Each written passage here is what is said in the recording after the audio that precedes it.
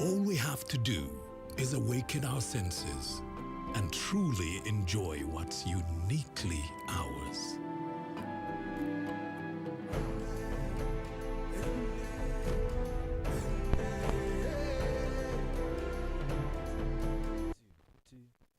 Two, sound check.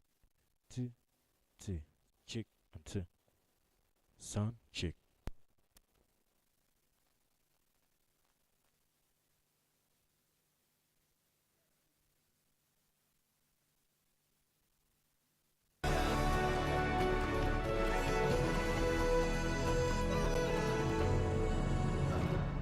Explore Uganda, the pearl of Africa. The African Regional Intellectual Property Organization, ARIPO, is an intergovernmental organization that facilitates cooperation among member states in intellectual property matters to pool financial and human resources and seek technological advancement for economic, social, technological, scientific, and industrial development. With over 40 years in service and 20 member states, there has been considerable growth in the mandates, which now stands at 5. To facilitate the administration of these mandates on behalf of the member states, ARIPO has established 4 protocols. The Harare Protocol on Patents and Industrial Designs, the Banjul Protocol on Marks, the Swakopmund Protocol on Traditional Knowledge and Expression of Folklore, and the Arusha Protocol on New Varieties of Plants. Our protocols have been extensively revised to make them compatible with TRIPS agreement and other international treaties. As a regional force, we have tasked ourselves to lead in promoting the use of these available IP tools to advance technological development and innovation on the continent as a means to socio-economic development and growth. We developed systems that are governed by the protocols and are mandated to register or grant IP rights and to administer such grants or registrations on behalf of each contracting state in accordance with provisions of each protocol. Under the protocols, an applicant may file a single application either at one of each protocol's contracting states or directly with the ARIPO offices. An application may be filed by any natural or legal person, either in person or through an authorized representative. ARIPO currently has 4 different types of applications that can be filed. The mark application must contain the details of the applicant, class or classes of respective goods or services listing, reproduction of the application, and should designate a state or states out of the Banjul Protocol contracting states. The patent or utility model application must contain a description of the invention, at least one claim, drawings, an abstract, and designate a state or states out of the Harare Protocol contracting states. The industrial design application must contain a reproduction of the industrial design and designate a state or states out of the Harare Protocol contracting states. All these applications should be made on respective application forms and can be submitted through contracting states or directly to ARIPO by email, registered mail, courier, or can be delivered in person. ARIPO has also introduced an online service that allows applicants, attorneys, agents, and other users to use the ARIPO services electronically 24/7 in a secure state-of-the-art environment. Currently, 88% of the applications are now being filed online. This facility allows users to file applications, pay fees with a 20% reduction on the application fee, and track the progress of their applications online. For more information, visit our website on www.aripo.org. ARIPO, shaping IP landscape in Africa.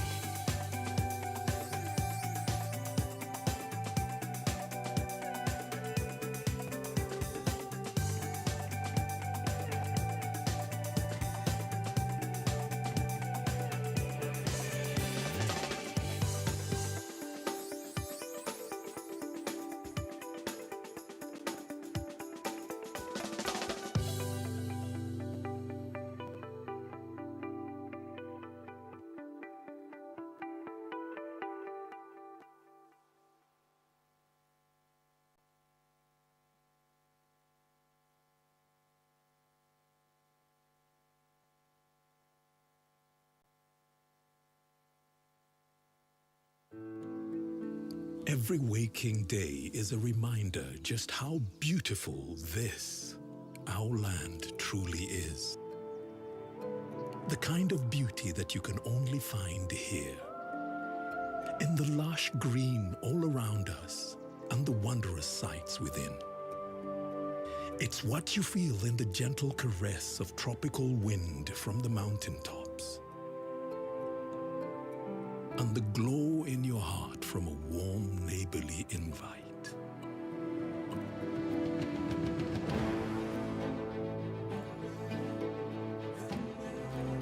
It's in the distinct aroma of our cooking to the taste of food that takes you on a journey.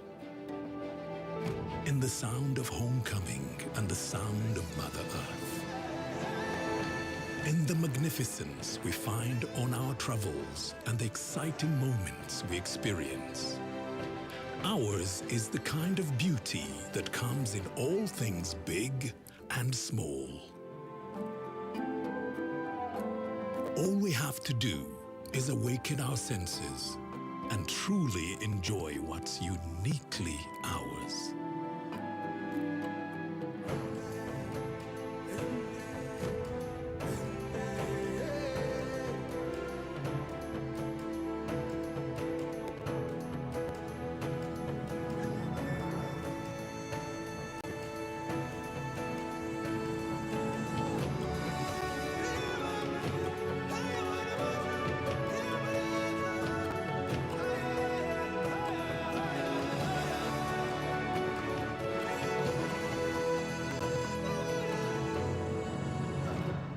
Explore Uganda, the Pearl of Africa.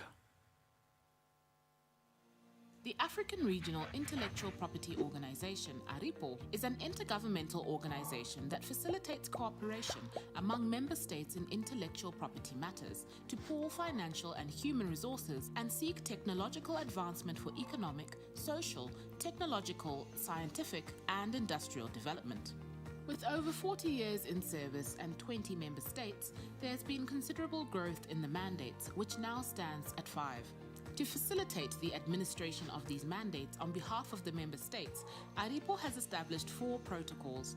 The Harare Protocol on Patents and Industrial Designs, the Banjul Protocol on Marks, the Swakopmund Protocol on Traditional Knowledge and Expression of Folklore, and the Arusha Protocol on New Varieties of Plants.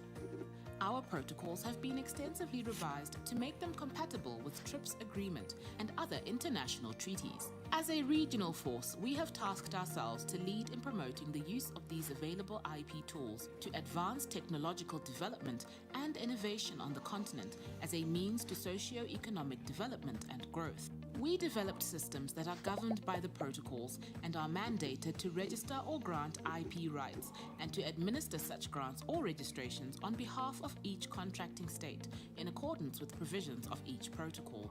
Under the protocols, an applicant may file a single application either at one of each protocol's contracting states or directly with the ARIPO offices. An application may be filed by any natural or legal person, either in person or through an authorized representative. ARIPO currently has 4 different types of applications that can be filed. The mark application must contain the details of the applicant, class or classes of respective goods or services listing, reproduction of the application, and should designate a state or states out of the Banjul Protocol contracting states. The patent or utility model application must contain a description of the invention, at least one claim, drawings, an abstract, and designate a state or states out of the Harare Protocol contracting states. The industrial design application must contain a reproduction of the industrial design and designate a state or states out of the Harare Protocol contracting states. All these applications should be made on respective application forms and can be submitted through contracting states or directly to ARIPO by email, registered mail, courier, or can be delivered in person. ARIPO has also introduced an online service that allows applicants, attorneys, agents, and other users to use the ARIPO services electronically 24/7 in a secure state-of-the-art environment. Currently, 88% of the applications are now being filed online. This facility allows users to file applications, pay fees with a 20% reduction on the application fee, and track the progress of their applications online. For more information, visit our website on www.aripo.org. ARIPO, shaping IP landscape in Africa.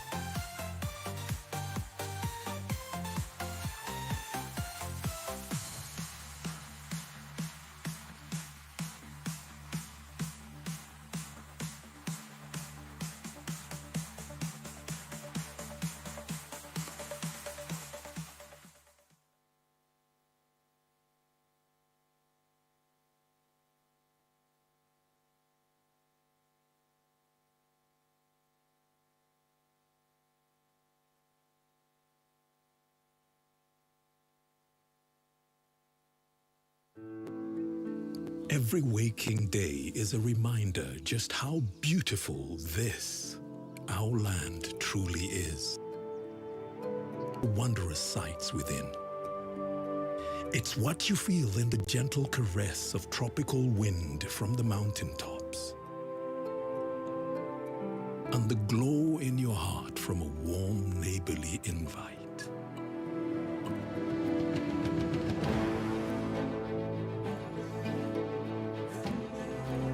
It's in the distinct aroma of our cooking to the taste of food that takes you on a journey.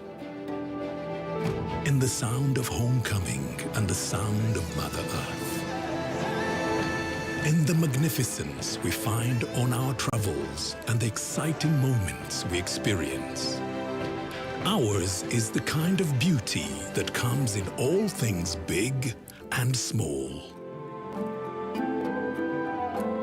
All we have to do is awaken our senses and truly enjoy what's uniquely ours.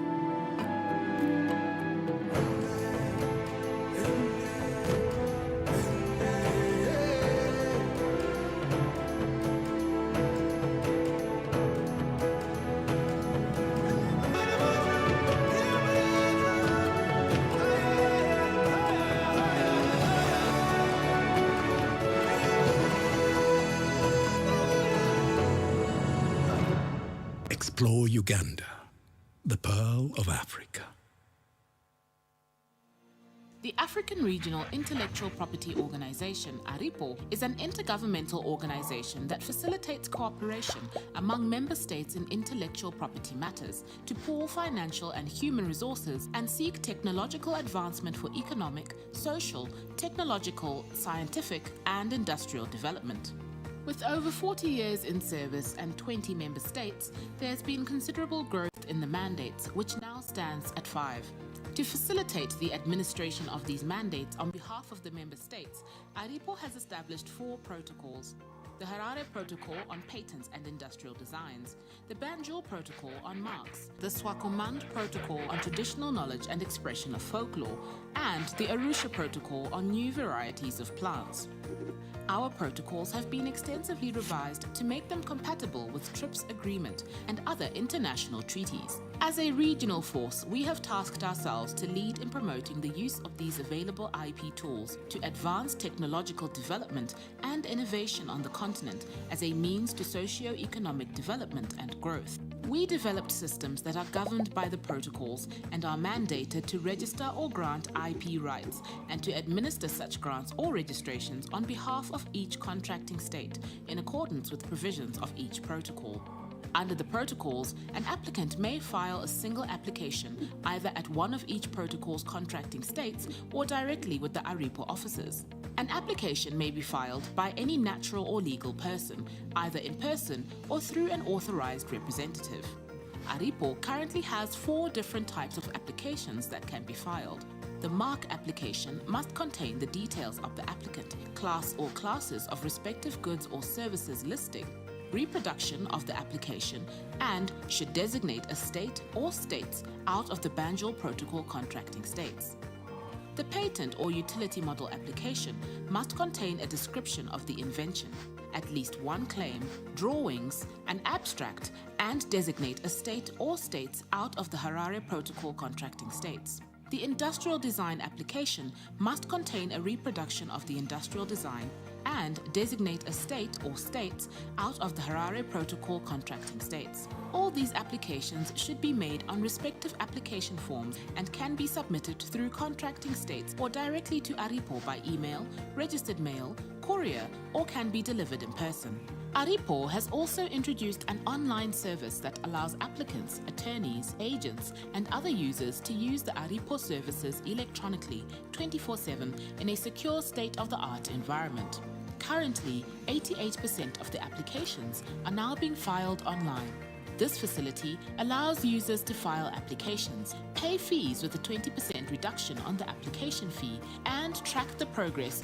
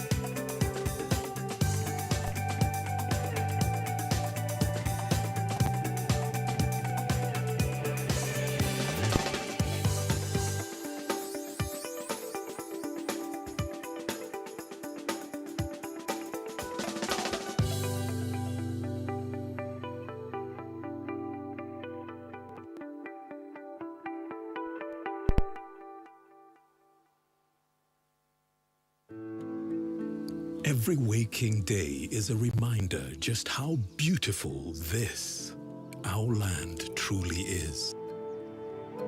The kind of beauty that you can only find here. In the lush green all around us and the wondrous sights within.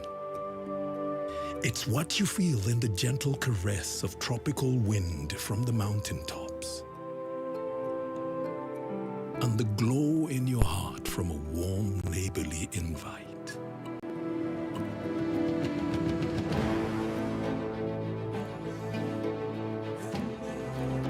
It's in the distinct aroma of our cooking, to the taste of food that takes you on a journey. In the sound of homecoming and the sound of Mother Earth. In the magnificence we find on our travels and the exciting moments we experience. Ours is the kind of beauty that comes in all things big and small. All we have to do is awaken our senses and truly enjoy what's uniquely ours.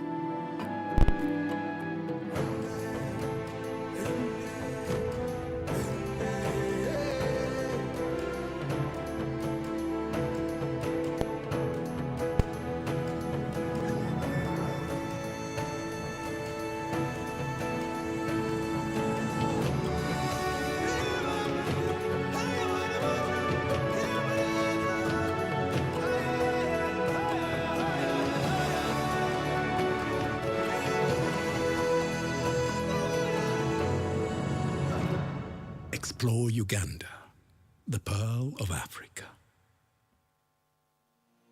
The African Regional Intellectual Property Organization, ARIPO, is an intergovernmental organization that facilitates cooperation among member states in intellectual property matters to pool financial and human resources and seek technological advancement for economic, social, technological, scientific, and industrial development. With over 40 years in service and 20 member states, there has been considerable growth in the mandates, which now stands at 5. To facilitate the administration of these mandates on behalf of the member states, ARIPO has established 4 protocols. The Harare Protocol on Patent. Good morning, ladies and gentlemen. Thank you so much for your patience and being very wonderful people. I'd like to ask that for those of us who are still standing, if you're not part of the Fourth Estate who are filming, let's please take our seats and I will walk you through what will happen just so we start our event. So anybody who's at the back, please help me and get your seats. For those who are walking in now, please may the ushers and the team help us to sit. Our guest of honor, who's Her Excellency Major Retired Jessica Lupo, the Vice President of the Republic of Uganda, is with us. And the team that is with her, our line minister, Honorable Norbert Mao, who's the Minister of Justice and Constitutional Affairs. We also have part of the delegates that are actually with her. She'll walk in and we have exhibitors at the back of the room, including a couple of businesses that I'll brief you in. Once that exhibition quickly sweeps through, she'll join us and her team on stage. We'll have our anthems and start the morning. Again, thank you so much for your patience. I'm Flavia Tumsime Kabura. I'll take you through the morning. The team with our guest of honor, please feel free to walk through that. We have a couple of businesses at the back. As you know, this is the Women in IP conference. We are having a conversation around intellectual property rights, not just being creatives and having great ideas, but making sure that you can actually earn from your ideas, have rights for your ideas, and also access. The businesses at the back that will be seen and accessed, I'll give you a tea break later on so you can actually walk through if you haven't had the opportunity. We have at the start, Tanya's reusable sanitary pads, who've been in business for 3 years. You can hear from the name, it's reusable pads. The conversation is around fighting menstrual poverty, that girls in this country will have access to sanitary towels at an affordable price. Cheap is the word she used, but I'd like to use the word affordable. They are reusable, which means that you can actually keep using them beyond the first route or the first round. And they're eco-friendly and safe for the girls. So Tanya's reusable pads is the first business that our guest of honor will be taking a look at. We've got the second business, which is pretty much in the same category, Menstrualizer. The lady who came up with this, it's a tracking calendar which sort of helps you to see your safe and unsafe days. And when we say safe, we mean the days that you have your menses, and how to then, she says it's ideally it's a family planning method, but tracking your periods is menstrualizer, and you can access and see that, you know, later on today.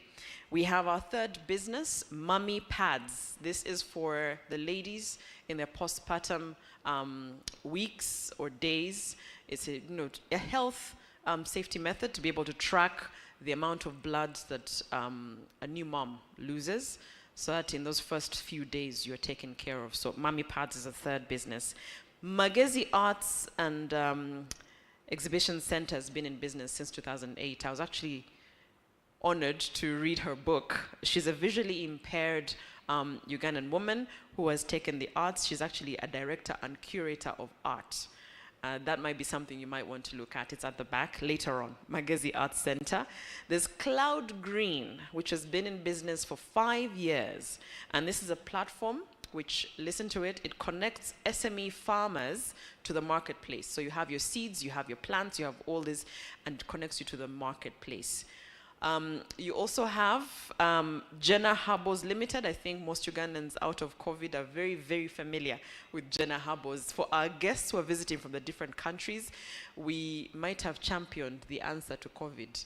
Might, I don't want to be politically correct here, but Covidex, which was one of the leading treatments to COVID, was actually here, and they're actually showcasing. Before I tell you the next business, please, we have our guest of honor, who is the Vice President of Uganda, Her Excellency Major Retired Jessica Alupo, in the building now with us. She's being taken through, and I know she's not alone, so I'll just take you through who's in the room with us.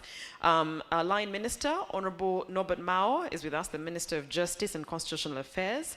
We have Honorable Monica Musenero, who's here in the morning as well, the Minister for Science, Technology and Innovations in the Office of the President. We also have, of course, since this is a Uganda Registration Services Bureau event, we do have, for example, our Registrar General, Ms. Mercy Kenobisho. We also have on that list, Mr. Bemanya Twebaze, the Director General for ARIPO, as you've been seeing on the screens what ARIPO does.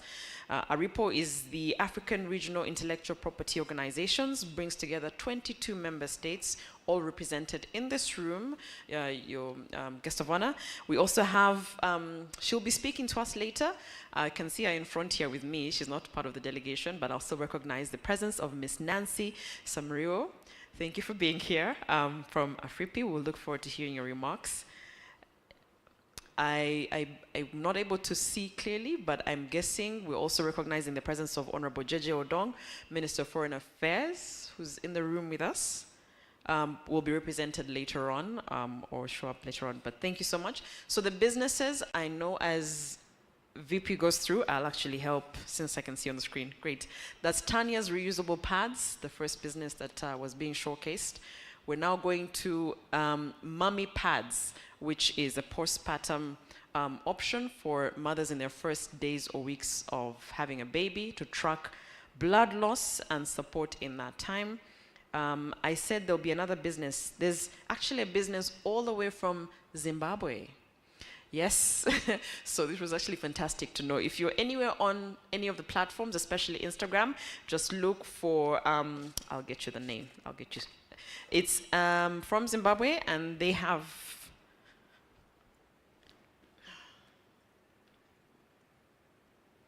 there you go. It's Pickmost Collection from Zimbabwe, and they actually have artifacts from bags to shoes, to accessories. So if you have a moment, you'll be able to go at the back later on to see that. I like the diversity as well. It is not just about Uganda, especially as we're represented with 22 member states. It helps to know that we can work better if we're together. So yes.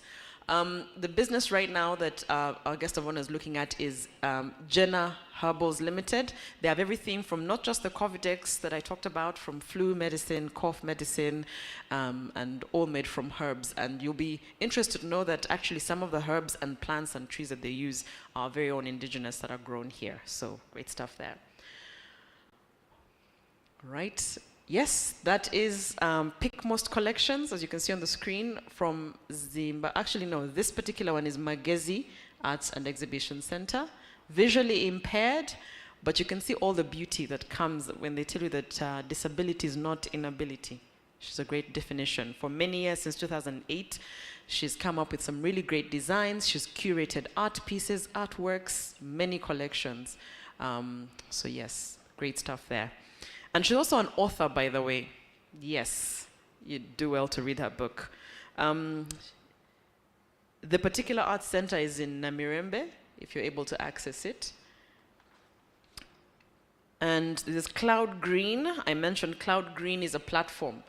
Since, you know, a lot of the conversation around intellectual property is a tech-based conversation, they're a platform. So what Cloud Green does is that all our farmers, not just in Kampala here, but throughout Uganda, they actually help them find the marketplace for what they actually have produced, so their harvest. Imagine if you are, you know, seeding and planting, you know you're guaranteed a marketplace, so thank you for that.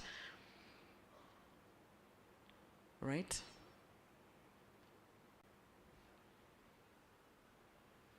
I would have asked you to sit, but I might have asked you to stand in a second. So I think we'll just stay standing. I'd also like to have Mark get close by. Mark Togume, if you can. And welcome to the different countries that are joining us today. I don't know if you're already feeling the warmth. What you're feeling is slightly cold, is just the AC. That's not Ugandan. But the warmth and the love and the hospitality, that's very, very Ugandan. Welcome to our country. If it's your first time, what a shame. You've never been to all this beauty. But nonetheless, if you can make extra time for the extra days, we'll be more than glad to show you all the wonderful things that we have in this country. Also the smart heads that URSB has, they'll be more than glad, of course, ARIPO and AFRIPI, to have the conversations that are related to intellectual property.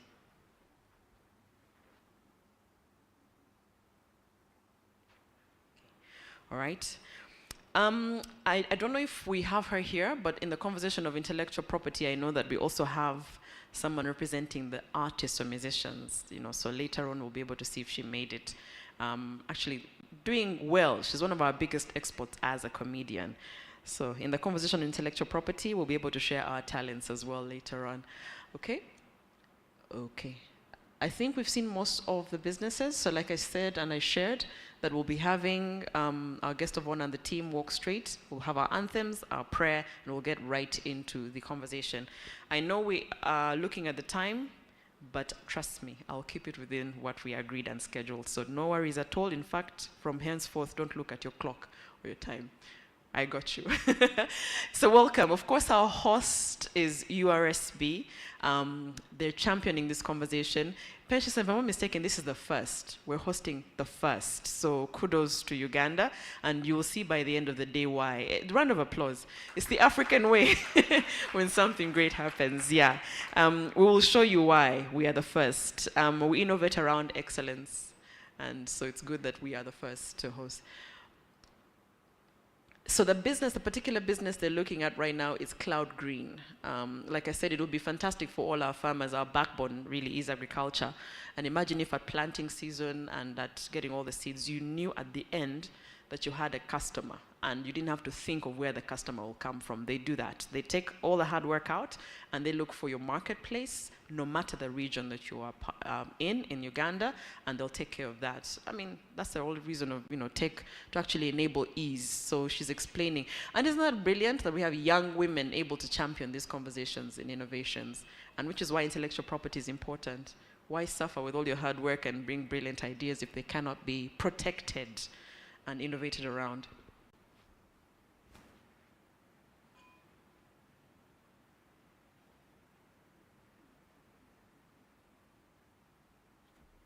I'm going to ask the team at the back to help me because there's a particular partner who was meant to actually showcase.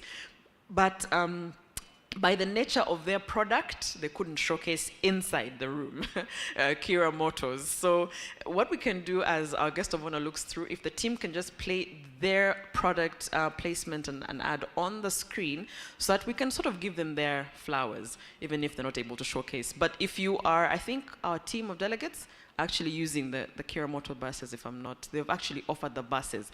Is there representation for Kira Motors in the room? Yes, I had a yes, great. So maybe let's have that play so that we can give them at least their time as well as our guest of honor gets to the stage. There you go.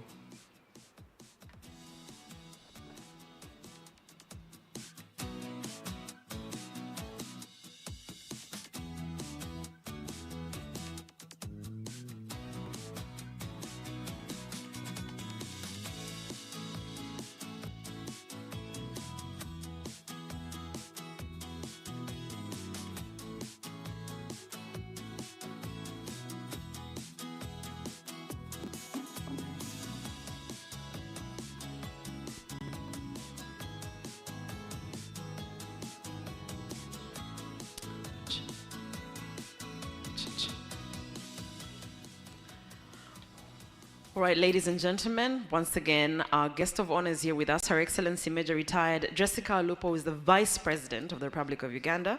I have our Lion Minister, Honorable Norbert Mao, the Minister of Justice and Constitutional Affairs. And we also have Honorable Monica Msenero, who's the Minister of Science, Technology and Innovations in the Office of the President, also here. Welcome. And I'll just go through on the list of those up there. You're also looking at the Director General for the African Regional Intellectual Property Organization, which brings together the 22 member states, Mr. Bemanya Twebaze. Welcome. We also have representing His Excellency Mr. Jan Sadek, we've got Carolina Hedstrom. Yes, the head of cooperation at the EU delegation in Uganda. We also have retired Honorable Ambassador Francis Butajira, who's our board chairman. Welcome. We also have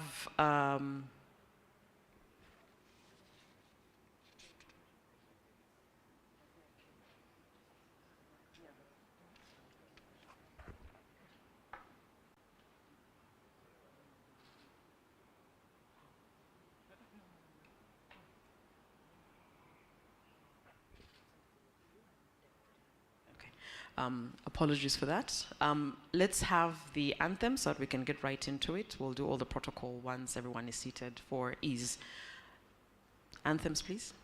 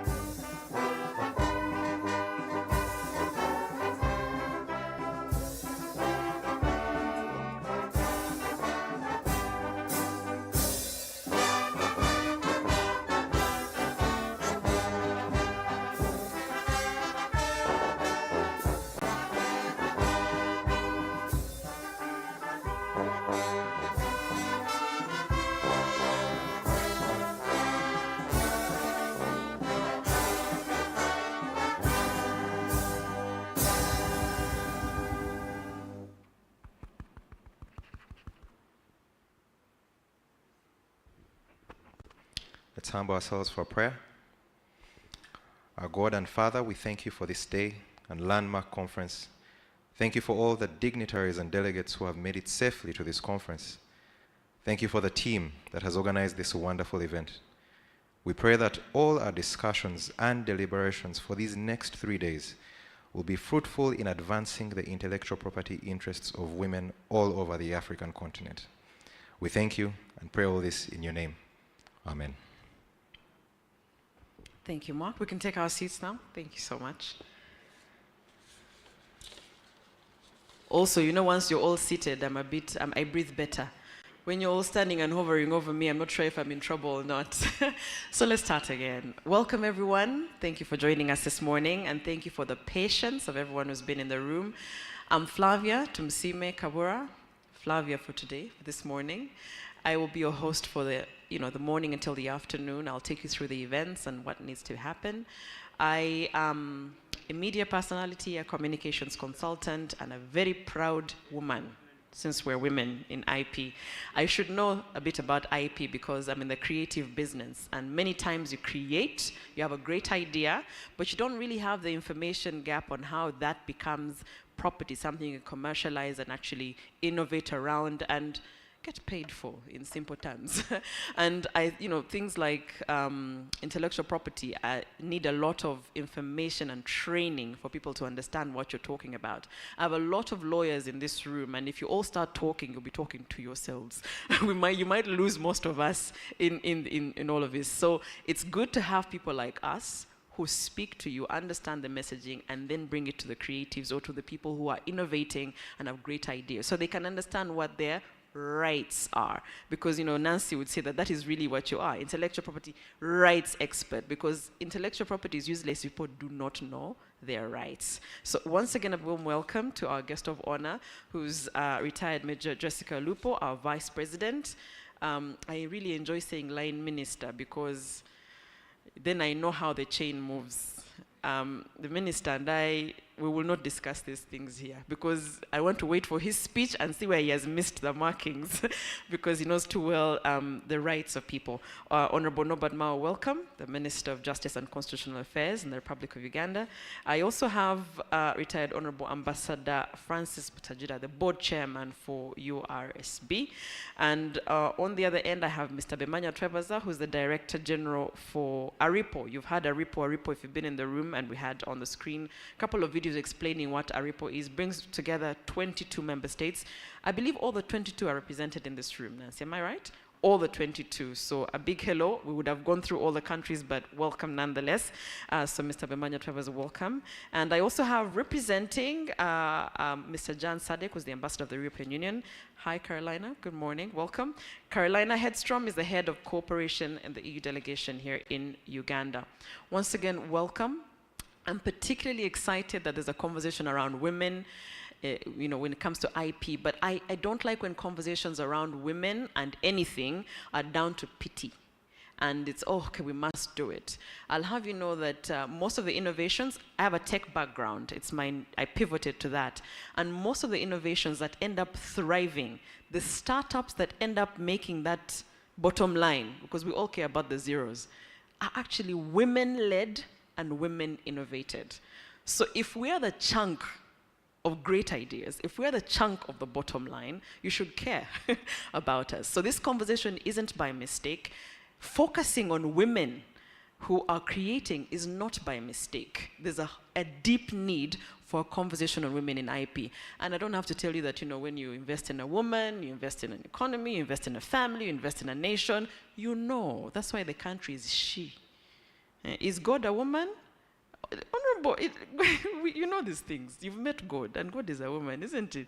Hopefully you can tell that story today. So it's not by mistake, but I hope the conversations line deeper. They land to all industries, they line to all categories, and they go far and wide. Because I'm one of those people, think about journalists. People don't like us. We hold you accountable in the worst way possible with a microphone and a camera. I want these conversations to come from here, whatever we discuss, for it to then seep deeper into the people who would actually benefit from it. So I look forward to holding you accountable. But it would be a shame if I was the one who went on and on about. I'd like to welcome somebody who will probably open the floor and actually give the opening remarks as our host, if I can say that. I am your host in one way, but this is truly our host for the day. I would like to welcome the Registrar General for Uganda Registration Services Bureau. We are Africans, so I'm going to test it out. How do we clap and welcome people? How do we do it? Okay. Miss Mercy Kainowisho, welcome to deliver your opening remarks.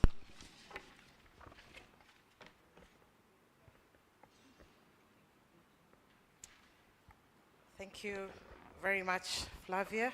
I don't think my voice is as good as yours. I would have preferred to pick on that microphone. Your Excellency,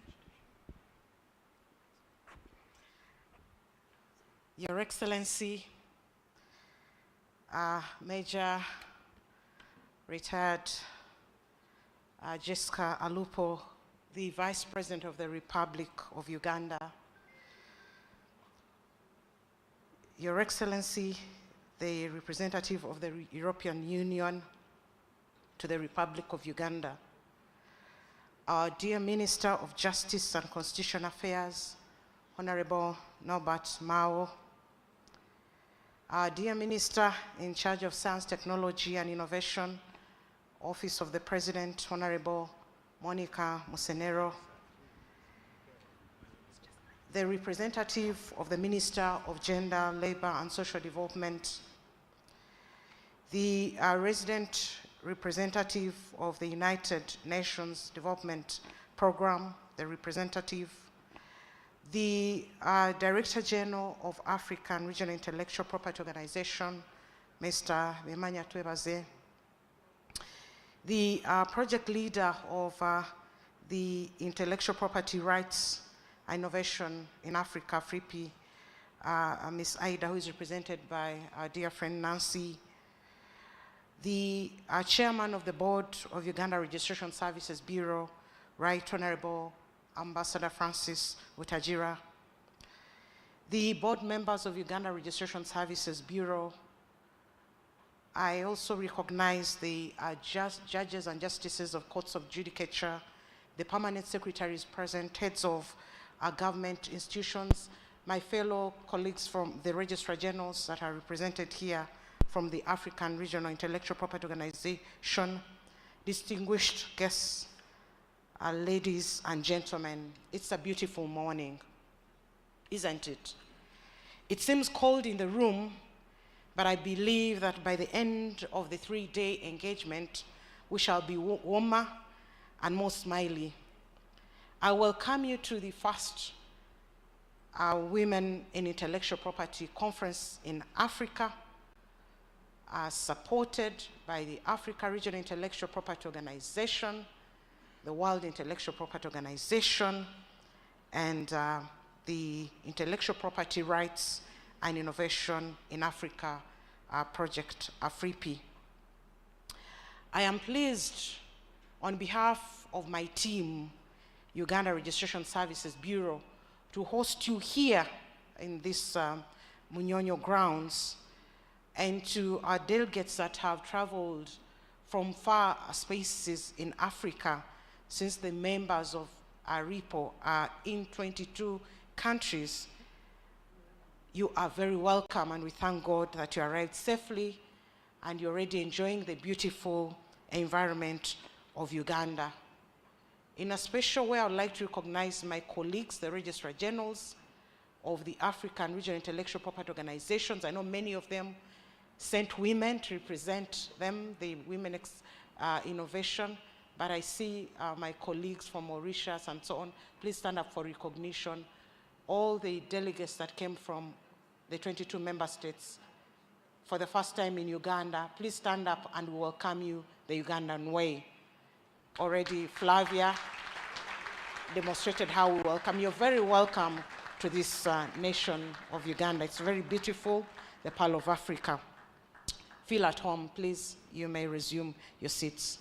Your presence here and your participation in this conference is a testament of your dedication and commitment, and flying all the way to come to Uganda to discuss matters that relate to the intellectual property ecosystem in support and done by women.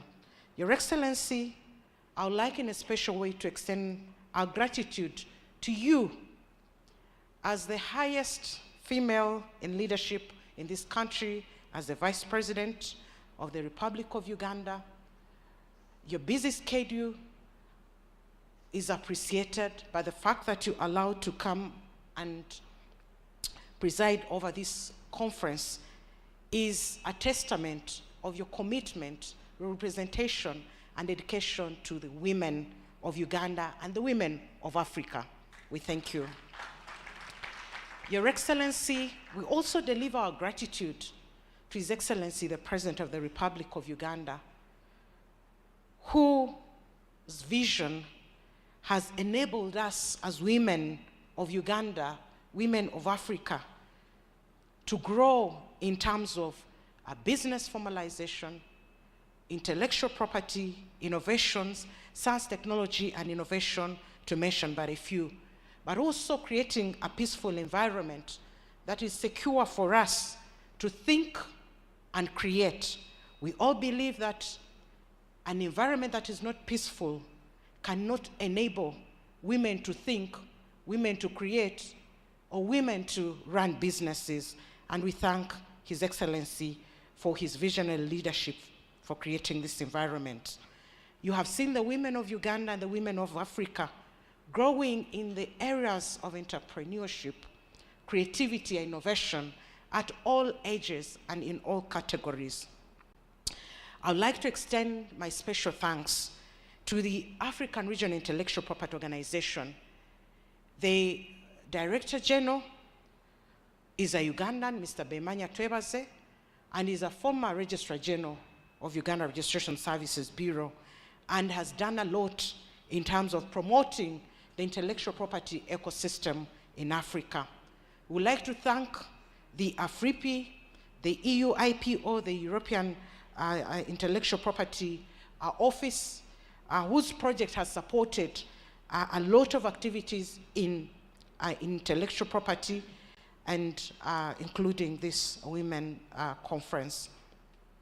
Your efforts have paved a way for a more inclusive and innovative future for Africa, for the African girl child, for the Ugandan girl child.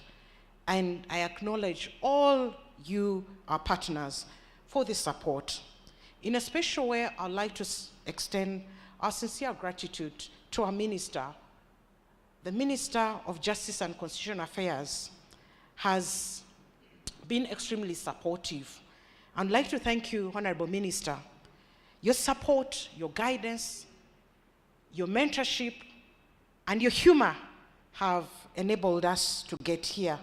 We thank you very much for inviting for us the Vice President, and I believe that in the future conferences, we shall continue to engage at that level.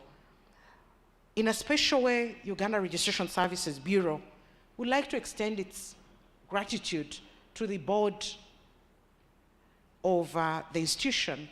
The chairman of the board will be giving his remarks, but I'd like to thank you, the board of Uganda Registration Services Bureau, for the support that you continue to give us as an institution that is charged with protecting, registering, and enforcing your intellectual property. And it's no wonder that Uganda always shines in all the international and regional spaces that we represent in terms of intellectual property. Uganda sits on various committees at the African Intellectual Property Organization level. Uganda also sits at the Global World Intellectual Property Organization committees in terms of growing and promoting intellectual property, including the women projects. Your Excellency, we support, we appreciate the support that has been given throughout at all levels that has helped us to grow our intellectual property registry, which started way back in 1910 in Uganda. And we have all these records in our registry that is digitized, and we are always happy to share the first registrations in terms of intellectual property up to now, that we have never missed any record. And we always ask ourselves, even the wars did not affect our record system. And it shows you the commitment of government in securing the future and the recordation of all the intellectual property registrations and related matters. We believe that as women gathered here, to discuss matters that relate to science, technology, and innovation, that relate to intellectual property, that relate to business registration or formalization and entrepreneurship. We will gather a lot of ideas in the next 3 days. We'd like in a special way to appreciate the exhibitors that are out there, the exhibitors, and one of them is a special person that I would like to present to you, Your Excellency Rita. If you can walk through here and I present you to the Vice President. Among all the exhibitors, I met Rita, I think 10 years ago. Rita is visually impaired, or otherwise known as blind, completely blind. She runs a studio of art, and her station is in Namirembe Guest House. She's supported by the daughter. But every time I go to Rita's studio, every time we have such activities, we invite her to exhibit. She's a story. She presents a story of that African woman that will never give up. An African woman, despite the resources, the physical challenges, please come through here. She will make her way and give you that motivation and encouragement that you can make it and there's no excuse. Rita, in my 2 minutes that are remaining in these remarks, I'd like you to greet the Vice President, your before ministers.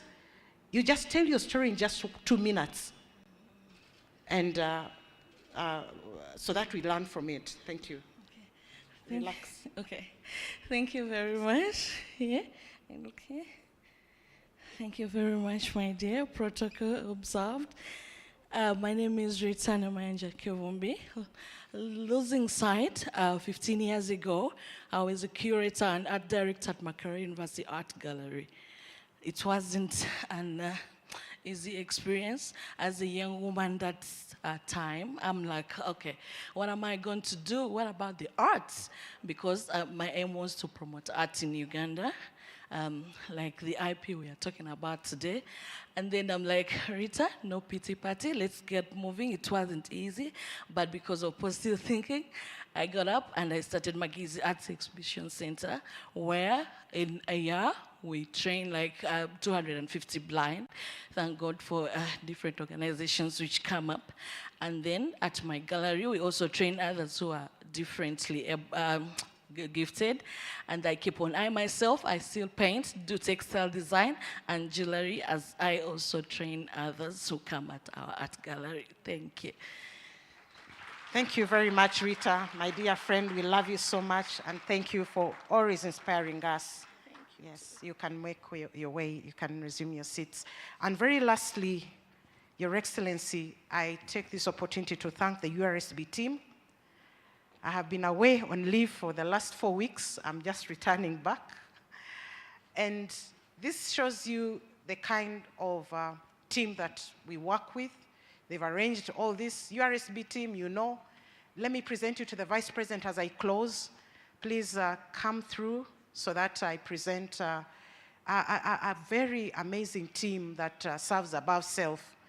I'm a Rotarian, and we always say Rotarians serve above self. But we have a team in Uganda that serves the public sector day and night. But of course, they create time for their families. All of these happily, we are all happily married. And our spouses have no complaints. So we don't want to feel that we are overworked.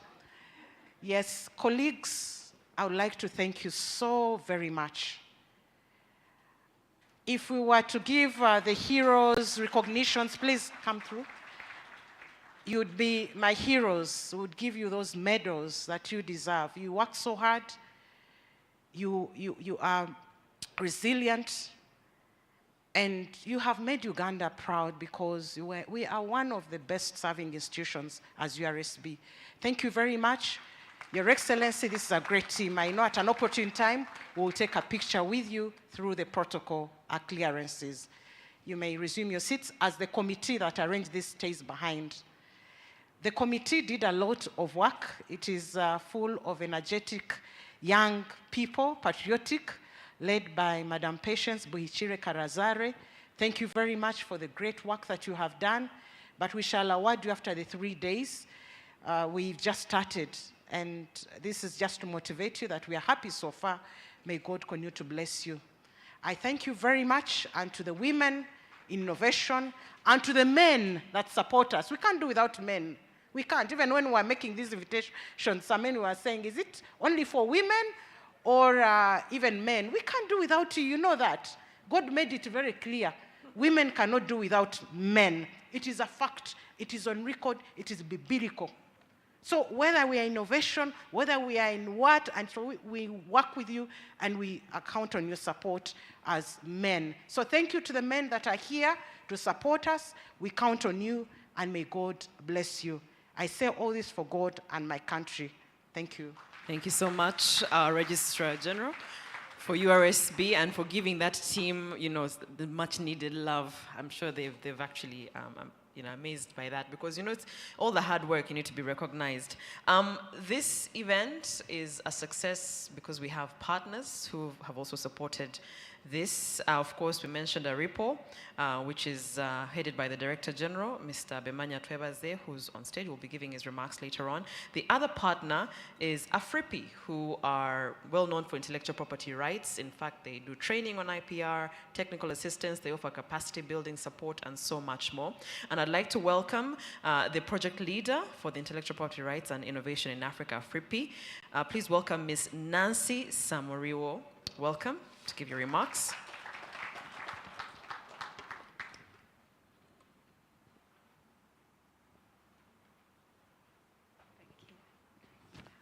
Okay, thank you. Let me start by acknowledging that I actually represent my project leader, Ms. Ida Galindo, who's not here. But good morning, distinguished ladies and gentlemen. In the interest of time and time alone, please allow me to respectfully align with the protocol salutations so eloquently expressed by my esteemed predecessor speaker, Mercy, a lady that inspires me and that I admire for so long. I wish you all a good morning. I'm deeply honored to represent AFRIPI this morning as a woman, and more so as a woman of color. This affirms the noteworthy positive strides of the European Union and the European Union Intellectual Property Office, the EUIPO, that are actively taking time to create a culture of diversity, inclusion, and opportunity for all women involved in IP. The need for institutional introspection and affirmative action to actualize women's empowerment in the IP systems begins and looks like this. In keeping with the ethos of both African and European cultural norms that are infused into the framework of the AFRIPI project, allow me to start these remarks with a few words of thanks.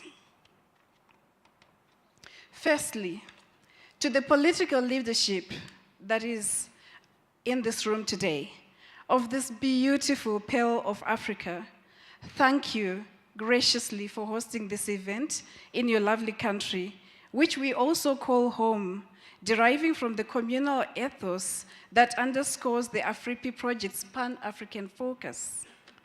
To the Registrar General of the URSB, Mercy, as I already said, I admire you, and I've admired you for a long time.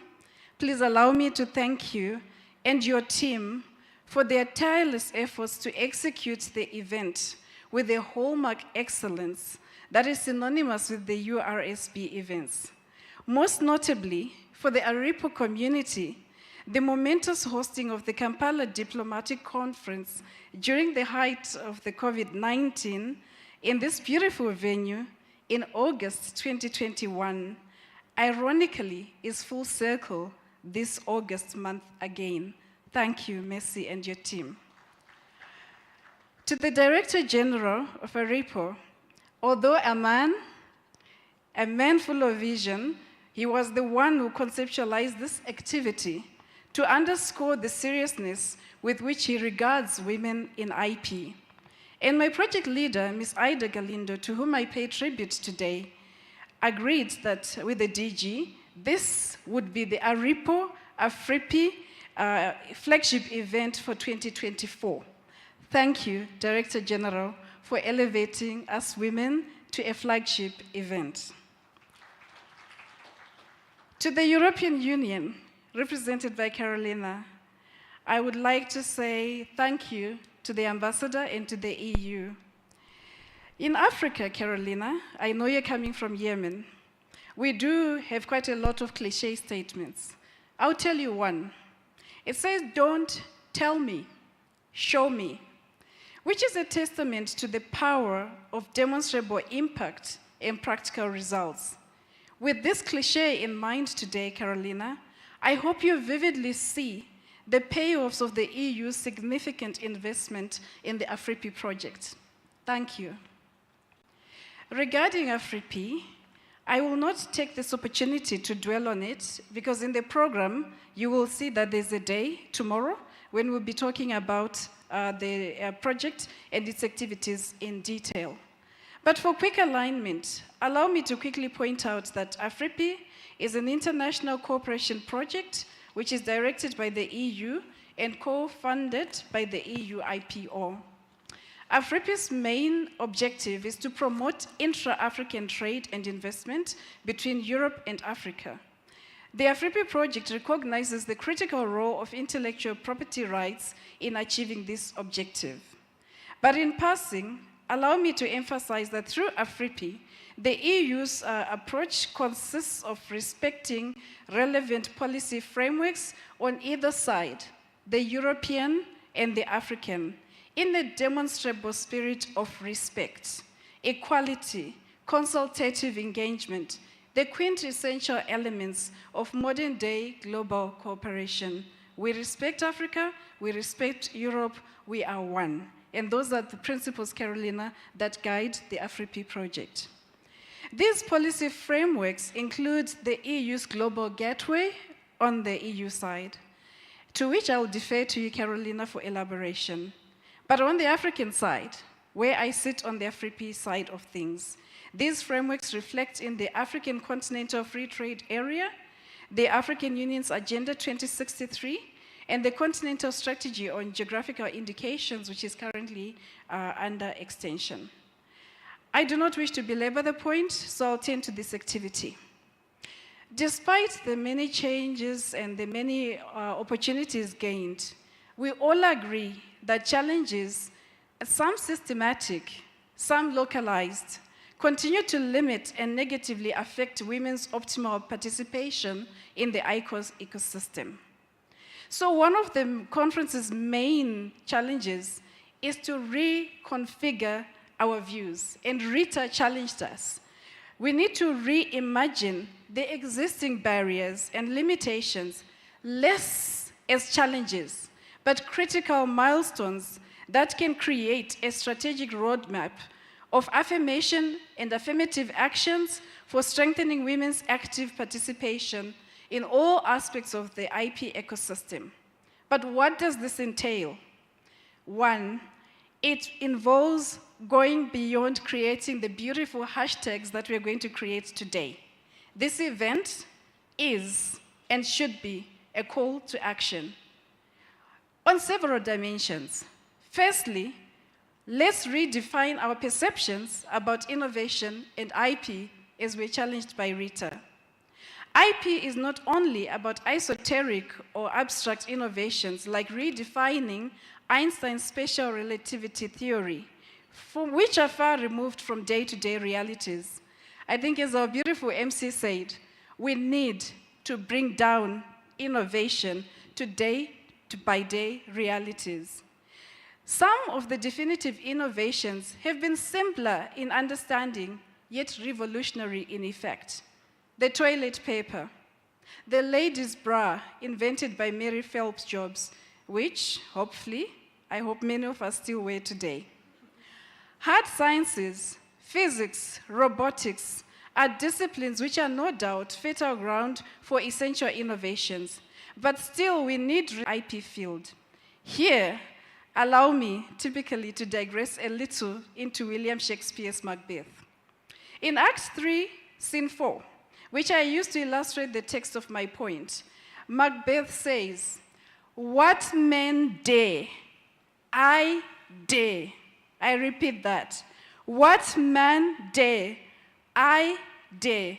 And I want you to read that, not just as man, but also as mankind. And he addresses this to the ghost of Banquo, the king that he has killed. From this text, allow me to highlight and advocate 2 points that I wish us women and men here today will take home. Just 2 points: spirit and morality. Spirit. In his statement, Macbeth expresses a bold and assertive perspective on his willingness to confront all challenges anyone can take. Therefore, what men dare, I dare, is a yardstick for handling challenges of mankind beyond us being just men and women. This means that we as women in this conference must affirm our beliefs and help each other as women to find strength in the stronger ones through ourselves, through connection, through networking, through mentoring, through similar initiatives, so that we at least align on innovation and IP as social imperatives, undeniably, unequivocally, unchangeably. We can do this through the indefatigable tenacity, which I sometimes call the Ave Maria spirit of being. For it is not by might, it is not by power, it is by the Spirit. So that's why we need to have that spirit of innovation. The second point I mentioned from this text of Macbeth is morality. It is important, more so here in Uganda, where we've been talking about morality and religion. The fact that Macbeth has murdered his king is a moral issue of relevance, underscoring the point that I seek to make about women in IP innovation within the context of this conference. As I see it, in this conference, as already has been made, women, we are not crybabies. We are not entitled, privilege-seeking women interested to find out what IP can bring to our table. Today, the question is, what do we, women in IP, bring to that table, not the table coming to us? We must be able to say, we are not just women, but we are women and just. These are 2 cumulative characteristics that are mutually inclusive for them to convey any moral weight. So through this instead of focusing on debilitating, senseless competition amongst ourselves, which serves no greater purpose than ego inflation, we must support each other. We must celebrate each other. Ultimately, we must be able to say in affirmation of each other, of those torchbearers that were before our time, they were. Of those torchbearers that remain, like Mercy, we are. Of those that are running the race like us, I am every woman. Because regardless of whatever rendition of this Ashford and Simpson song that you choose, whether it's Chaka Khan or Whitney Houston, there's a reason why I Am Every Woman is an iconic song. So in closing, ladies and gentlemen, please accept AFRIPI's sincerest and my best wishes for a conference that is not only impactful, but also yields sustainable outcomes. Thank you for your kind attention. Thank you so much, Ms. Nancy Samario, representing AFRIPI, and indeed, I am every woman. Thank you. You made a remark that I think also our Registrar General hinted on about men are not excluded from the story. They're part of the story, and you've made a good note to say that there's a man full of vision. From ARIPO, who actually is not just here as just a title, but here to champion that women get the rights in IP as they do, please. So please help me welcome with a thunderous, full of vision clap for the Director General of African Regional Intellectual Property Organization, ARIPO, Mr. Bemanya Twebaze, to give his remarks.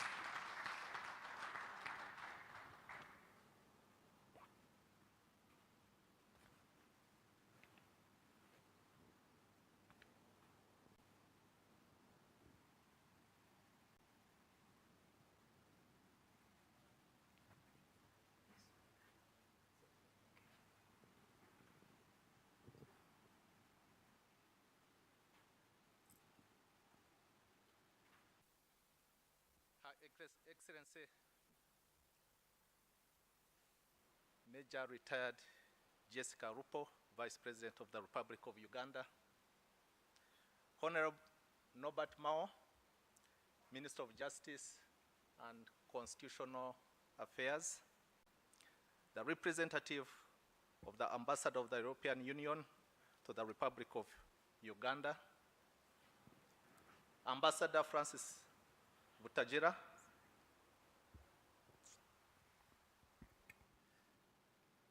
the Chairman of Uganda Registration Services Bureau and all the board members present, Ms. Mase Keinobgisho, Registrar General, Uganda Registration Services Bureau, the representative of the project leader, Intellectual Property Rights and Innovation in Africa, AFRIPI, Nancy,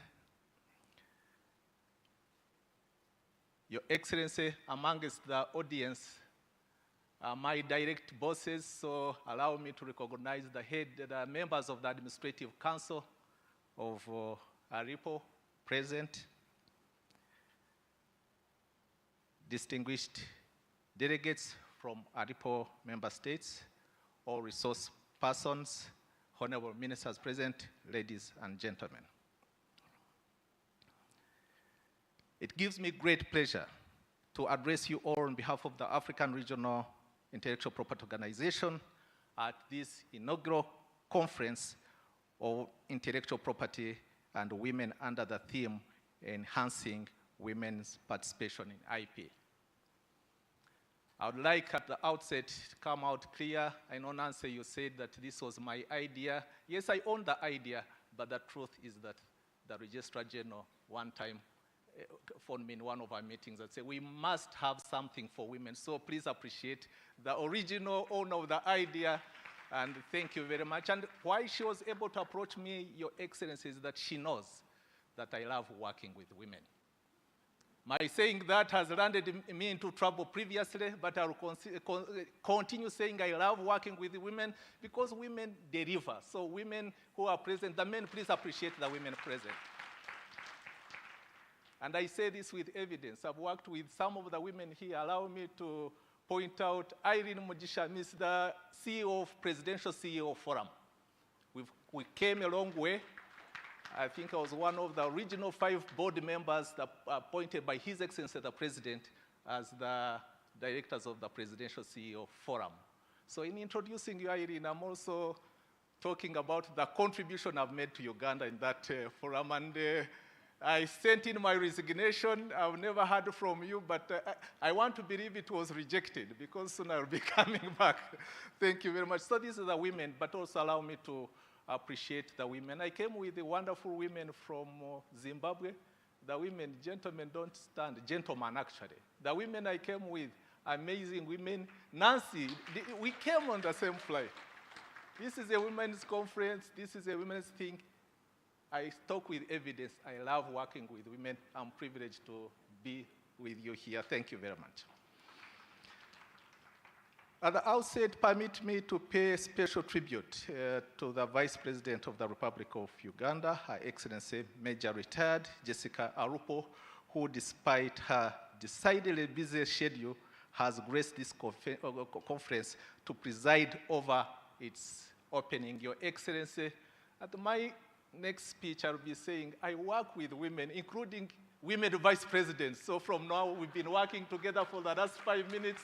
So next you hear that we are working. Thank you very much for the inspiration that you bring to this conference. Your Excellency, Madam Vice President, your presence here is a testament of the government of Uganda's commitment to redress gender disparity in the socio-economic affairs of the country by empowering women to realize their full potential. Allow me also to recognize a member of ARIPO's Council of Ministers, the Honorable Norbert Mao, Minister of Justice and Constitutional Affairs.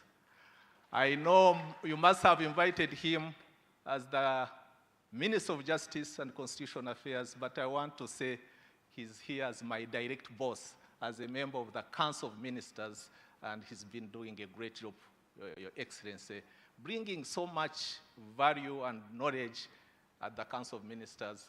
Thank you very much, Honorable Minister, and we look forward to receiving you at the next session of the Council of Ministers. Allow me to recognize another woman I've worked with very closely for the last 15 minutes. Honorable Dr. Monica Masanza Musenero, Minister of Science, Technology and Innovation, Office of the President. Thank you very much for the inspiration. And we've had very inspiring discussions about transforming women in science and technology. We look forward to those results that you've been sharing with us, and we are here to support you, Honorable Minister. Your Excellency, this conference on women in IP is the first of its kind in the region of Africa.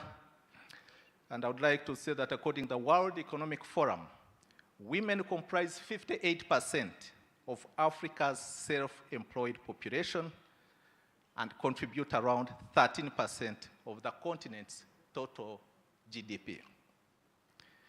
In other words, whereas women are on par with men with respect to participation in economic activity, their output, measured in the gross domestic product, is far less than men at only 13%.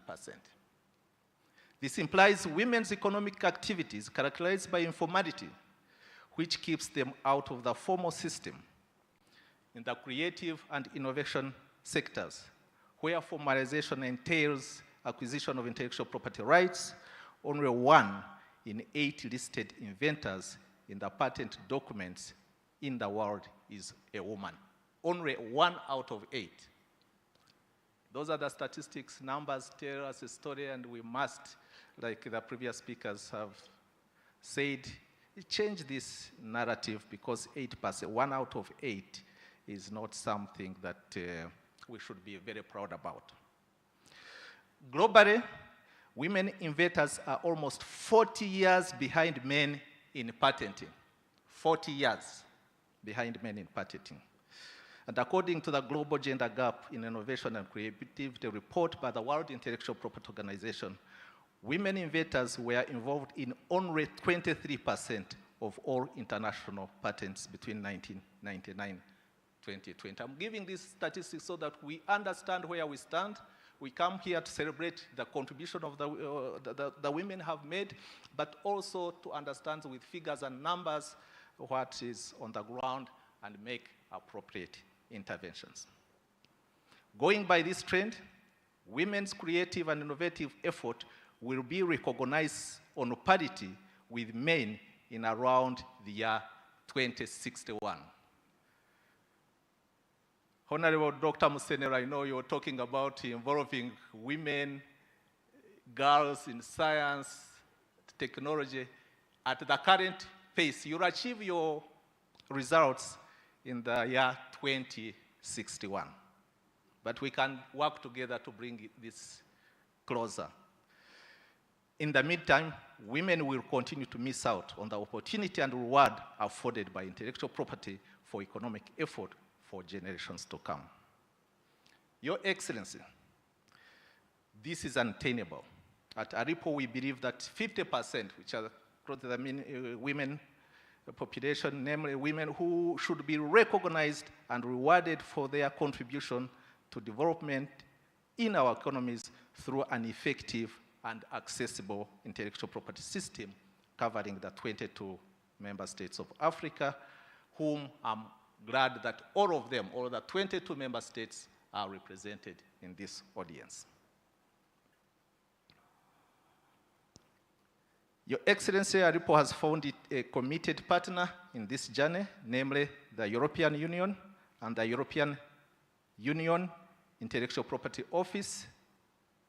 Through this EU IP or AFRIPI project, ARIPO is collaborating with us, working with URSB, and we're addressing the barriers that prevent women from fully participating in the IP system, such as lack of access of funding, networks, and membership, budgetary support from member states, data collection, because we should always speak with data, we should always speak with information so that interventions are informed by the stories that the data inform us. And also, we should focus on international cooperation, working with international organizations, governments, and stakeholders to promote gender equality in IP globally. Your Excellency, ladies and gentlemen, before I conclude, once again, I would like to express my gratitude to the European Union for providing us with the Intellectual Property Rights and Innovation AFRIPI project, our strategic partner in implementing this conference.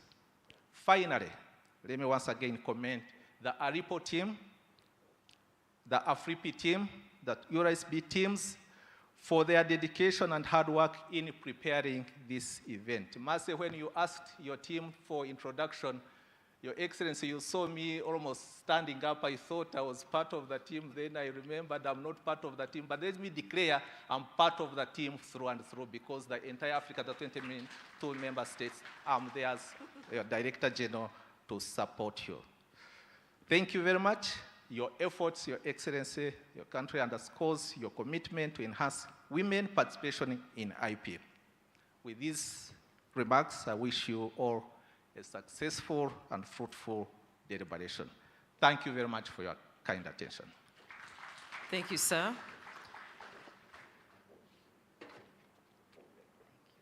All right. Yes, I know we still have our guest of honor for just a few minutes, but I'd like to now welcome Right Honorable Ambassador Francis Mutajira, who is the board chairman for URSB, to give his remarks. The African way, warmth, good.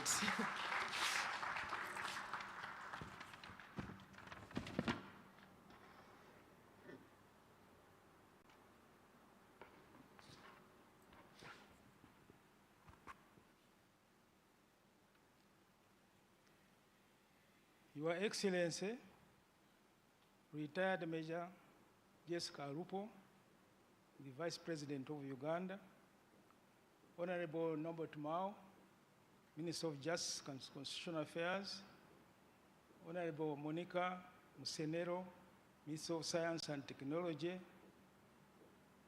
the representative of the European Union, SADC, representative of UNDP,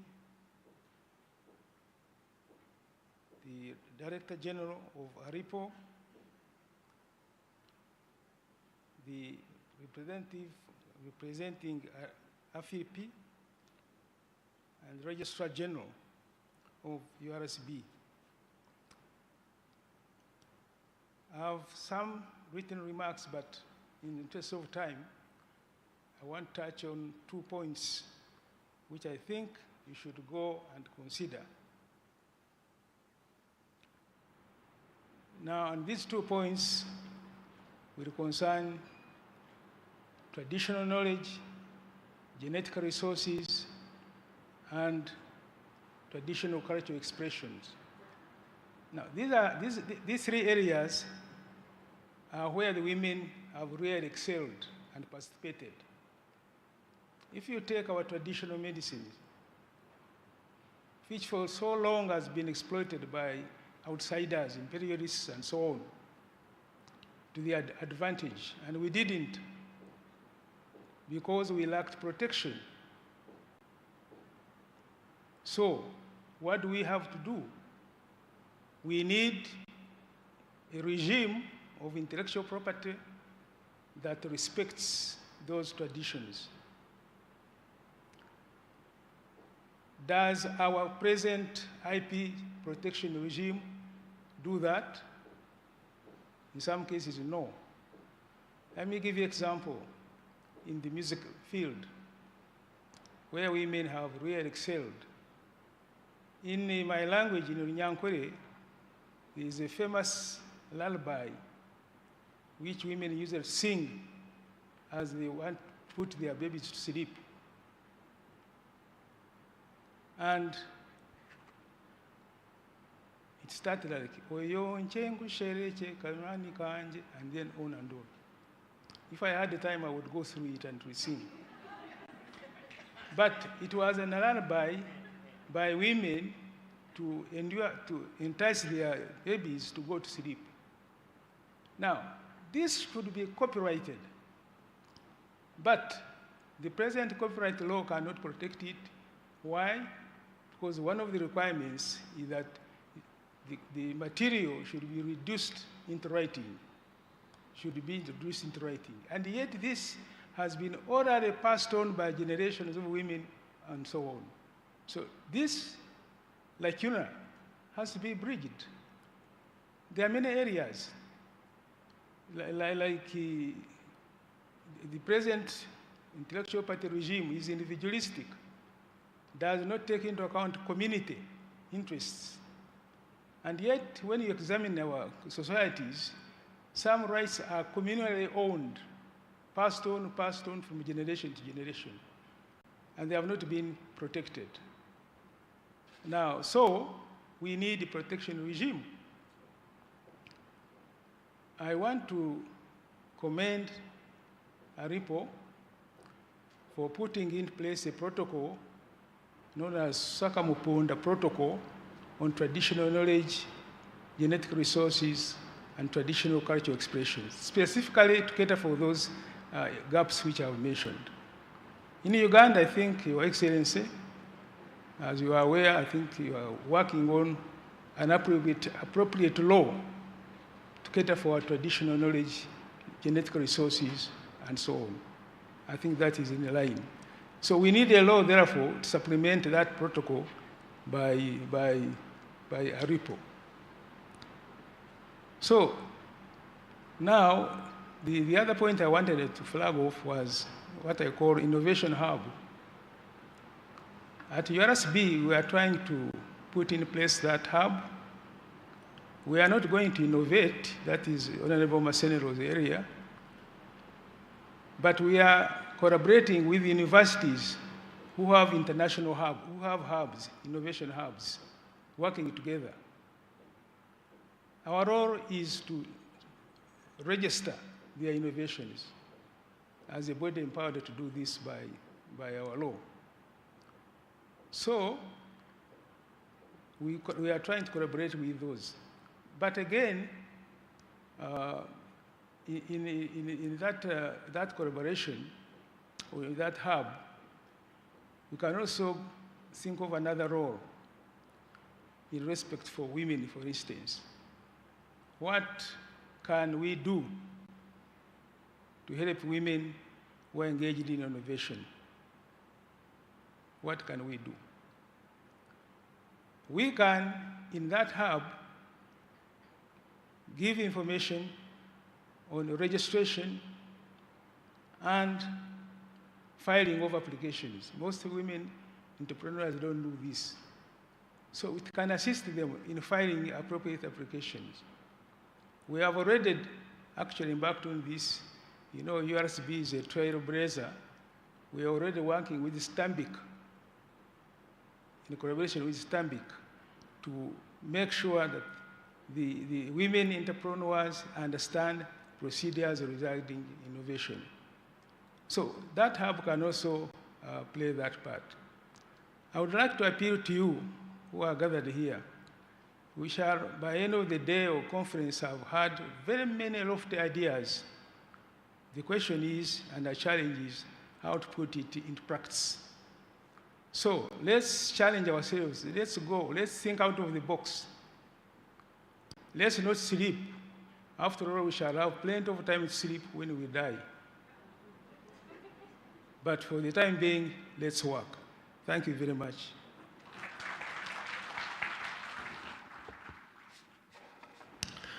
Thank you so much. That's a good way to end the speech.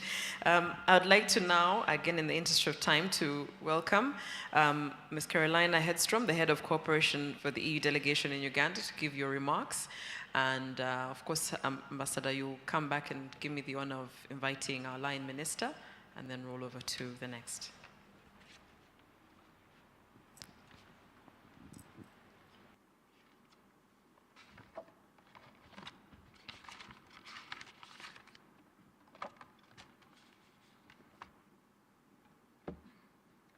Good morning. Should I use this one? Is this better? Yes, I think so.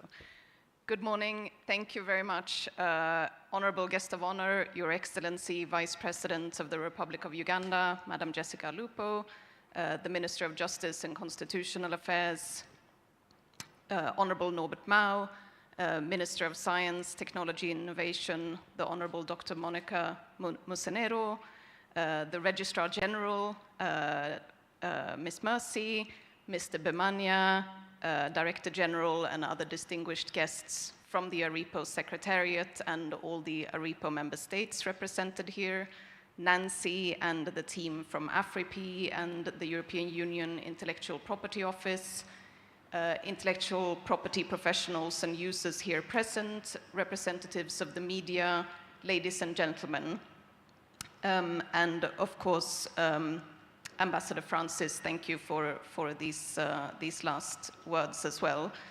My name is Carolina Hedström. I'm the head of cooperation at the European Union delegation to Uganda. Most of you don't know me. It's only my second week in the job. So it's a great honor for me to be here and to, for the first time, open an event in Uganda in my new capacity. Thank you. The European Union partnership with Uganda is based on political dialogue, trade, and development cooperation. As the head of cooperation, I oversee the development cooperation part of it, and this is focusing on three priority areas: the green transition, sustainable jobs and growth, and democratic governance and inclusion. And of course, intellectual property is absolutely essential and fundamental for all of these. Intellectual property plays a pivotal role in driving development, in serving as a cornerstone for innovation, competitiveness, and economic growth. And as we've heard from the previous speakers, a robust intellectual property rights framework not only empowers entrepreneurs and small businesses to thrive, but also ensures that their contributions to society are recognized and rewarded, thereby fueling sustained development and prosperity. And this, of course, as we've heard, cannot be done without women's involvement. So I'm therefore very proud that the European Union is supporting the AFRIP project and that the AFRIP project made this conference on women in intellectual property their flagship event of 2024, and that this is hosted in beautiful Uganda. Thank you. Women innovators, creators, entrepreneurs, and professionals are driving forces behind many groundbreaking innovations and creative works that shape our world. And the European Union has long championed gender equality and women's empowerment in all spheres of life. Yet, despite these significant contributions, women remain underrepresented in many areas of intellectual property.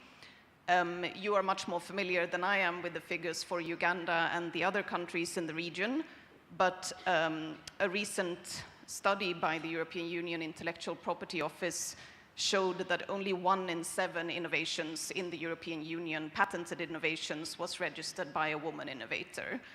And as we all know, of course, this is not because women don't innovate. As the Director General just said, women deliver, and women constantly innovate solutions to daily challenges. So clearly, what we're missing here is just the recognition and the registration of women's contributions. And we can only imagine the potential economic and social benefit that could come from highlighting these innovations and contributions through a robust intellectual property framework. From the European Union side, I would just like to mention the Uganda EU Business Forum, which was held here in March, where the EU allocated over 200 million euros to various projects under the Global Gateway strategy that Nancy mentioned to enhance Uganda's economy and create new jobs.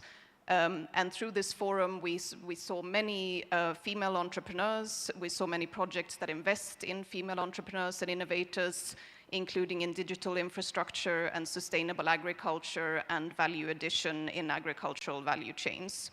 So intellectual property really is a cross-cutting field that is essential in all these areas. From the European Union side, we are committed to supporting in all these initiatives that advance gender equality and parity, and to provide technical assistance, capacity building, and policy support to our international partners, including the ARIPO Secretariat and its member states, and through our colleagues at the EU Intellectual Property Office, who are co-financing and implementing the AFRIP project. Some of the activities of this project have also benefited the Uganda Registration Services Bureau, which is the mandated body for managing IP rights in Uganda, among many other types of rights. So I would like to take this opportunity to congratulate the Bureau for the excellent progress it has made in terms of digitalization and automation of its processes and improvement of the ways of working in order to serve its customers better and thereby promote innovation. Thank you. So in conclusion, I would like to extend my heartfelt gratitude to ARIPO and all the members, to the URBS and the government of Uganda, as well as to our colleagues from the EU IPO for organizing this conference. I also would like to thank my colleague Christina Banuta from the European Union delegation to Uganda, who is our economic expert and also a former staff member of the EU Intellectual Property Office. So if you want more details about what we do in the economic sector in Uganda or the EU Intellectual Property Office, she knows much more than me, so please feel free to reach out to her. I would also like to thank all the participants for your dedication and commitment to this vital cause, and I hope that this conference will be an opportunity to learn from each other, to inspire and be inspired, and to forge a path towards a future where women's innovation can help benefit all of us. Thank you very much. Thank you so much, Carolina. And given that it's your first event, well, thank you for honoring us with your presence.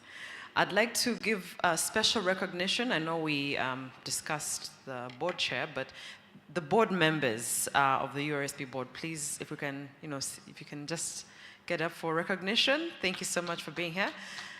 Yes, that's the team over there. And in that hindsight, I'd like to welcome back Ambassador Francis Mutajira. But as you come, I'd like to give us a snapshot of what this rest of the morning will be, just in the interest of time. After the speech by our guest of honor, we've got something special by the ARIPO team to give to you, guest of honor, and then we'll have a pictorial moment. Ambassador, do the honors.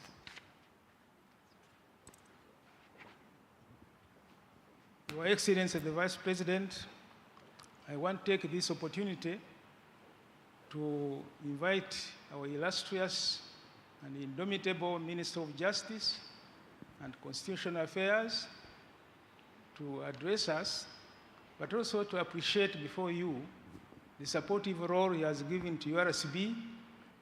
All these achievements we have scored and all these accolades, if we didn't have support of our minister, it would be in vain. Thank you, Honorable Mao. Let me take the opportunity to invite you.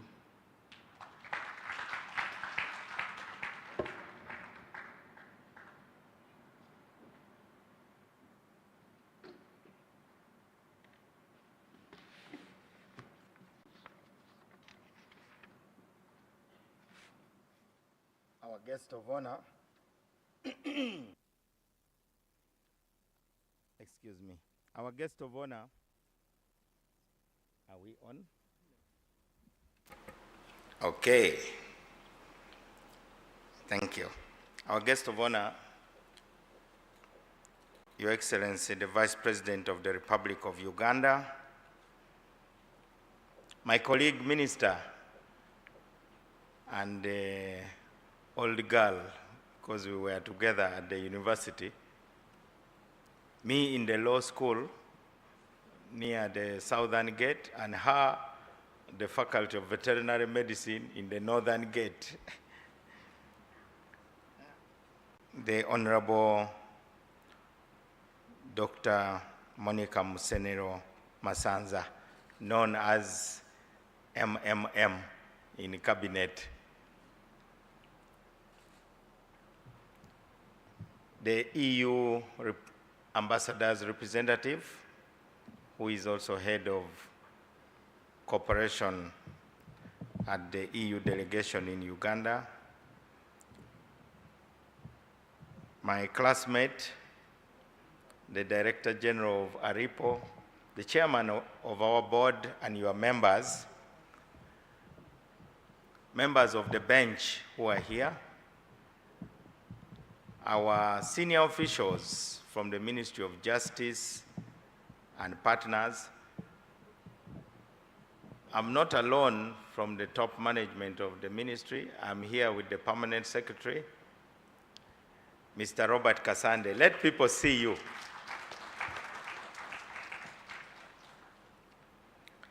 Our distinguished delegates from all over Mother Africa, dear friends, believe it or not, I actually have a written speech, but it's not my intention to read it because the Vice President has a trip. Parliament is sitting in northern Uganda, but before that, she also has another important event where I will also be accompanying her to hand her over. We were supposed to have the Honorable Betty Amongi, who is the Minister for Gender, Labor, and Social Development. Your Excellency, in this room, we have actually everybody who matters in this field. We have got the executive, led by you, representing the President of Uganda, because you make policies. We have got inventors. We thank you for taking time to look at the exhibition. We have people who create. They are in this room. We have got eminent scientists. I see Professor Dorothy Okello, who was also at the university at the same time with me. That is an authentic professor of electrical engineering, in case you think such a thing doesn't exist.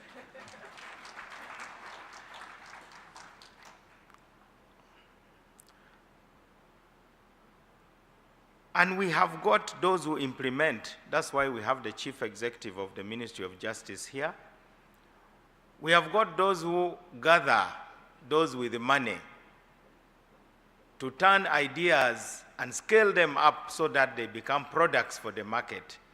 And here I mean people like Irene Birungi Mugisha, who founded something which has grown into something very big, the CEO's Forum. I don't know why she never brought her books here. She has written a book titled The CEO in You. We are all supposed to be CEOs of ourselves. Your Excellency, the URSB is a very healthy workspace, as you have seen. And I want to thank the leadership of the URSB, particularly Mercy, and the top team. I also want to report to those of you who are here that the cabinet is a healthy workspace. Just like your people call you Mercy, knowing that you are the boss, but they still call you Mercy. Even in cabinet, we refer to Her Excellency the Vice President, who chairs cabinet, as Toto, which simply means mother in Ateso. It's a Nilo-Hamitic language. She debates with us, shares all the fun with us, and she has really made cabinet to be alive. So Monday is a day of celebration because she is extremely approachable. We thank you, Your Excellency, for not only what you are going to share with us here, but even the symbolism of your coming here. Not only being a woman, but being a powerful woman. There are many women, but not all women are powerful. Some women have positions, have seats, but it is not enough to have a seat at the table. You must have a voice when you have that seat. and that voice must be heard. I want to report to you that Her Excellency the Vice President ticks all those three boxes. The first box, she has a seat at the pinnacle. Number two, she has a voice, I can tell you that. And number three, that voice is heard. This conference, Your Excellency, is about mobilizing Africa. Because of being fragmented as Africans, we were colonized and subdued. Our president is an authority on that subject, and I'm sure the vice president will hint on that. Here, we were fighting tribal wars. Vasco da Gama was bombing Mombasa, and we were being colonized. The Baganda, a very big tribe here in Uganda, were busy wasting their time fighting the Banyoro, another big tribe. So, this is a very, very innovative idea of bringing all our resources together in support of women creators and innovators and discoverers. So we are actually consolidating. We are not starting from zero, but this is a mobilization. So when you go back to your respective countries, tell them you have drunk from the source of the Nile, and now you are energized and ready to go to the next level. We are only answering some questions about why women are not benefiting from IP, why women are not as visible. There is a Catholic priest who gave a speech one time and told us that when he went to America, he found people wearing T-shirts on which were written the words, "Jesus is the answer." And then he asked, what is the question? Now, if indeed this gathering is the answer to the subservient position of women in the IP landscape, then what are the questions that this conference is supposed to answer? That is why we are here today. We also have those who will help us settle disputes when we fail to agree. You creators, we have the judiciary represented here to adjudicate conflicts. So I do believe that your presence, Your Excellency, is a big endorsement of this initiative.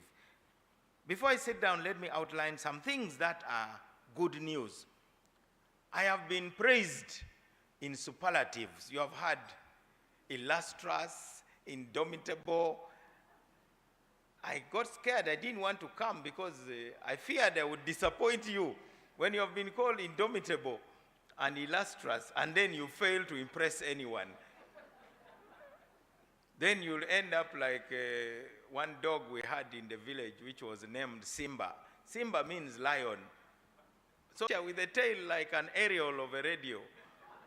So that is why I was hesitating. But let me assure you that the government of Uganda has over the years championed the involvement of women in leadership and governance affairs, because that is the starting point. Intellectual property is a subset. The Bible says, seek ye first the kingdom of God. So intellectual property is about power. You know, seek ye first power. And then when you have power, when you have a registrar general, when you have a board which has a lot of women, when you have a vice president, you are now in a position to tap in. Also, the Uganda government has created the Uganda Women Entrepreneurship Program. It is an initiative under the Ministry of Gender, Labor and Social Development. It is intended to give women money to support them to get skills, grow their enterprises, invest in value addition, market their products, and generally empower them for economic development. This is an opportunity. If I may gossip a bit, Her Excellency the Vice President is today going to launch a program worth over $170 million, I believe, for women. So it is your duty to now go and incite the women. We have passed the stage of inviting women. They now need incitement They must be provoked and be told that, you know, you have wings, why are you not flying? Why are you crawling? You have legs, why are you kneeling? You should be standing up. This is, I believe, what this conference is about. The Cabinet of Uganda has supported me tremendously. And I want to thank you, Your Excellency, for your personal support. You have actually been the chief organizer of this conference. It was Her Excellency who recommended and insisted that the Honorable Dr. Musenero must be here, because she's the one in charge of all the science, technology, and innovation in Uganda. But she really is secretive. She hides, maybe it's because she believes we don't understand. But every once in a while she comes with something good, like the electric buses, and then we celebrate. But I'm sure she's cooking up a lot of things that are going to take Uganda forward. So, Cabinet approved the principles of the Copyright and Neighboring Rights Amendment Bill. So all of you who are creatives, including our board chair, now that you have shown that you have some promise in the field of music, this law is there for you. The President of Uganda has even appointed a senior presidential advisor on the creatives. This is a very prominent Ugandan musician with millions of followers on YouTube, known as Eddie Kenzo. Those of you who are young, I'm sure you may have listened to some of his music. If not, go to YouTube and just search Eddie Kenzo. So the president is now not listening to me, who is a lawyer who has never composed a single song, but listening to somebody who has something to lose if we do not do the right thing. I also want to inform you that in May this year, under the leadership of Her Excellency the Vice President, Cabinet authorized the Minister of Justice and Constitutional Affairs to sign the instrument of traditional knowledge and genetic resources. I'm yet to travel to Geneva, Your Excellency, to sign. But that authority allows those of us who grew up in villages to realize that the shea butter our mothers collect, from which they get very little money. But those who make the big money are the cosmetic industries, Chanel, Christian Dior. They just put a little bit and add a few creamy things, petroleum products, sell it at 100 euros after giving me 5 euros. This is what this is about. It is important for us today to define our cause before we go to war. Otherwise, we shall simply be an army without a cause, and defeat will be our end.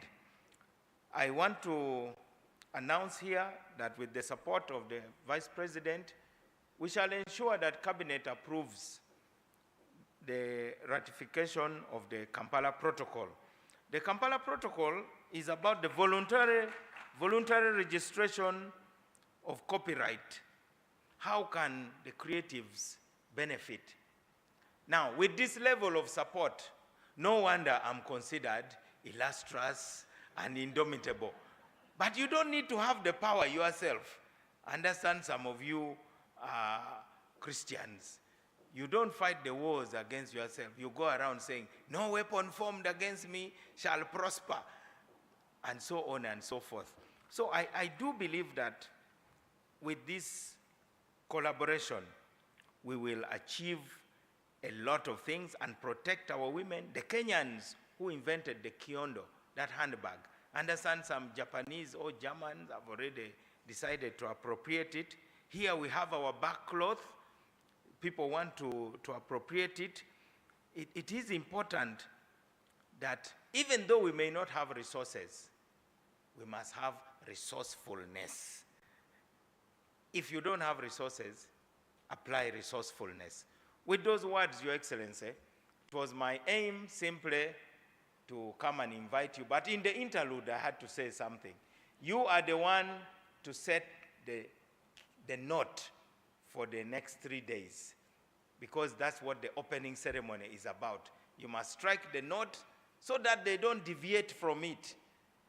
It is the keynote that your speech is about. it's now my singular honor, Your Excellency, to invite you to address us and officially open the first ever Women in Intellectual Property Conference for ARIPO member states. Your Excellency.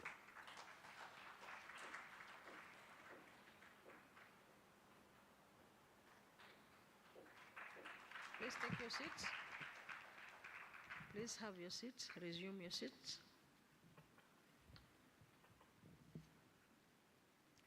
The Honorable Norbert Mao, the illustrious and the indomitable Minister of Justice and Constitutional Affairs, the Honorable Monica Musenero, Minister of Science, Technology and Innovation in the Office of the President, the representative of the European Union, Ms. Carolina,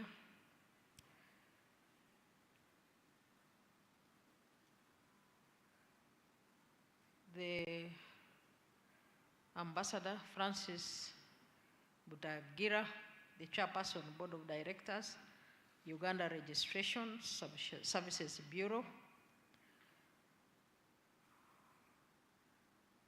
Mr. Bemanya Twebaze, Director General, African Regional Intellectual Property Organization,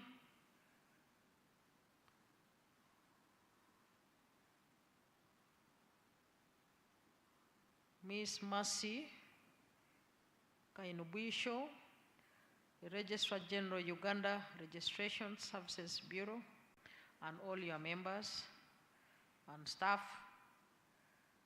all distinguished guests invited in your distinguished capacities, members of the media, ladies and gentlemen.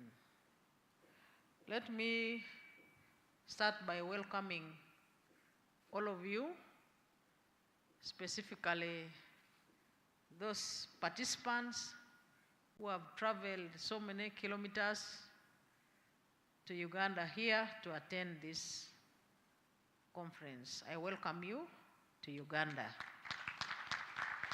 Secondly, allow me to relay to you warm regards from His Excellency General Yoweri Kaguta Museveni, the President of the Republic of Uganda.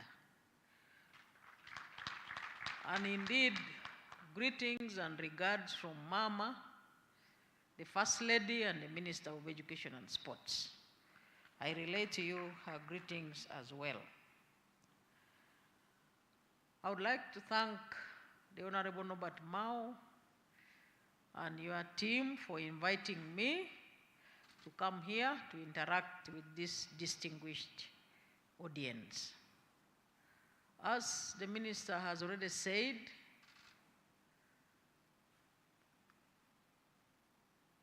the very first conference in Uganda on intellectual property is this one that we are opening this morning. Apparently, I am excited to hear that it is the very first indeed in the African continent. So we are privileged as a country to be the first to host it. And that means that there is no other conference like this where we may have had a chance to learn from. And also that means that to you, Minister, and your team, you must get the appropriate bar so that the next country that will host it will have some good areas to pick from as you keep on improving the conference. But allow me to say that the scope of the conference, i.e. the African Conference on Intellectual Property of Women, resonates very well with one of the principles of the NRM government. That is Pan-Africanism. Here in Uganda, our president reminds all of us time and again that whatever we do, wherever we are, we must always set our footprints and vision on the African continent. And therefore, having this conference as African continent is a very correct step and fits very well with the NRM government. And when I go back to report to His Excellency the President, I will confidently be smiling because I know that he will welcome all the outcomes of this conference because it fits even within his title in the African Union as the champion of integration. So I call upon all of you to feel free to articulate and clearly state the interventions where you'd like government, and indeed His Excellency the President, to attend to, because I am here together with the Minister to assure you that His Excellency the President will embrace your requirements. Where we are going, as the Minister has already said, is another very big meeting of all the women of Uganda, where government, and indeed His Excellency the President, worked with the World Bank to identify resources which are meant to empower women, which are meant to, as the Minister put it, to awaken women, to provoke women, to stimulate, I don't know whether the scientists will allow me to use that, to stimulate women to join the money economy, to participate in business at micro and macro level. And we shall be launching that after here. That is a tune of 300 billion Uganda shillings, specifically ring-fenced for women enterprises in Uganda. What I'm trying to underscore here is that the African continent has moved miles in light of the empowerment of the girl child and indeed women. And the African countries have a lot to learn from each other. I am very proud that in Uganda here, the first woman vice president in the African continent was appointed by His Excellency the President. That is Dr. Wandira Kazibwe, the first woman vice president in the whole of African continent. And many countries in Africa have now followed suit, and also many women are in the business sector. And Mase, I would like you to always remember that it is possible to empower women, to strengthen women, to reawaken women, give the women the opportunity to serve in different levels, but with support of the men. The baseline is that always remember that you should work with men.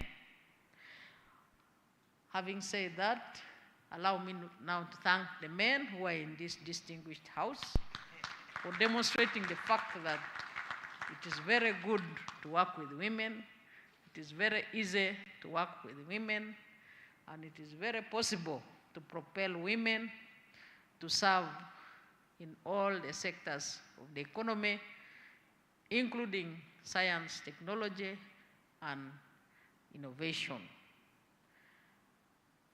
That minister you see there is now selling electrical buses.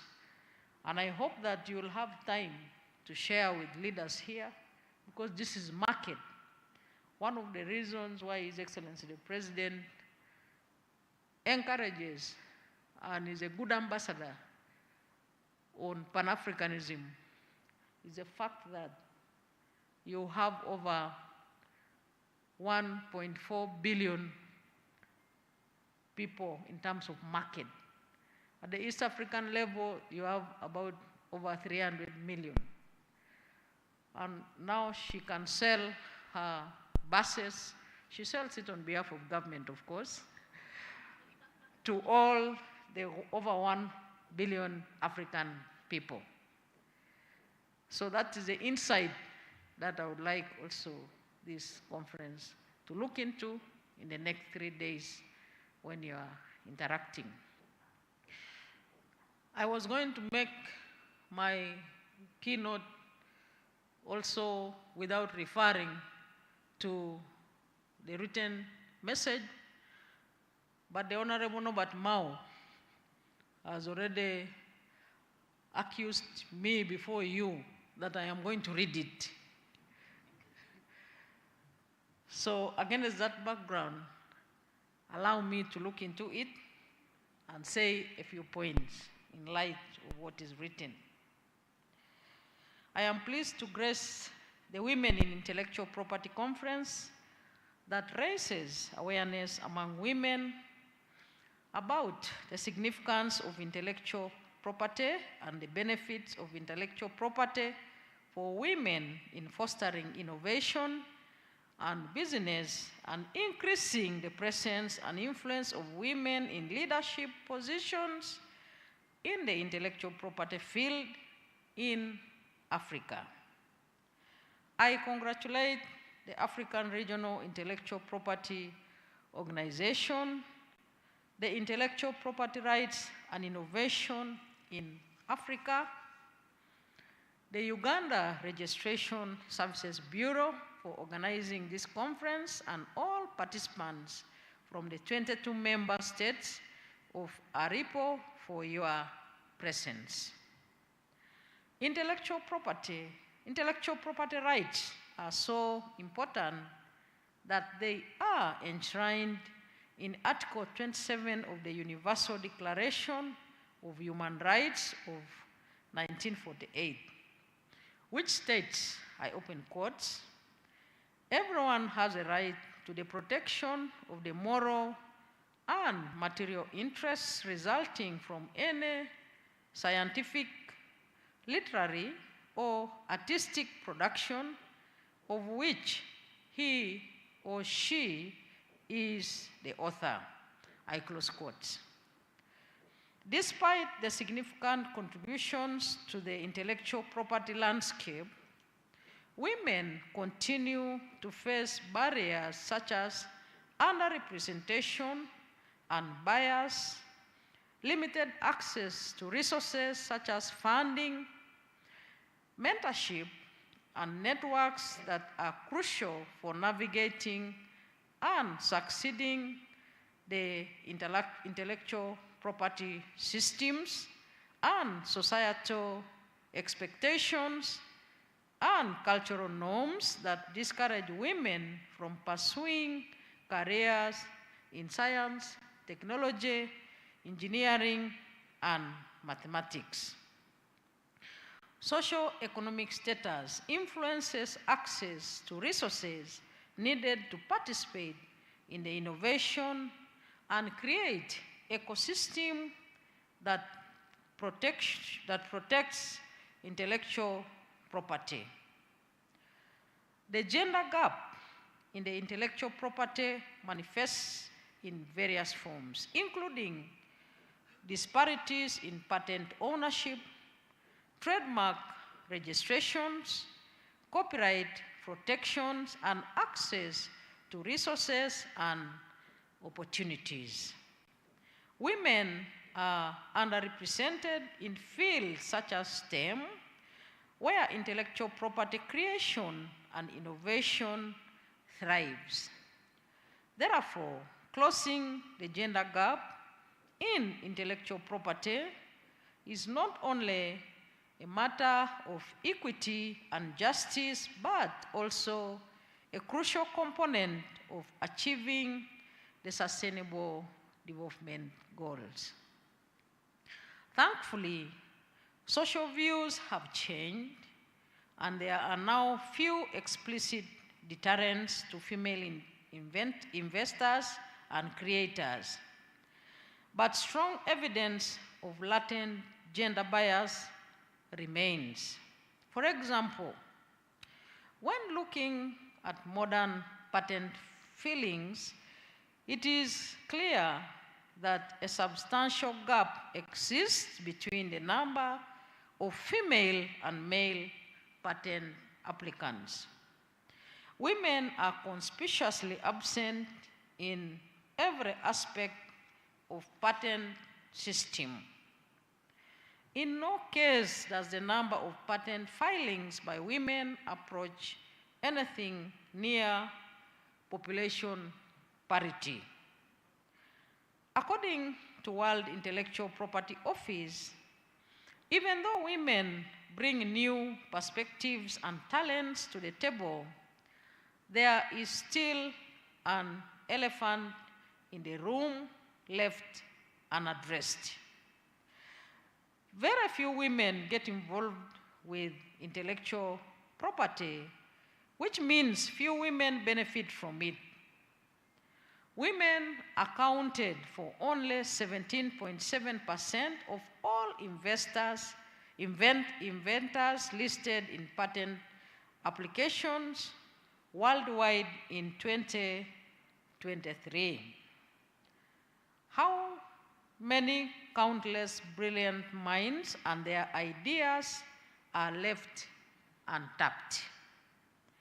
The most immediate and natural response to such statistical information is to advocate for greater inclusion of women in the technically oriented STEM occupational fields from which patentable inventions are most likely to arise.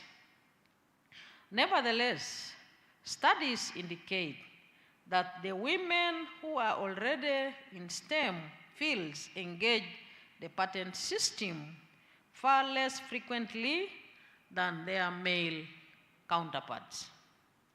Ladies and gentlemen, anecdotal observations regarding the participation of women in the creative industries that thrive on copyright protection, publishing, movie making, music recording, etc., suggests that female in those industries may be no better off than those in technical industries that rely on patent protection. Solutions that may help to bridge the gender gap include education, information, and provision of role models that play an important role in the uptake and the use of intellectual property across all genders.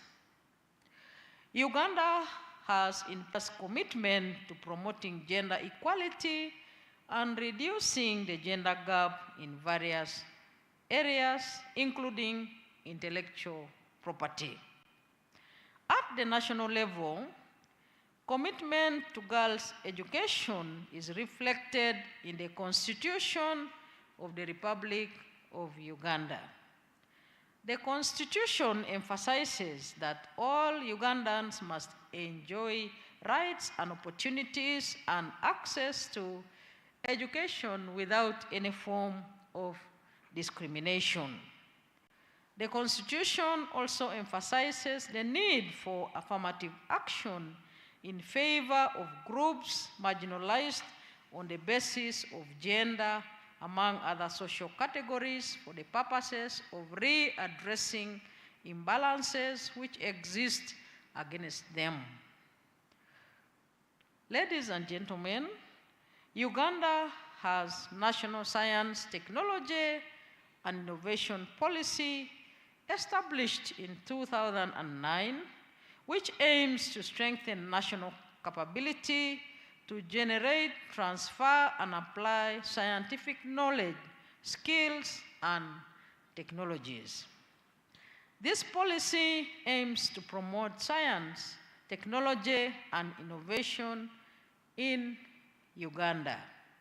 It recognizes the importance of increasing women's participation in STEM fields and promoting gender equality in innovation.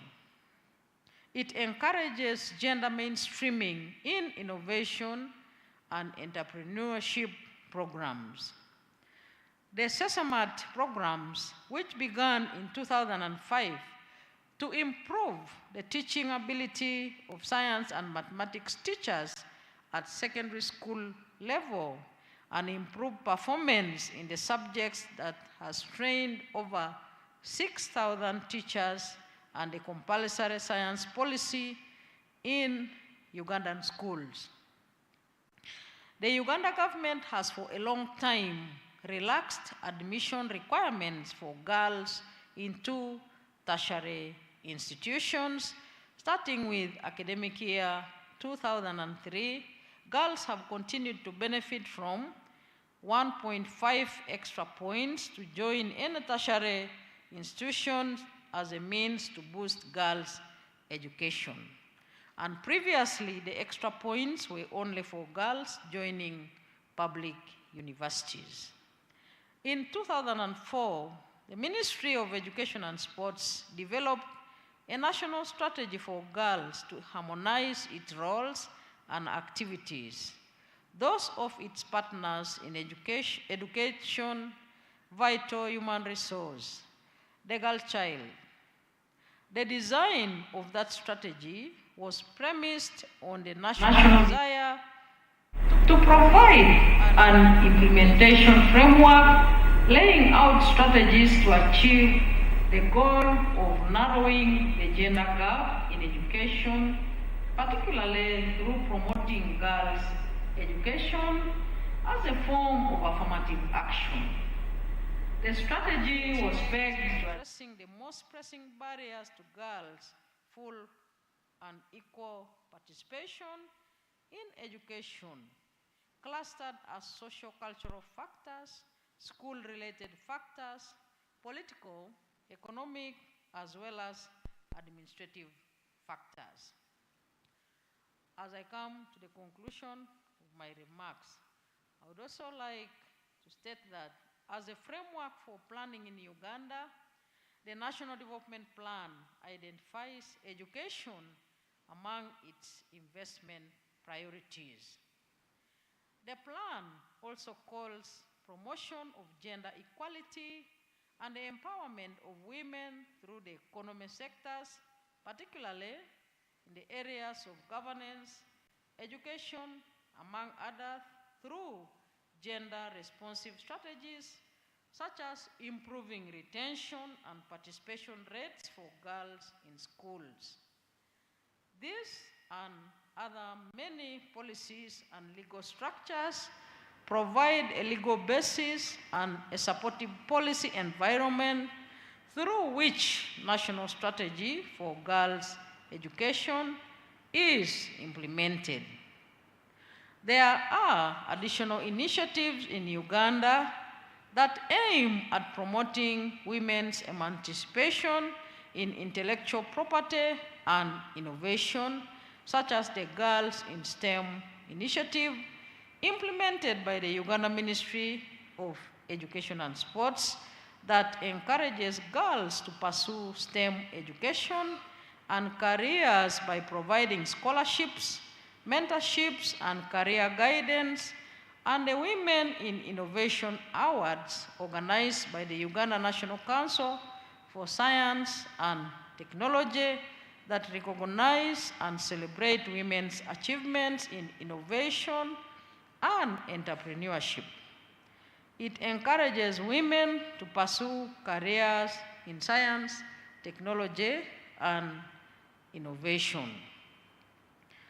The Sustainable Development Goals provide a comprehensive framework for addressing global challenges and promoting sustainable development.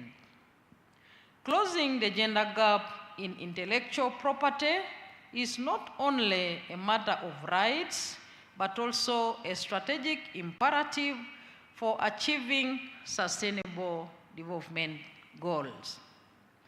By empowering women to assert their intellectual property rights, we can unlock their full potential as creators, innovators, and agents of change.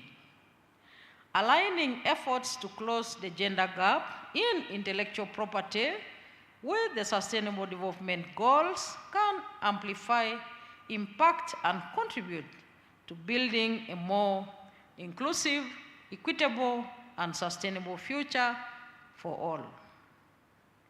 These initiatives demonstrate the growing recognition of the importance of promoting women's participation in intellectual property and innovation in Uganda.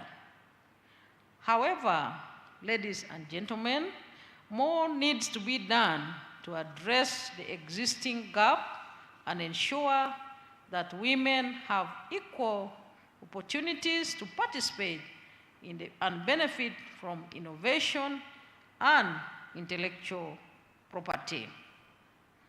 While persisting gender gap in intellectual property and innovation may seem an unfathomable problem, women can play a key role in narrowing the gap by having faith in their abilities, staying focused on their aspirations, and most importantly, taking action.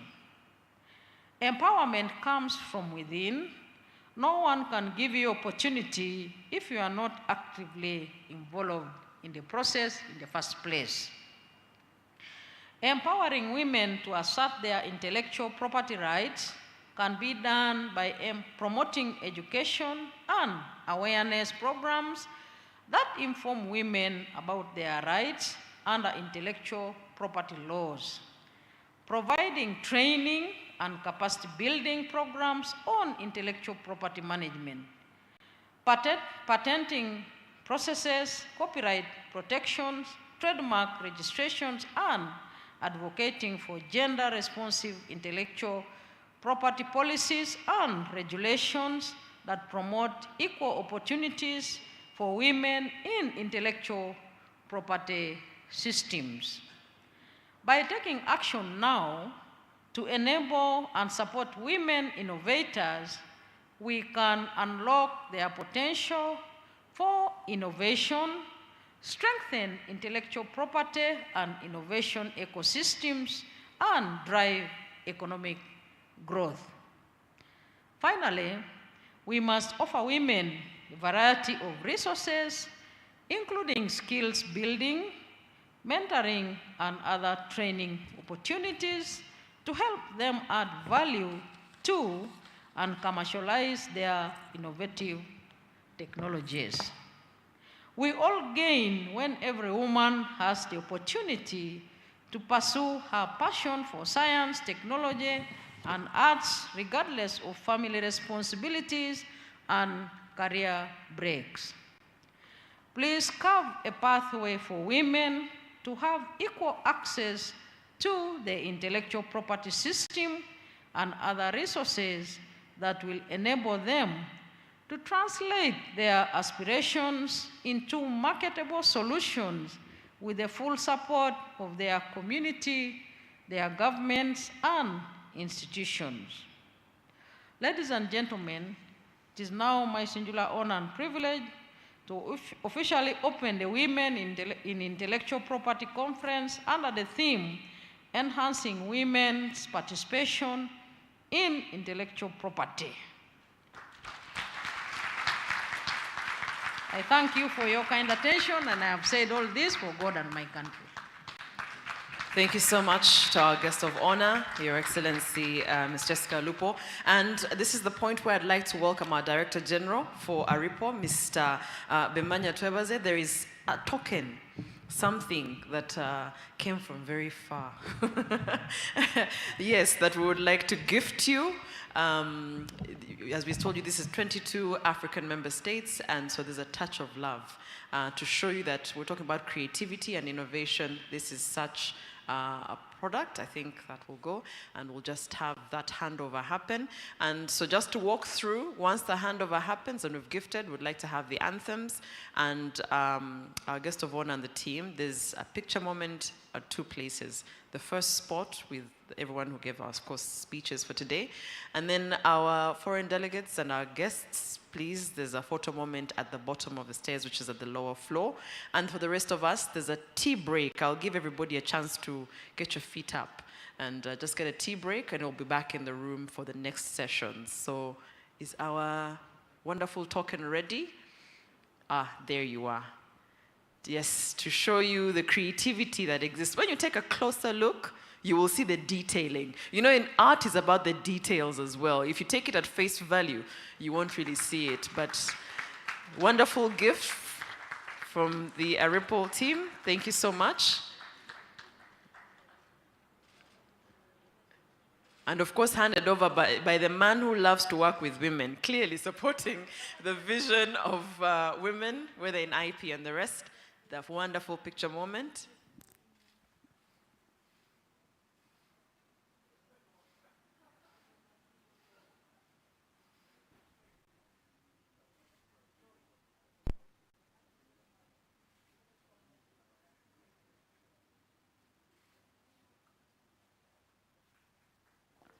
All right, so yes, thank you so much.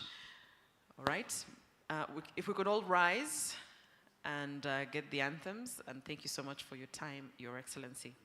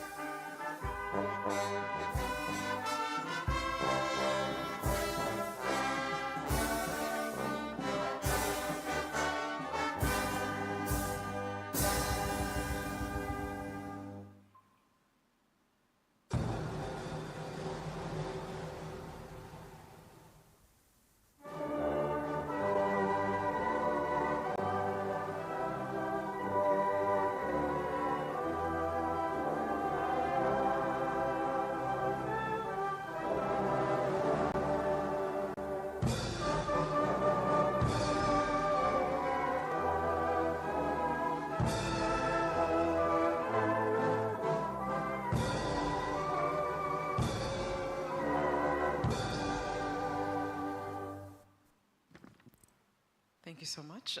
So yes, as you laid out, thank you so much for your time. That first picture moment is at the banner, and of course our Registrar General, you will join this picture moment as well. Nancy, you're part of that as well. The second is for all URSB directors, I've been told, for that picture moment, and the rest of our delegates at the bottom of the stairs, which is on the next floor. The rest of us, a tea break, mix and mingle network, yeah, stretch a bit, and we'll have that. For the team, I think, of course, our Registrar General, you'll help to lead our guest of honor to the first picture moment.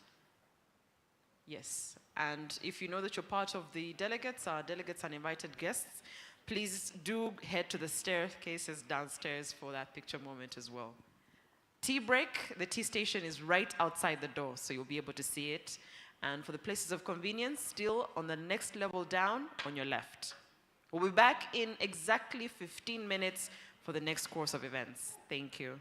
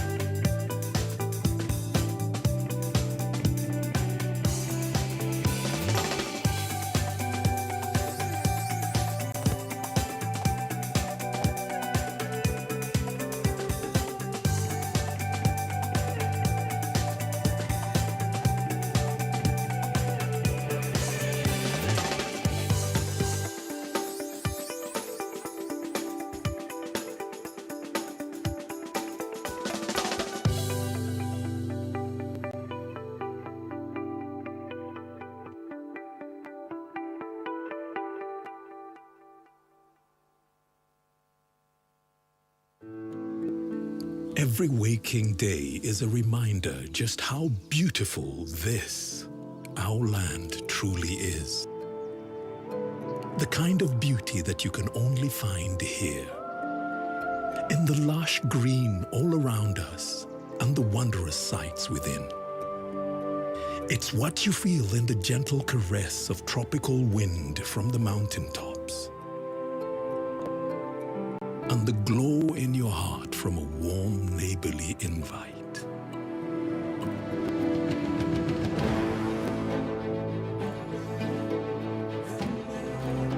It's in the distinct aroma of our cooking to the taste of food that takes you on a journey. In the sound of homecoming and the sound of Mother Earth. In the magnificence we find on our travels and the exciting moments we experience. Ours is the kind of beauty that comes in all things big and small. All we have to do is awaken our senses and truly enjoy what's uniquely ours.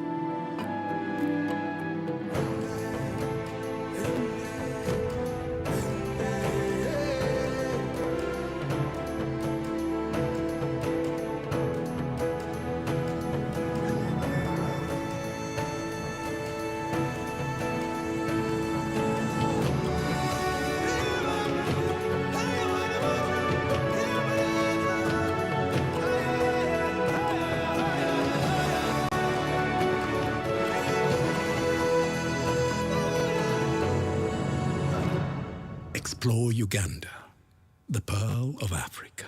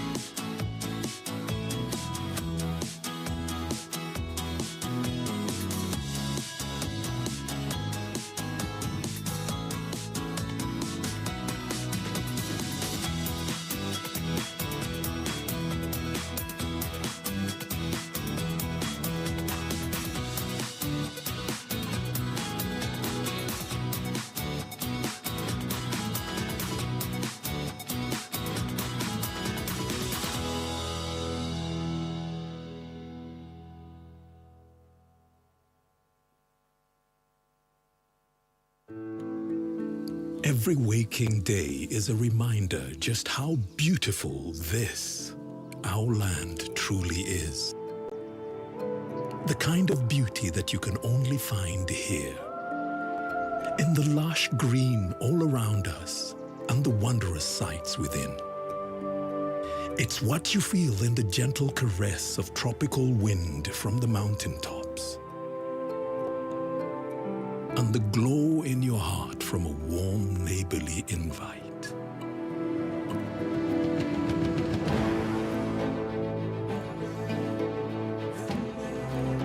It's in the distinct aroma of our cooking to the taste of food that takes you on a journey. In the sound of homecoming and the sound of Mother Earth. In the magnificence we find on our travels and the exciting moments we experience. Ours is the kind of beauty that comes in all things big and small. All we have to do is awaken our senses and truly enjoy what's uniquely ours.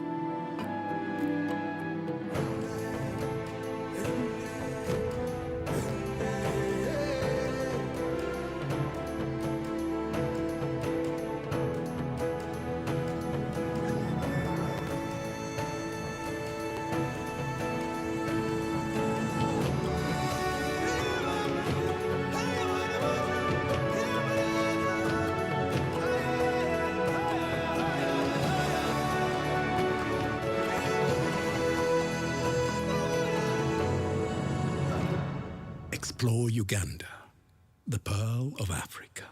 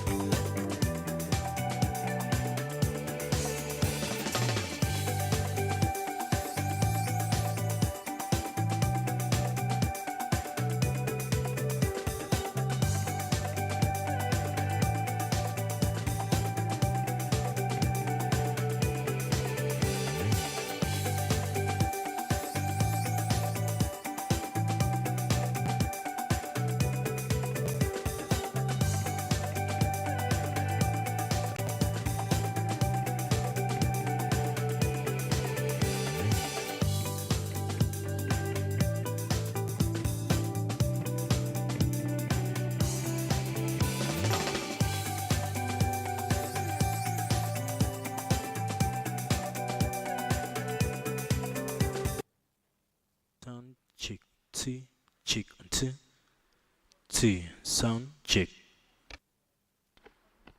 T, check,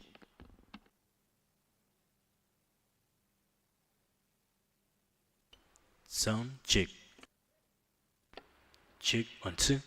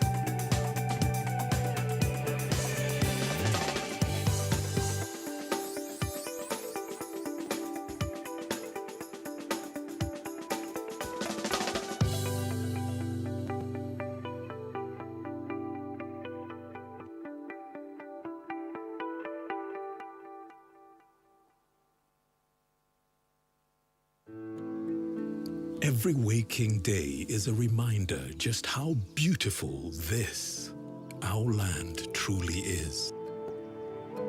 The kind of beauty that you can only find here. In the lush green all around us and the wondrous sights within. It's what you feel in the gentle caress of tropical wind from the mountaintops. And the glow in your heart from a warm neighborly invite.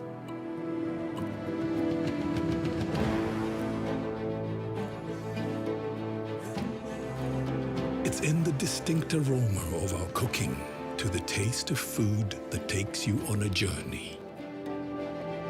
In the sound of homecoming and the sound of Mother Earth. In the magnificence we find on our travels and the exciting moments we experience.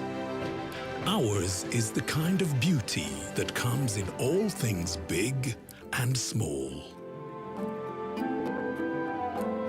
All we have to do is awaken our senses.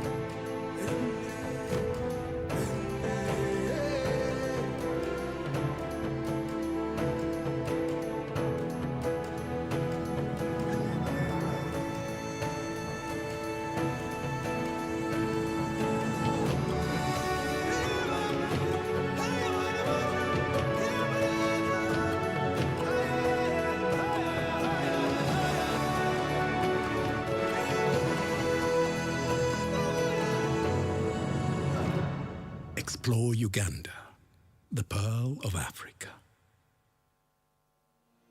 The African Regional Intellectual Property Organization, ARIPO, is an intergovernmental organization that facilitates cooperation among member states in intellectual property matters to pool financial and human resources and seek technological advancement for economic, social, technological, scientific, and industrial development. With over 40 years in service and 20 member states, there has been considerable growth in the mandates, which now stands at 5. To facilitate the administration of these mandates on behalf of the member states, ARIPO has established 4 protocols. The Harare Protocol on Patents and Industrial Designs, the Banjul Protocol on Marks, the Swakomand Protocol on Traditional Knowledge and Expression of Folklore, and the Arusha Protocol on New Varieties of Plants. Our protocols have been extensively revised to make them compatible with TRIPS Agreement and other international treaties. As a regional force, we have tasked ourselves to lead in promoting the use of these available IP tools to advance technological development and innovation on the continent as a means to socio-economic development and growth. We developed systems that are governed by the protocols and are mandated to register or grant IP rights and to administer such grants or registrations on behalf of each contracting state in accordance with provisions of each protocol. Under the protocols, an applicant may file a single application either at one of each protocol's contracting states or directly with the ARIPO offices. An application may be filed by any natural or legal person, either in person or through an authorized representative. ARIPO currently has 4 different types of applications that can be filed. The mark application must contain the details of the applicant, class or classes of respective goods or services listing, reproduction of the application, and should designate a state or states out of the Banjul Protocol contracting states. The patent or utility model application must contain a description of the invention, at least one claim, drawings, an abstract, and designate a state or states out of the Harare Protocol contracting states. The industrial design application must contain a reproduction of the industrial design and designate a state or states out of the Harare Protocol contracting states. All these applications should be made on respective application forms and can be submitted through contracting states or directly to ARIPO by email, registered mail, courier, or can be delivered in person. ARIPO has also introduced an online service that allows applicants, attorneys, agents, and other users to use the ARIPO services electronically 24/7 in a secure state-of-the-art environment. Currently, 88% of the applications are now being filed online. This facility allows users to file applications, pay fees with a 20% reduction on the application fee, and track the progress of their applications online. For more information, visit our website on www.aripo.org. ARIPO, shaping IP landscape in Africa.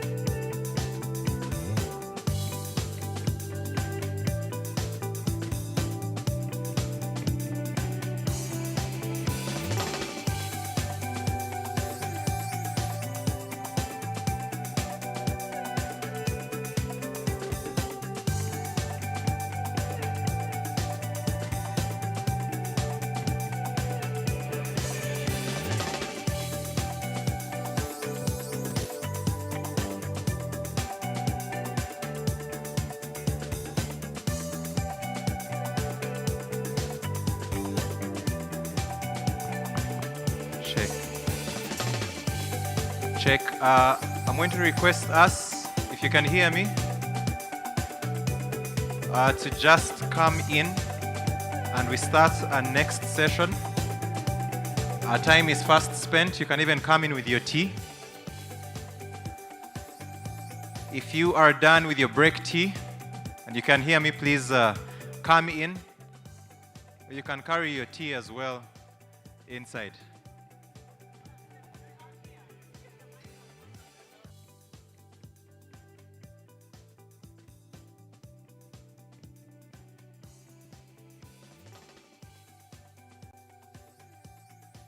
Check.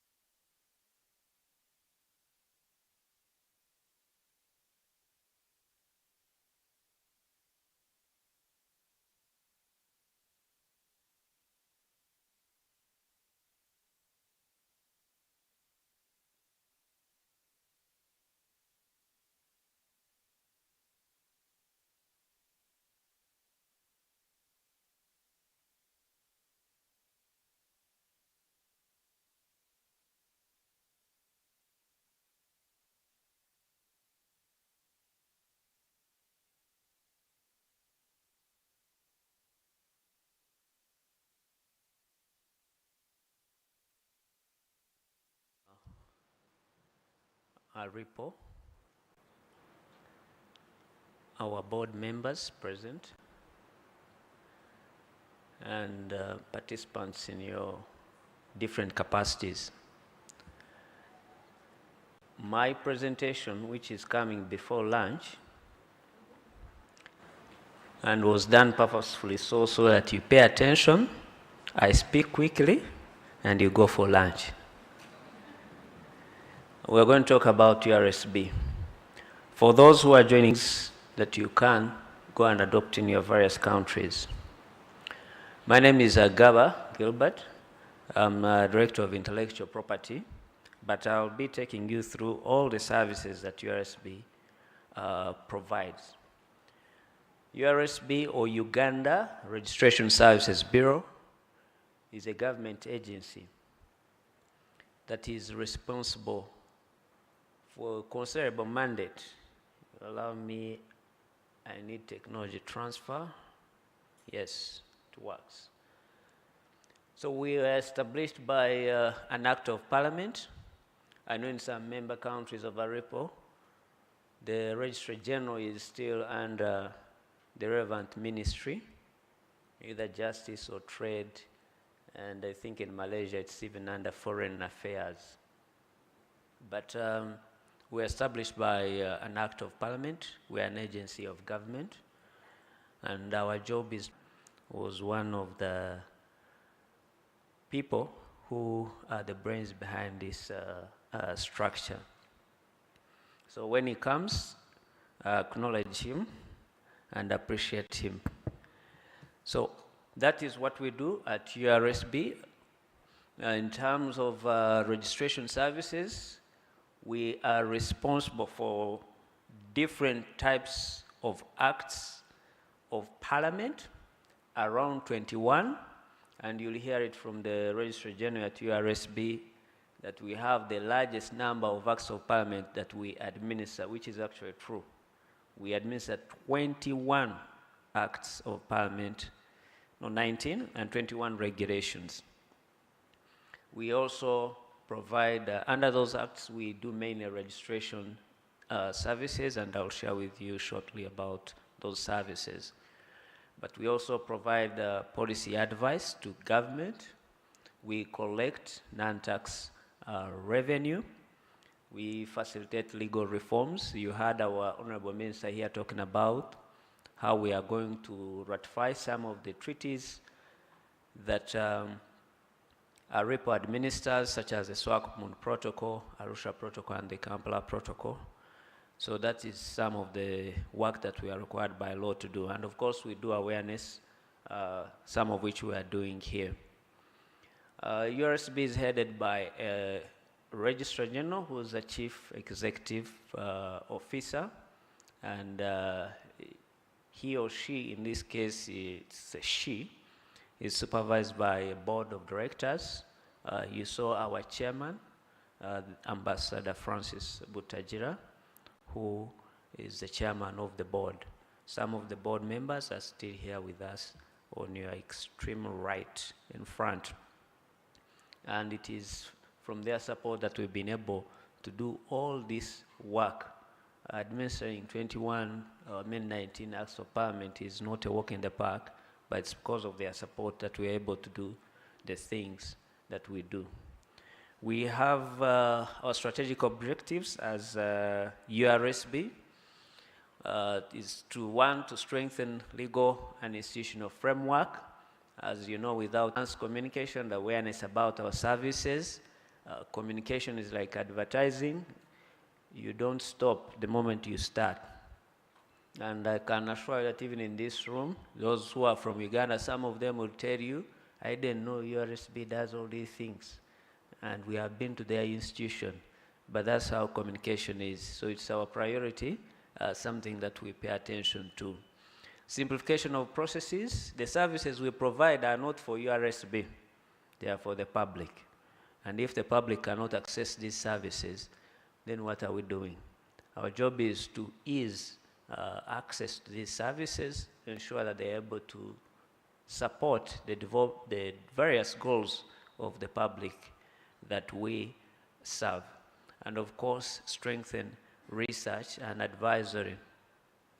We want to be a policy advisor that is informed by data, not by feelings, not by emotions, but by data, to have evidence-based policy making. So we do also research in various areas that we are responsible for.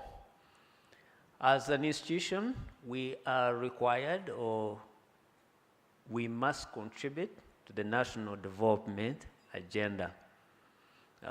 Government sets development goals every 5 years, and our roles are set out in particularly 4 programs. So the way the development agenda in Uganda is designed is that we have different programs that affect different areas of priority as government has identified.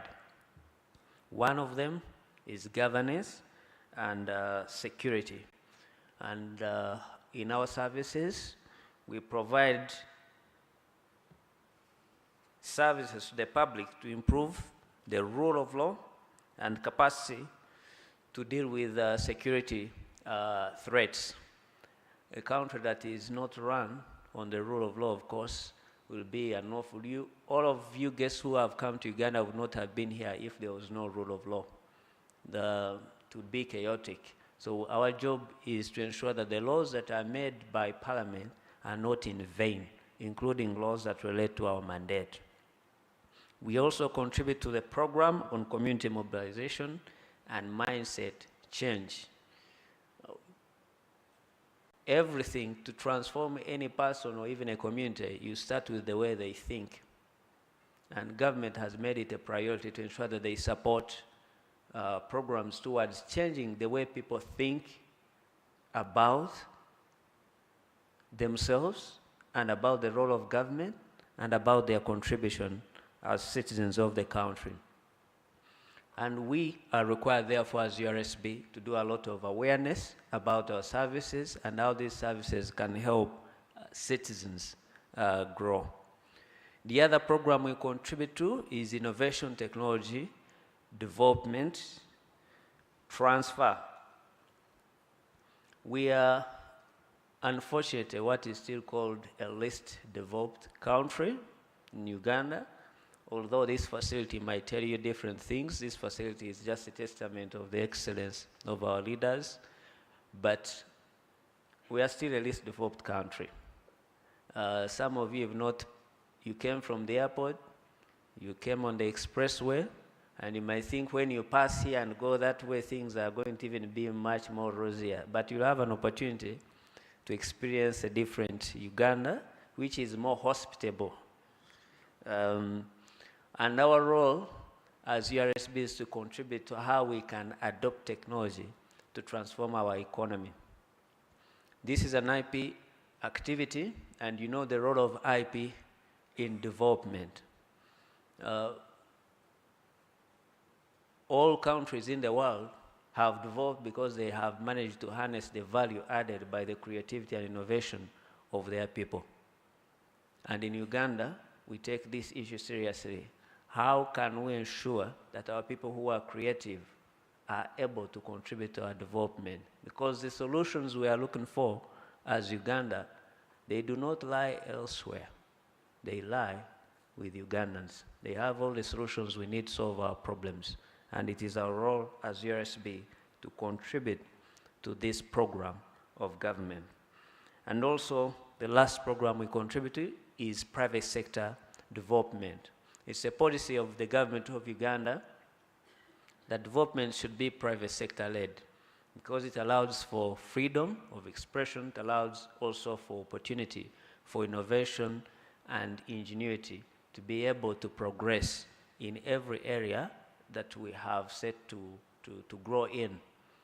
So private sector development is a priority for our country. And one of the services we provide is formalization of businesses through the company's registry, as I'll share with you. So those are the 4 programs of government that URSB contributes to. There are about 18 or 19 programs of government, and URSB contributes majorly to around 4. There are others, but we contribute in a minor way. As I've told you, I'm responsible for intellectual property, so I have more slides on IP than other services we provide. As URSB, we are the National Intellectual Property Office. I've told you that we are a semi-autonomous agency of government, so the responsibilities of administering intellectual property in Uganda lie with URSB. Through the mandate related to intellectual property, we administer all intellectual property laws in Uganda, save for the law that provides for plant variety protection. But all the other laws related to industrial property and copyright are administered by URSB. We are also a secretariat of the National Intellectual Property Policy, and therefore we coordinate implementation of IP-related programs throughout the government.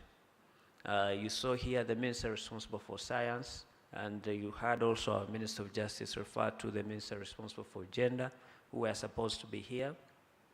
But also the attendance of our Vice President to this activity testifies of the role that URSB plays in ensuring that IP contributes to development in the country through that national intellectual property policy that URSB is responsible for coordinating.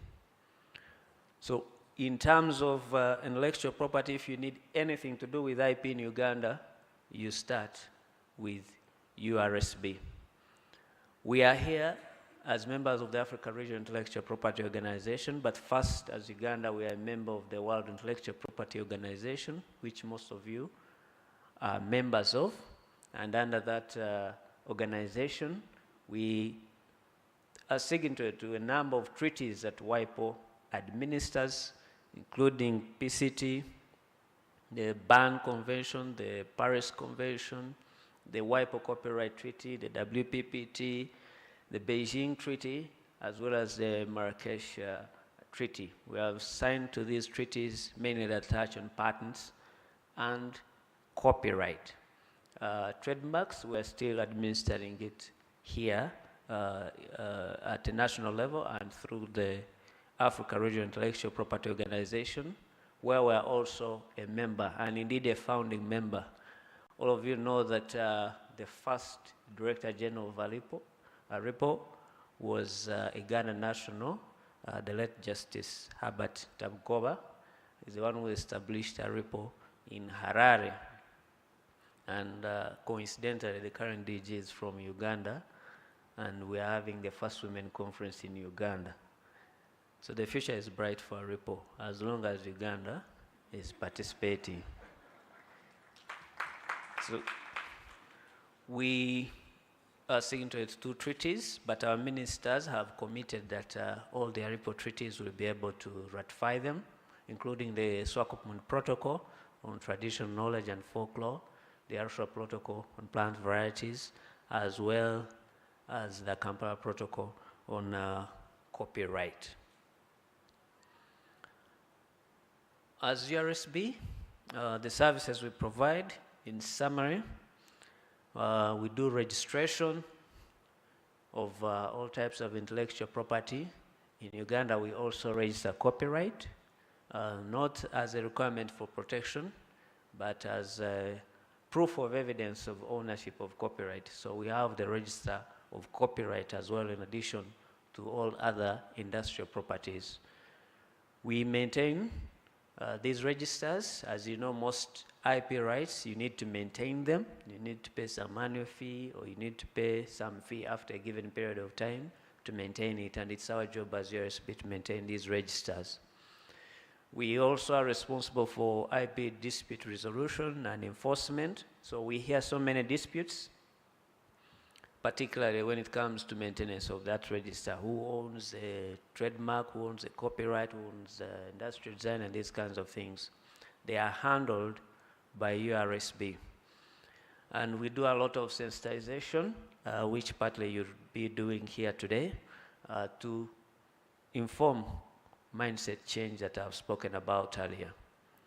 We also, in Uganda, we have collective management organizations. We have 3 of them that we have licensed to collect and distribute royalties on behalf of the people in the music industry, the audiovisual sector, as well as the literary sector. We supervise these 3 CMOs from USB to enable the creative sector grow. And you heard our chairman talking about protection of traditional knowledge. So we are doing a lot of consultations to be able to come up with the law to protect traditional knowledge in Uganda, a subject that our president is very passionate about. In all providing these services, we are digital, and we are all online. Now, some of you may be wondering that since you are an LDC, how do people access digital services? But first, the good news, yes, all our services are available online. From wherever you are around the world, you can access our services. So if you have, I know many companies, for example, that do business in Uganda, register in Malaysia. You can tell them that if they want to, not Malaysia, Mauritius. So if they want to do business in respect of IP, they can access our services from wherever they are online. So we have front office, which is an IT system we developed in partnership with the EU IPO, and we are using it to receive applications for trademarks, for designs, and other industrial property. We have been, of course, had a long cooperation with WIPO, and I know most of ARIPO member states are using the IPAS system, which is a system used to administer or register and examine industrial property. Finally, all these services are available through our URSB website. Even if you check right now and you go to e-services, you find all our services there of IP, but they are also for other services that I'll take you through online. And for those who cannot find us online, we still have physical offices scattered around this country. So we have branches around Uganda that all Ugandans can access if they cannot use our digital tools.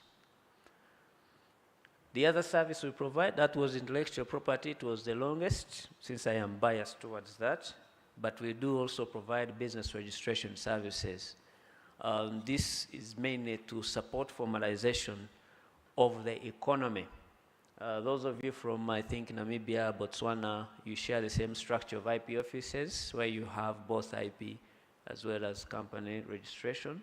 So this service is mainly to do with registration of companies as well as business names and certain public, not public, but documents that you want to register. This service we also is available online 24/7. And with this, we believe that we are easing doing business in Uganda. So for you, when people in your country come to you and they tell you they want to do business in Uganda, the place to start is URSB, if they want to do anything in Uganda. And they can find out how to register their companies via our website. Free of charge, by the way. The information is there on how you can register your company in Uganda in less than 2 hours. I thought someone would clap. In Uganda, they say, don't jealous us. Yes, so you can register your business from wherever you are with URSB. This is where you start to do business in Uganda. If you are not, less than 2 hours. Yes, you can test it today if you want to register a company.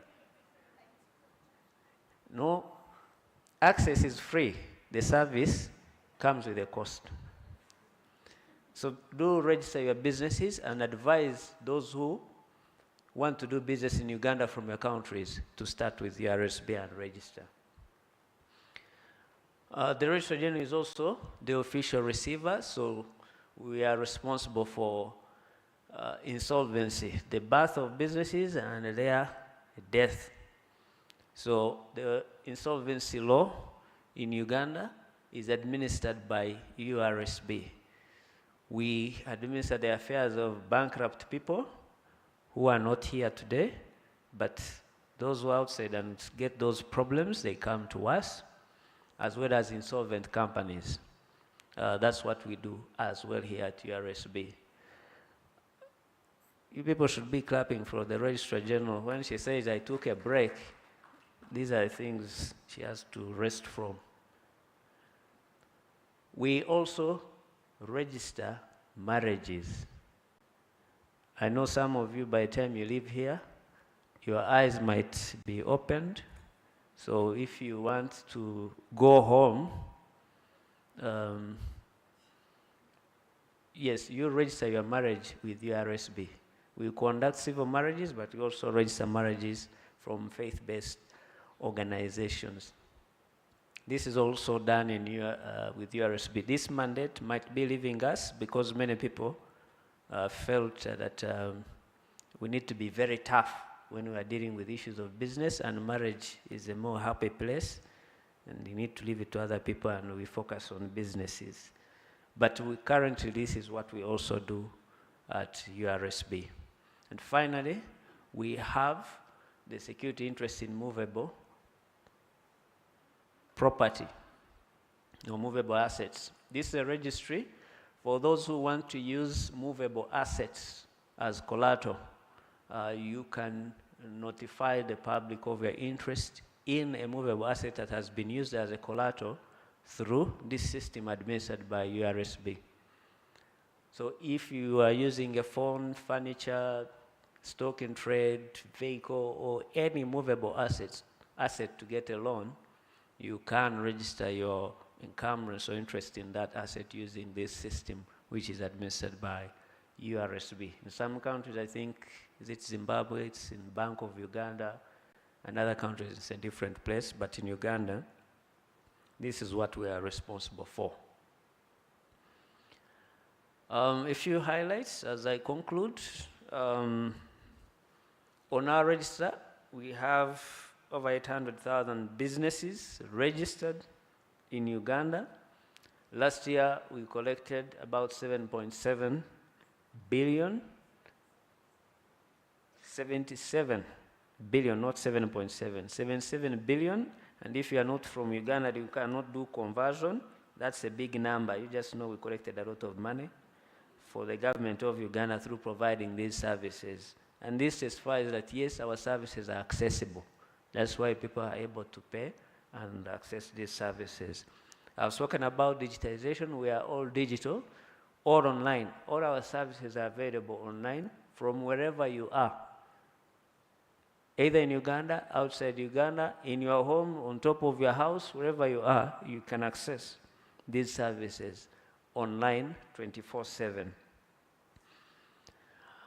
And we have talked about decentralization. So if you cannot access our services online, you can visit our physical offices in all the regions of this country, north, east, west, and south. We have presence there to provide these services. We have also, through an initiative to ensure that there is seamless access to government services, we participate in what is called a one-stop center, where you find information on formalizing a business, paying for taxes, paying for NSSF. NSSF is Social Security, and all these services that accrue to you being able to do your business seamlessly in Uganda. And we participate in what is called a one-stop center that you can all adopt in your country. And I've spoken already about Simple. Those are statistics in numbers. For those who are interested in IP, we have a few statistics. We registered last year about, this is revenue from July to June last financial year. So we registered about 17 utility models. We have 24 patent applications in Uganda. So we are not including those from ARIPO, which are more than double that. Many people got married, about 2,700 people got married. We registered about 30,000 companies. So details of those statistics are there. This is how you access us online and our physical offices. You can also find us on social media at URSBHQ. So I know we are now talking about Generation Z or Generation Z that only knows life on the phones. So you can access us on the phone, find all our services and information that you need.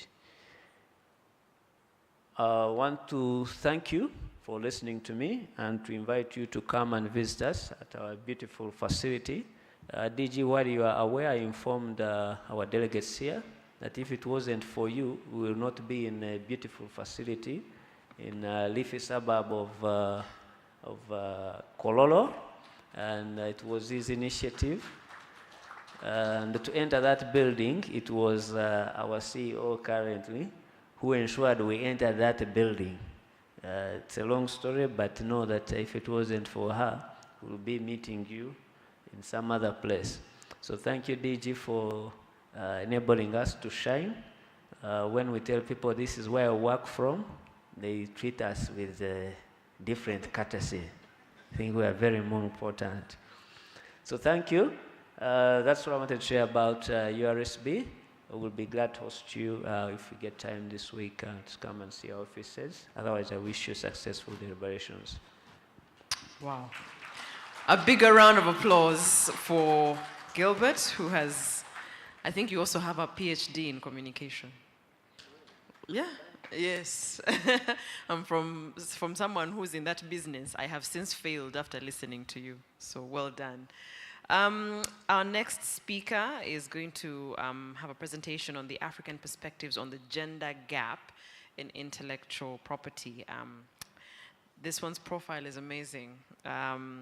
The Dean of the School of Engineering at Macquarie University, also an associate professor in the Department of Electrical and Computer Engineering, the first female representative out of the Uganda Institution of Professional Engineers. And I'm excited to actually have this speaker because when I read, there was a lot of engineering, electronics engineering, and we've been championing creatives on the other end of media and other innovations.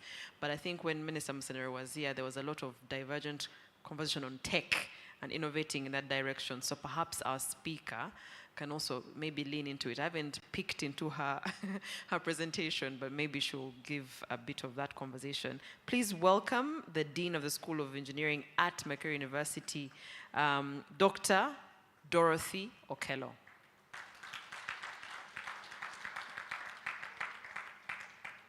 As you arrive, I need to tell them that you are the founder of the Women of Uganda Network, promoting ICT use among women.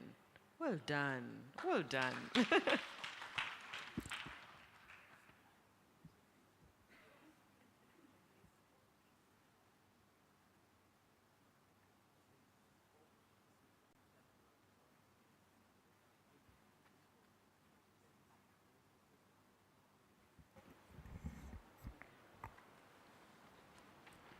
Right, good afternoon, everyone. We need lunch, eh? I can't even hear myself in that response. Let's try again. They have told you I'm a teacher, eh? Yes. So, good afternoon, everyone. Oh, okay, that is better. Now, when Gilbert started, he said he was between you and lunch. So I don't know what I should say, because I think I'm therefore more in between you and lunch. Okay?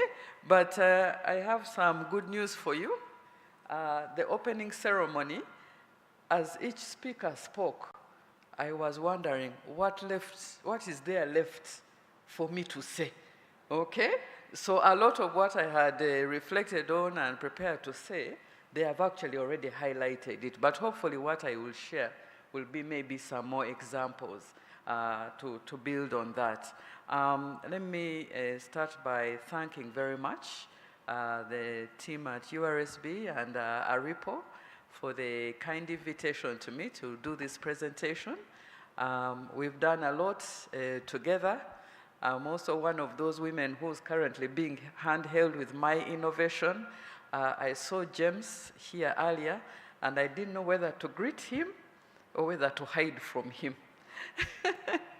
Because they've given us some comments on the industrial design that we are trying to pursue, and we haven't yet responded. So that is why I didn't know which of those two I should do, whether to greet him or to hide from him. But I am testimony of the support that you give us, and we are very grateful. But that said, my task was to share some perspectives Africa-wide on the gender gap in intellectual property. And I hope that even from the title, you will believe that we've covered already this subject through our opening, but hopefully there'll be one or two things that I can share. So in terms of the outline, it is very long, but I will try to summarize based on what has been shared. But it's really understanding what are we talking about when we say the gender gap, what is its impact in Africa, singling out particularly the impact in terms of poverty, because we are talking about women, and this is where we have a very big disadvantage. I'll also look, and I think it was actually the Vice President herself who raised the issue of the Sustainable Development Goals. So I will also look at the IP gender gap in relation to the SDGs, and then I'll share a few thoughts in terms of what we need to do as an approach going forward as I conclude. So, as I reflected on this topic, there are two things, okay, and hence the two arrows. If you look at different literature, number one, Sub-Saharan Africa has the highest rate of women involved in entrepreneurial activity, which means that we are innovating and we are coming up with solutions for the market, okay? So that is a plus. We are moving up in that, okay? All right? The other is similar, but I was just trying to show that different studies are showing the same thing. We also have the highest proportion of female entrepreneurs, all right, globally. So these are two things which on the surface of it would mean that therefore we shouldn't be having a discussion about the gender gap, because actually on the one side we are doing very well, okay? But what is on the downside, okay? Number one, we face significant disparities in business capital compared to males, including access to that capital. And I know we have moved a long way from the days when, and some of you may have heard this story shared by Honorable Victoria Sech-Toleko, one of our very prominent people, former Minister in Agriculture, when at the time she wanted to get a loan, they needed her husband to sign that she could get the loan. Everything about the business was hers. The only thing is to get it, her husband had to sign. We've moved some distance from then, okay? But we still have some work to do, all right? The other, also from the literature, is that as females, we are less likely to adopt advanced business practices, innovations, and to engage in competitive practices, okay? One is because we are less risk takers. That is one thing. I think the other is that we are a victim of our, what we would call, motherliness, all right? We don't want to go out there and fight and put people down.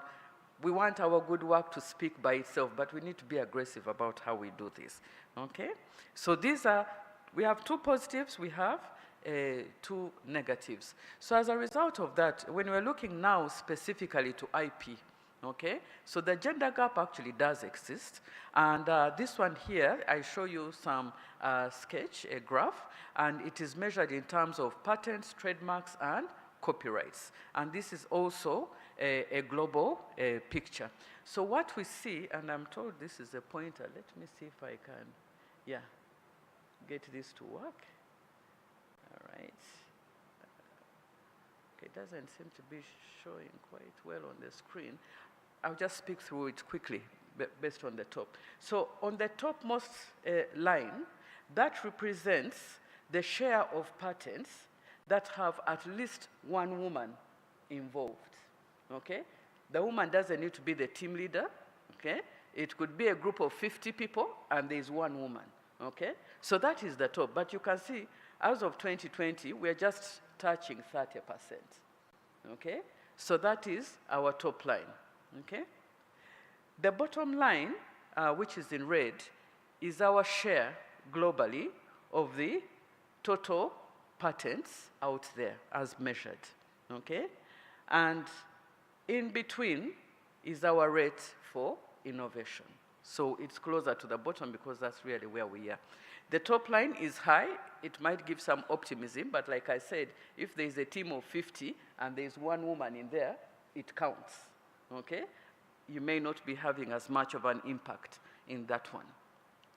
And what is leading to this in terms of what's fueling this low growth? Lack of access to education, in particular STEM, resources and networks. Networks including mentoring, and we heard quite a bit about mentoring earlier on. Also our society norms that may not always be supportive of the opportunities for women. Okay. Now when we take a deep dive on this and look at what is the situation now for Africa, okay? Here we can see that in fact of these sets, each set is representing a block of time over 6 years from 2015 to 2021, okay? We can see here at the extreme left that Africa, okay? First of all, our growth over that period has been fairly flat, okay? There's some up and down, but not significant. Whereas for all the other regions, except South America, you can see a rising trend over the years, okay? So not only are we fairly flat, we are actually the lowest in the group. So the gender gap is even more marked, and when you drill down further into what is bringing these lower numbers, you will see technology, agriculture, creative industries being among those that are highlighted as where the gap, the gender gap is highest, okay, contributing to our average that you see over there. And I highlight one example from Kenya, from the literature as well, which says that 70% of the agricultural workforce are women, but fewer than 10% of the patents are generated by women, okay? So we are doing the work, and we're also innovating, and I like the idea that we're going to be looking more at the traditional activities that we are doing, okay, and seeing what more we can harness from that. Because as I was explaining just over break, an innovation is what you do to solve a problem, okay? Sometimes we may make it a very big thing, but it is what you do to solve a problem. And some of the problems, we see them around us every day, and they have very simple solutions, but that is what we have, okay? So I picked some work that we had done together with URSB to give a few more examples of what are some of these issues that we are encountering. And I'd like to speak to believe that in a way, because you are mainly in this space, that I'm speaking to the converted, okay? But maybe looking at this more as giving a common ground for the discussions that shall proceed from this. So in the study that we did for Uganda, we could categorize the issues leading to the gender gap into three main categories: awareness and access, technical capacity, and financial capacity. I'm very happy that actually our Vice President and the team here, from here they were going to launch a very big fund, which we hope will put some steam behind the financial capacity, because if I remember what Honorable Mao said, he said that we need to incite the women, and maybe having that type of financial backing might help that function, okay? And in particular, within those broad categories, one was limited access and benefits to the IP systems, and 2 was dealing with the gender stereotypes in terms of what it is that we can do and what is our capability as inventors. And actually, I think in the study, one thing that came up, and I know we have, you know, a lot of issues around the imposter syndrome. So part of it is how other people regard us. Part of it is our own belief in what we can do or what we cannot do, okay? So just to share with you some of the feedback that came through. In the area of sensitization and awareness to inventors on access and use of IP systems in Uganda, okay? Some of the comments that came out, some people do not even know about patents. They're innovators, mostly in the informal sector, and I think this speaks to a lot of the countries in Africa, okay, who have wonderful innovations, but do not know anything about IP.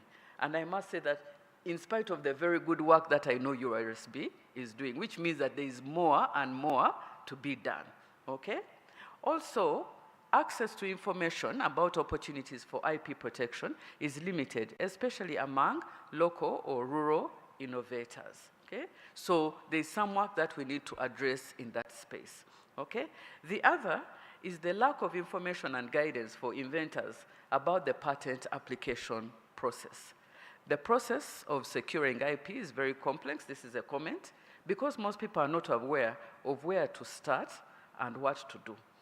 And like I have just shared, even when you have got that guidance, that's why I was debating whether to greet James or not, because James and the team have done a great job in trying to inform us and guide us at the university of how to move along with our innovations, okay? But it is still, we move someplace, we get stuck, and we move on, all right? So this is one of the areas that has emerged, okay?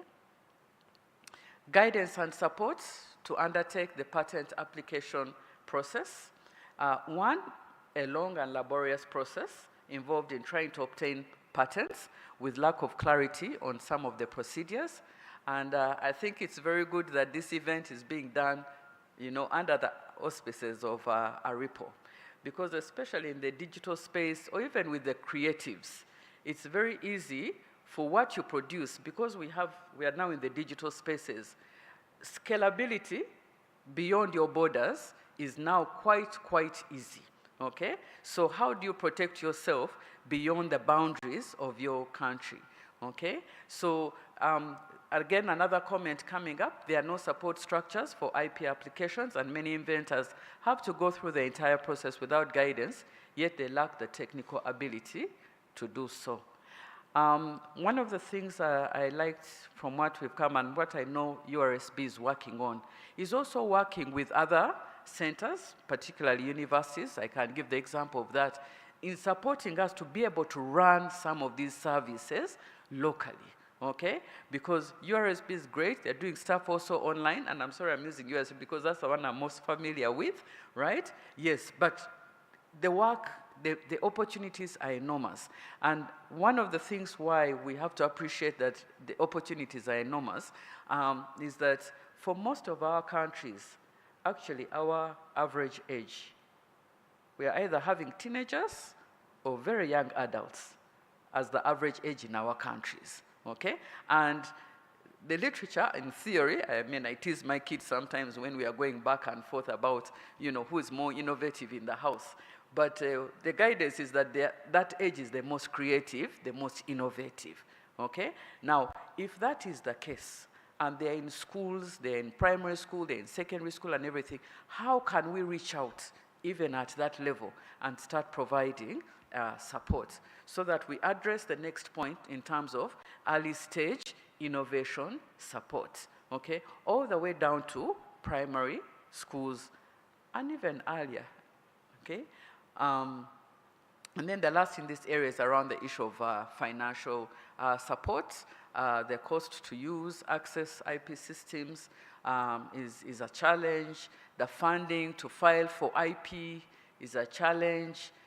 Securing IP, these are just comments, but really all speaking to the issue of financial support, okay? So what's therefore then is the impact of such gender gaps that arise from these challenges that I have mentioned, okay? One is the missed opportunities for economic development, okay? And I'm glad that in the room I'm seeing some of the champions in the women's space in business who, when we look at big business, we know we can count their names, okay? We need to have more women in that space, okay? And I think Flavia, she's still behind me, right? This would be her space. For the creatives, okay? For the creatives, because actually more and more, and I think partly because of the age that we have in Africa, the creative-related businesses are really presenting a big opportunity for us all, including men and women. And therefore, it's an area that we need to do a bit more work on and to encourage more participation by girls and women as a contribution, okay? Some studies actually estimate that if we were to close the gender gap in IP by 2030, which is not very far from now, this is a study that was done a few years back, we could potentially add $1 billion to our economies in Africa. How? By tapping into women's potential. So that is a big number that we are talking about and should motivate all of us to want to do something about this. And one of the studies that did a deep dive actually using Kenya as an example highlighted that actually if they were to close the gender gap in Kenya, and in the tech space, some refer to Kenya as the Silicon Valley of Africa. All right? So it's, you know, it's right up there, so the numbers become plausible. That if we were to close the IP gender gap, right, in Kenya, right, we could increase the GDP by 1 to 2% annually by boosting women-led innovations, particularly in agriculture and tech, okay? Agriculture, because that's where, for most of our African countries, the labor force is actually coming from women. A lot of it is there. And then also tech, because tech, the opportunities to, the barriers for entry in tech are fairly low, all right? So this is just an example of what the opportunity presents, okay? But not only on the side of economic development, also on the side of social development. So another study, and this one included South Africa, although I noticed South Africa is not among the member states yet, but we can still use them as an example. Okay, and so they've reported corresponding benefits in social development because of higher female literacy rates, better access to healthcare, all because you're trying to push more towards education among the girls and the women and all these other opportunities that then ride along as benefits in that space. So clearly it is an area that we need to put quite some effort on, all right? So this is just my vision of, you know, when things are all working well and everything, that is how I would want to look like, you know? Increased innovation potential. Why? For inclusive economic and social development. All right. So around the issue of poverty, and because according to the statistics, and which we can see also, girls and women are particularly affected around this issue.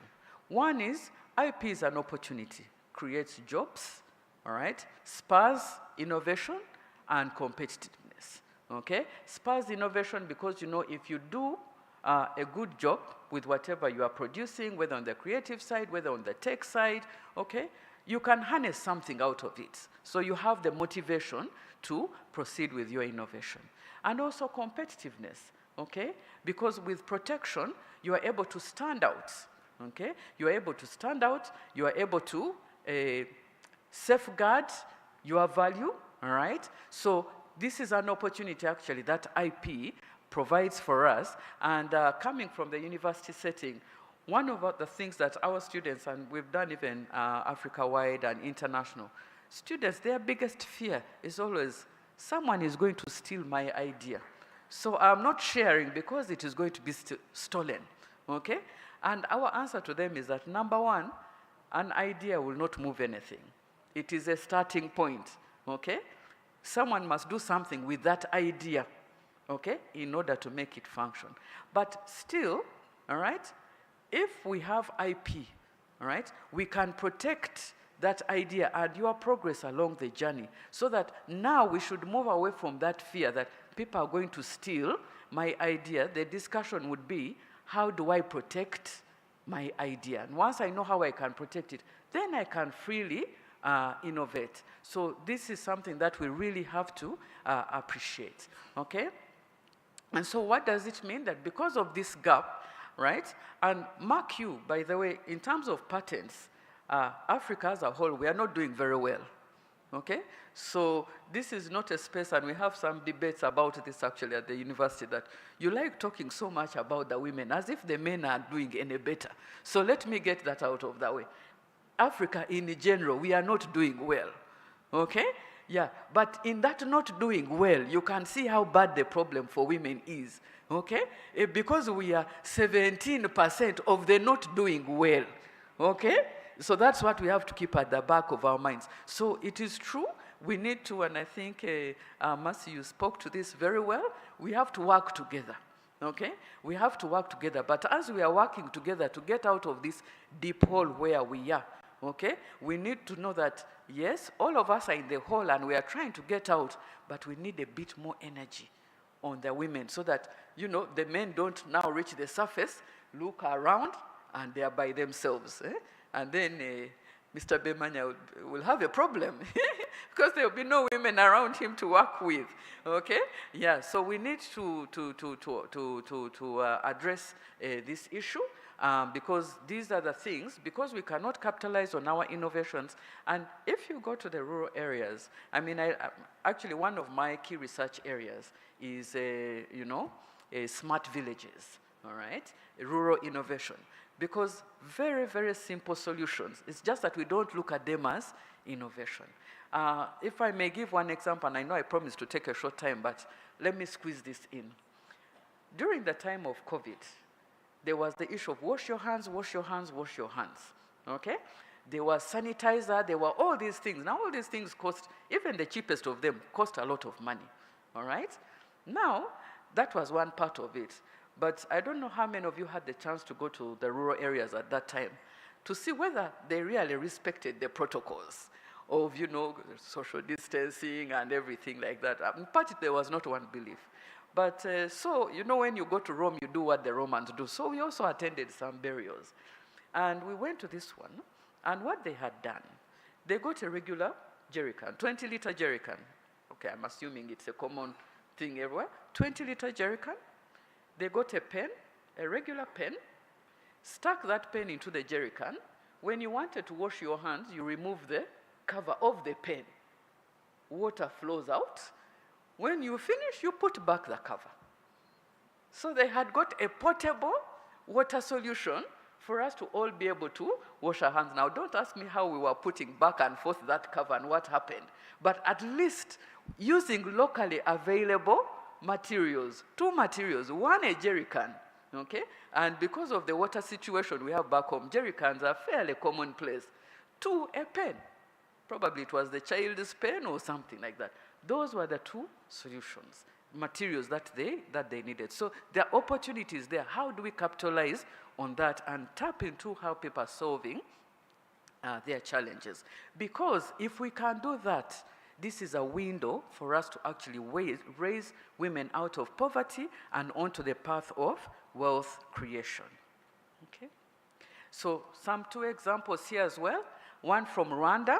Okay, in Rwanda, they've actually done quite a bit of work in terms of empowering women to have IP, and this has actually led, of course, with other programs that they are working on, to an increase in the startups. I've provided a number of references where people can pick up more on these stories.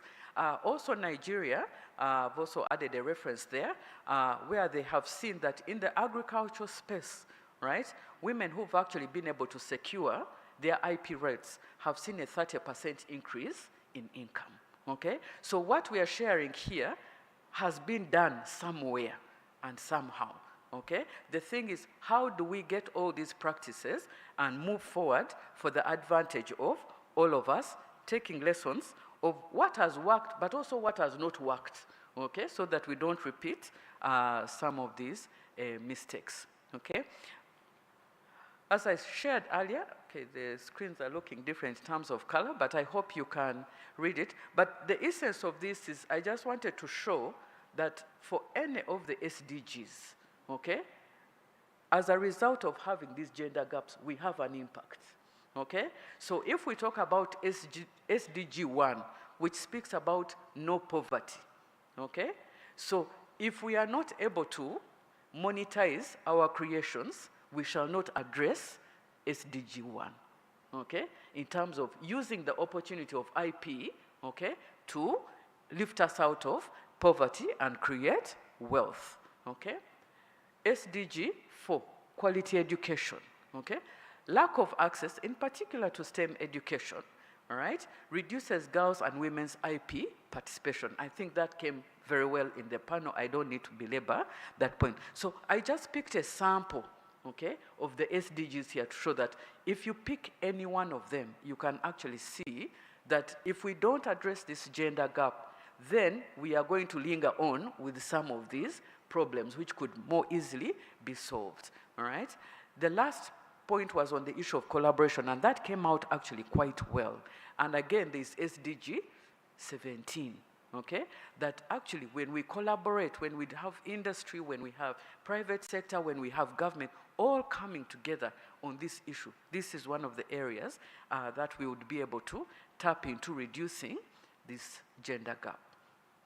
Okay, so as I prepare to close, just a few thoughts, okay? One is, I do want to acknowledge the efforts that have already been undertaken to address this gender gap.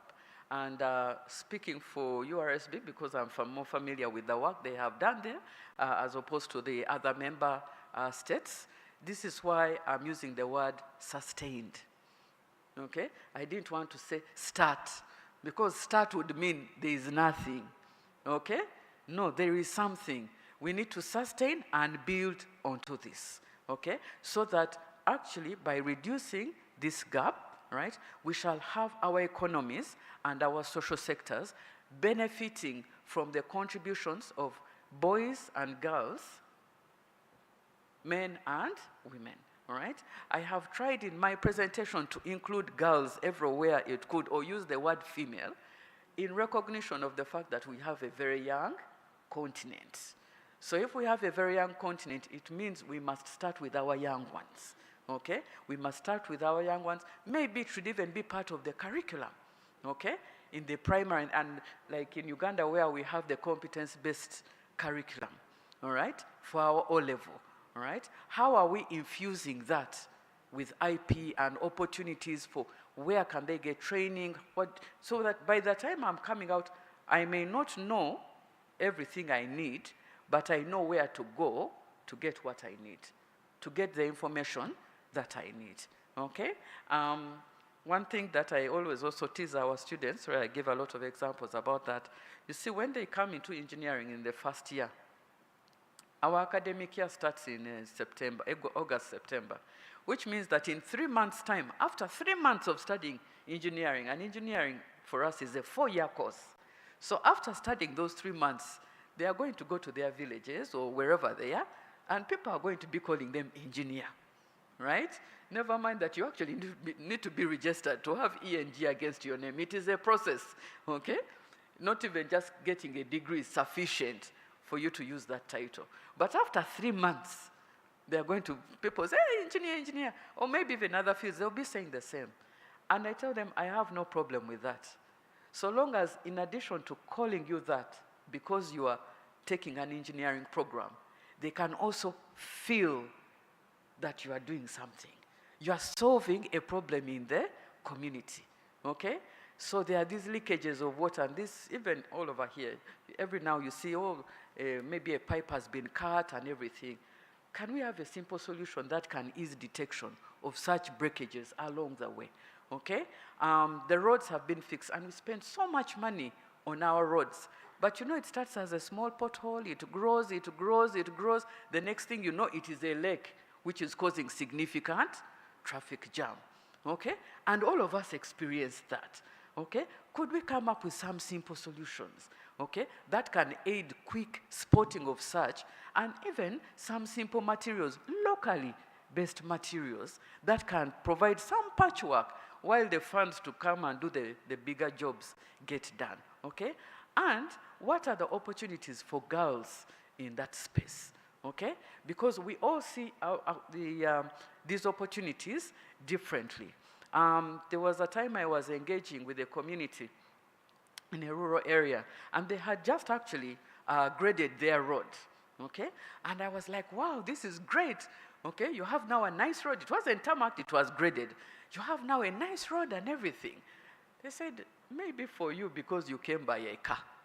You get it? So yes, the road was there, okay, wide and nice, but it hadn't actually touched their needs. So innovation is solving the problems that the community has, okay? And wherever they are, girls and women, they are having different challenges, and what we need to do is to facilitate them and support them to come up with locally appropriate technologies that can solve technologies or approaches, by the way, because innovation can also be an approach, it can be a policy, it doesn't necessarily have to be something we touch and hold. The other area that we need also to work on is funding opportunities, okay? And that's why I'm thinking it is really so opportune that from here, our Vice President was going to launch a function where we are opening up more funding. We hope that there will be more support for this. We need innovation programs to handhold. You saw the comments that came through earlier. We need more work around awareness, but we also need more work with people who actually have innovations and how we support them. So the whole value chain, if I may use that terminology, is something that we need. And in terms of concluding remarks, if you were to ask me in my phrase, I would say, more to be done, more to go. That is my conclusion, okay? If you want a little bit of meat to eat, it is those things, but these things were all said. Education, financial support, technical support, legal support, collaboration, okay? Very key in this space. So with that, as I said, there are a number of references I've shared there, but I'd like to thank you all for your kind attention. Brilliant, brilliant. Thank you so much, Dr. Dorothy. I'm also a huge fan. Yes. You mentioned a couple of things. The lack of information, where to start and what to do, very key. The early stage innovation support. I think if we stay there, the next generation, we don't have to troubleshoot like we are doing now. Thank you so much. And what did she say? That if we actually invest in this conversation, there's $1 billion to put back in the economy by 2030. The other day, man, good news. Ladies and gentlemen, I don't want to hold you. She said she was in between lunch and you. I do not want to be the one who's in between 5 times between you and lunch. So after the lunch session, we'll have 2 sessions.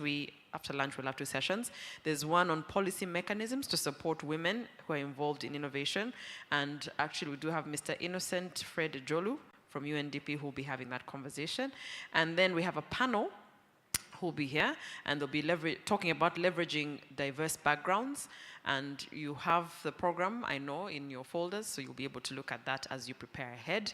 And that will be moderated by Musitwa Paula, who's an IP lawyer with Musitwa Associates and solicitors. I know we each have our coupons. If you haven't gotten a lunch coupon, right when you walk out, there's an information desk that should be able to give you that. And the lunch is at the Sunset Terrace. Once you walk out again, information is freely available. You can ask and they'll be directing you. Enjoy that lunch, devour it, and at 3 p.m., let's come back here.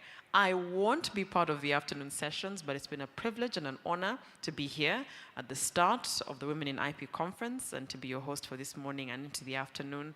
And it's not the end, it's just the beginning, and I will be definitely part of this conversation. So allow me set your stomachs free. Goodbye.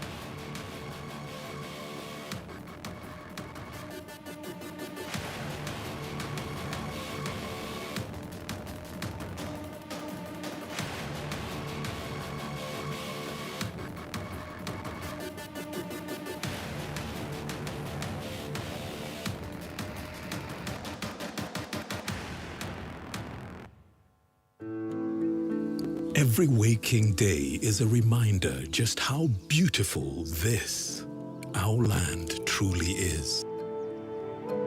The kind of beauty that you can only find here. In the lush green all around us and the wondrous sights within. It's what you feel in the gentle caress of tropical wind from the mountaintops. And the glow in your heart from a warm neighborly invite.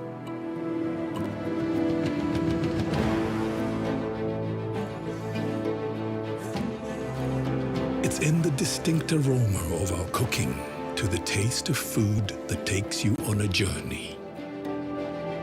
In the sound of homecoming and the sound of Mother Earth. In the magnificence we find on our travels and the exciting moments we experience. Ours is the kind of beauty that comes in all things big and small. All we have to do is awaken our senses and truly enjoy what's uniquely ours.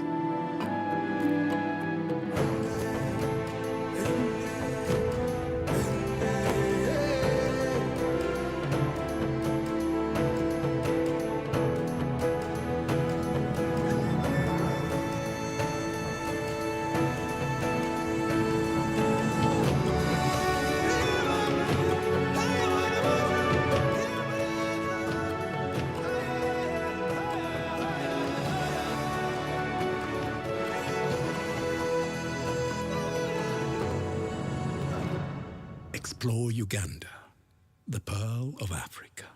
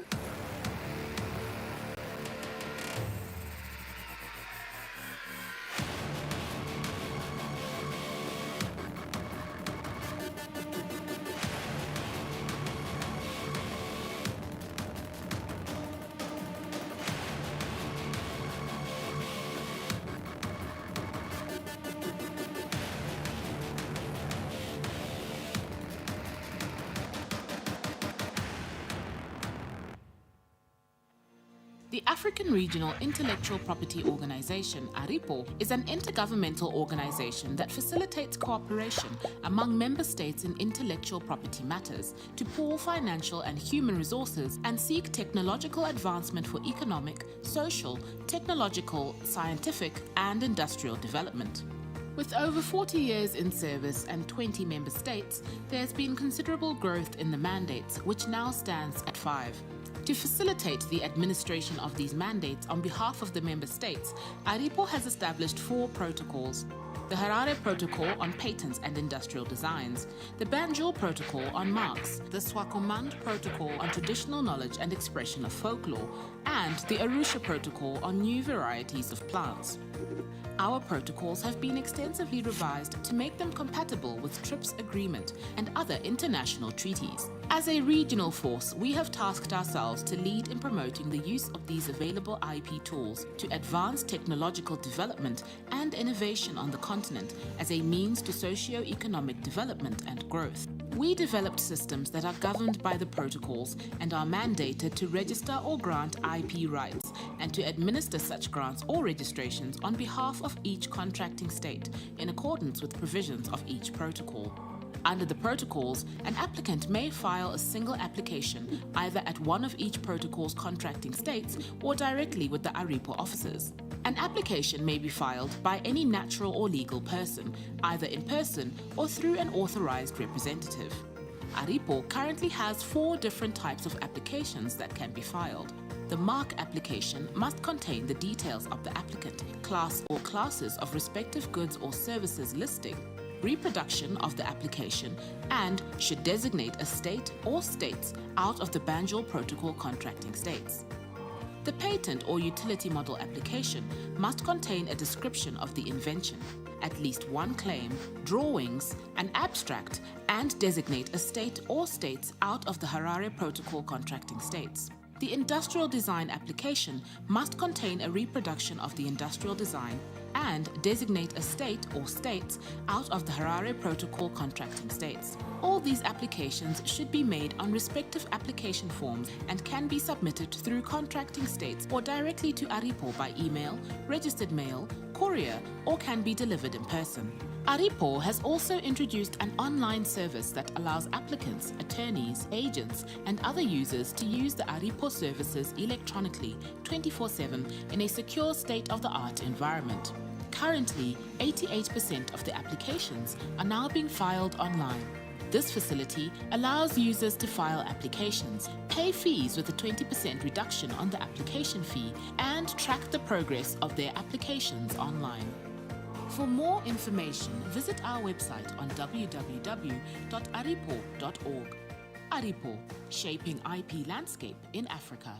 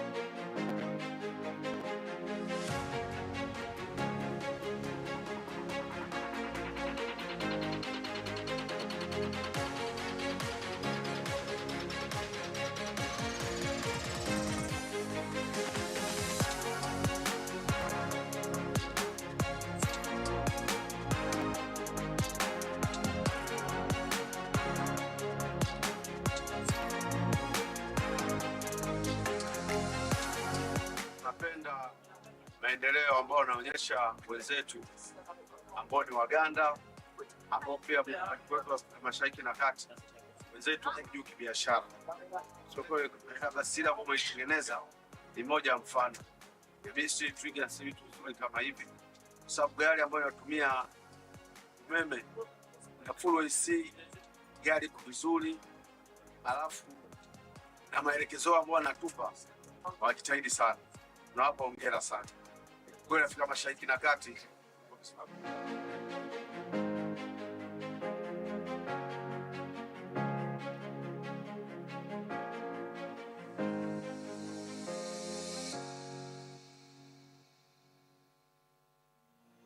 The African Regional Intellectual Property Organization, ARIPO, is an intergovernmental organization that facilitates cooperation among member states in intellectual property matters to pool financial and human resources and seek technological advancement for economic, social, technological, scientific, and industrial development. With over 40 years in service and 20 member states, there has been considerable growth in the mandates, which now stands at 5. To facilitate the administration of these mandates on behalf of the member states, ARIPO has established 4 protocols. The Harare Protocol on Patents and Industrial Designs, the Banjul Protocol on Marks, the Swakomand Protocol on Traditional Knowledge and Expression of Folklore, and the Arusha Protocol on New Varieties of Plants. Our protocols have been extensively revised to make them compatible with TRIPS Agreement and other international treaties. As a regional force, we have tasked ourselves to lead in promoting the use of these available IP tools to advance technological development and innovation on the continent as a means to socio-economic development and growth. We developed systems that are governed by the protocols and are mandated to register or grant IP rights and to administer such grants or registrations on behalf of each contracting state in accordance with provisions of each protocol. Under the protocols, an applicant may file a single application either at one of each protocol's contracting states or directly with the ARIPO offices.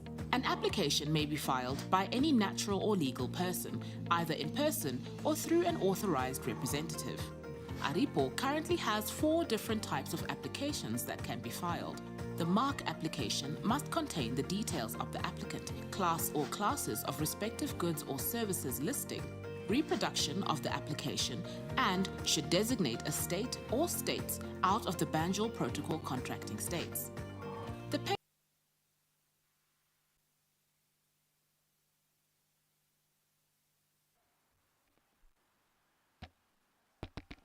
Check 1 and 2. Al.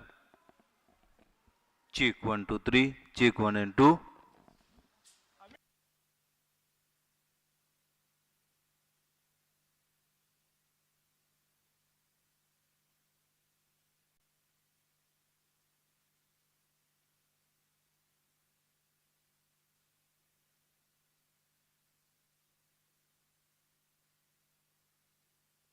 online service that allows applicants, attorneys, agents, and other users to use the ARIPO services electronically 24/7 in a secure state-of-the-art environment. Currently, 88% of the applications are now being filed online. This facility allows users to file applications, pay fees with a 20% reduction on the application fee, and track the progress of their applications online. For more information, visit our website on www.aripo.org. ARIPO, shaping IP landscape. Sound check. DJ Pro.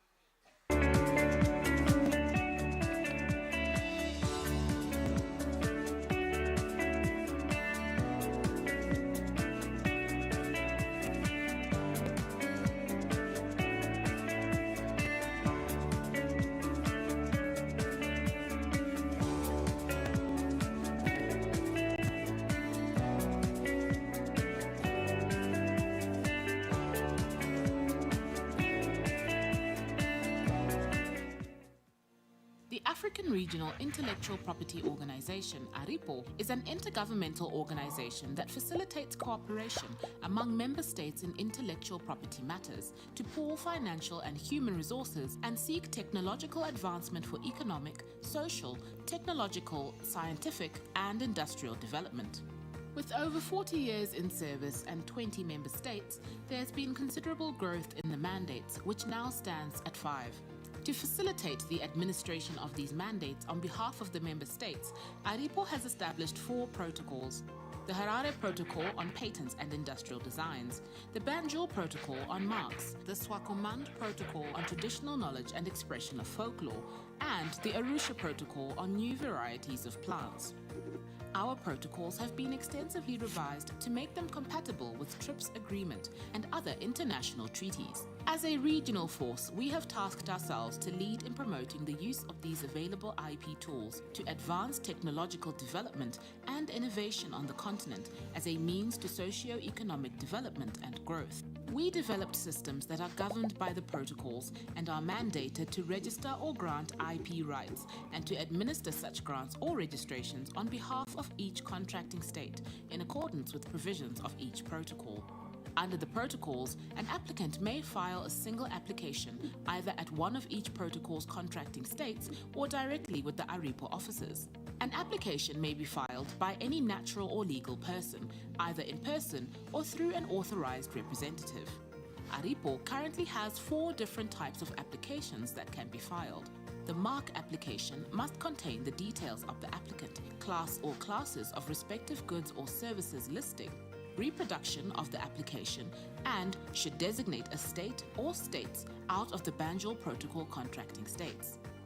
The patent or utility model application must contain a description of the invention, at least one claim, drawings, an abstract, and designate a state or states out of the Harare Protocol contracting states. The industrial design application must contain a reproduction of the industrial design and designate a state or states out of the Harare Protocol contracting states. All these applications should be made on respective application forms and can be submitted through contracting states or directly to ARIPO by email, registered mail, courier, or can be delivered in person.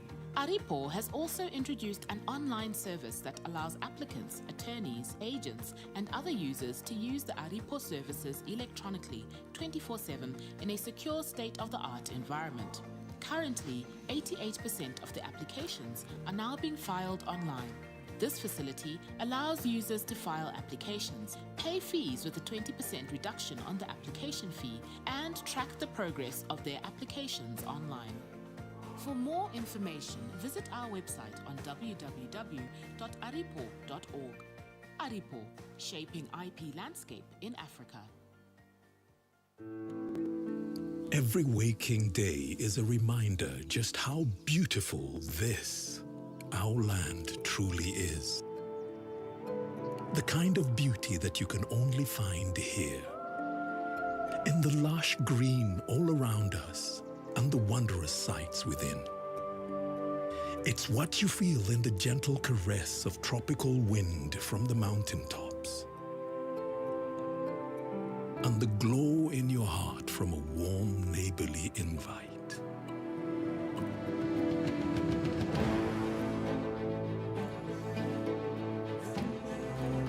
It's in the distinct aroma of our cooking to the taste of food that takes you on a journey.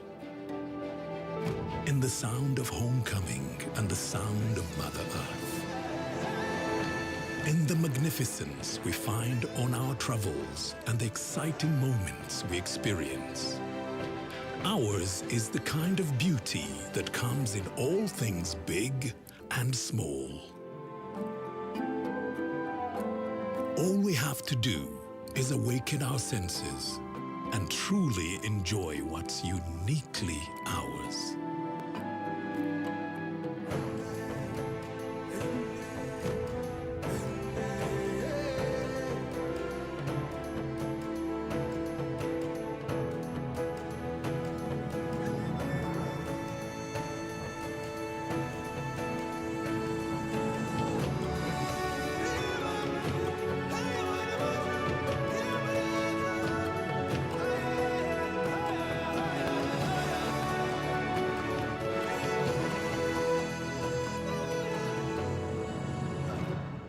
explore Uganda, the Pearl of Africa.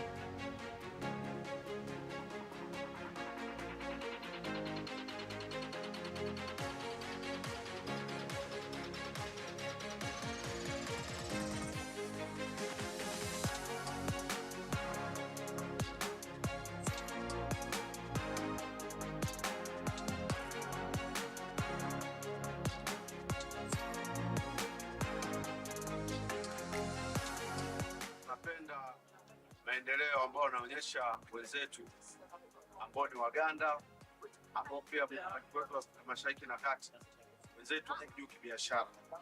So kwa basira ambao wameitengeneza ni moja mfano. Bisi trigger si vitu kama hivi. Sababu gari ambayo inatumia umeme na full AC, gari kwa vizuri, alafu na maelekezo ambayo wanatupa wajitahidi sana. Tunawapa hongera sana. Kwa Afrika Mashariki na Kati.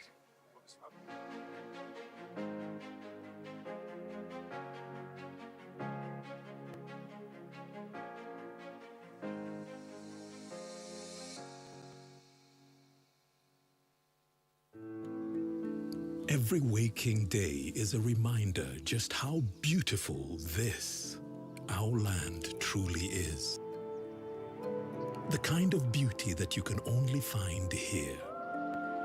In the lush green all around us and the wondrous sights within. It's what you feel in the gentle caress of tropical wind from the mountaintops. And the glow in your heart from a warm neighborly invite.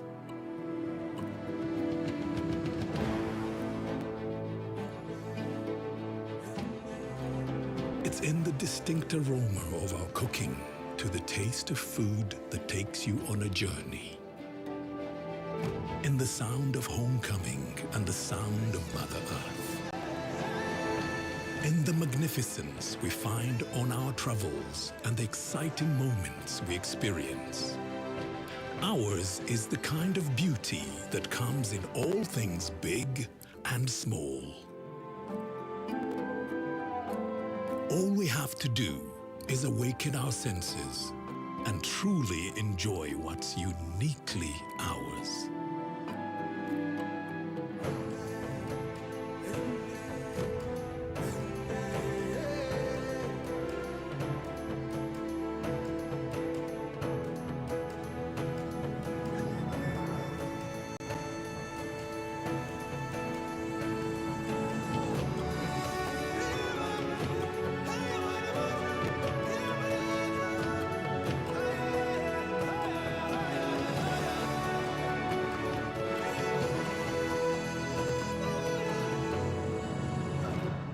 Explore Uganda, the pearl of Africa.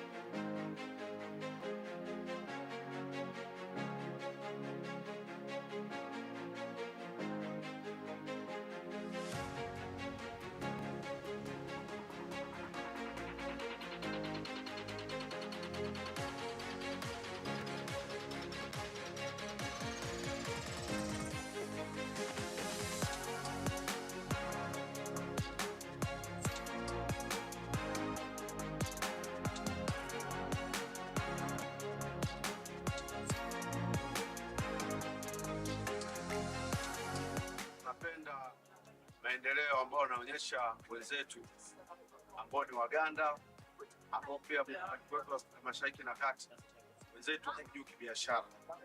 So kwa basira ambao wametengeneza ni moja mfano. Hivi trigger si vitu kama hivi. Sababu gari ambayo inatumia umeme na full AC, gari kwa vizuri, alafu na maelekezo ambayo wanatupa wakitahidi sana. Tunawapa hongera sana. Kwa Afrika Mashariki na Kati.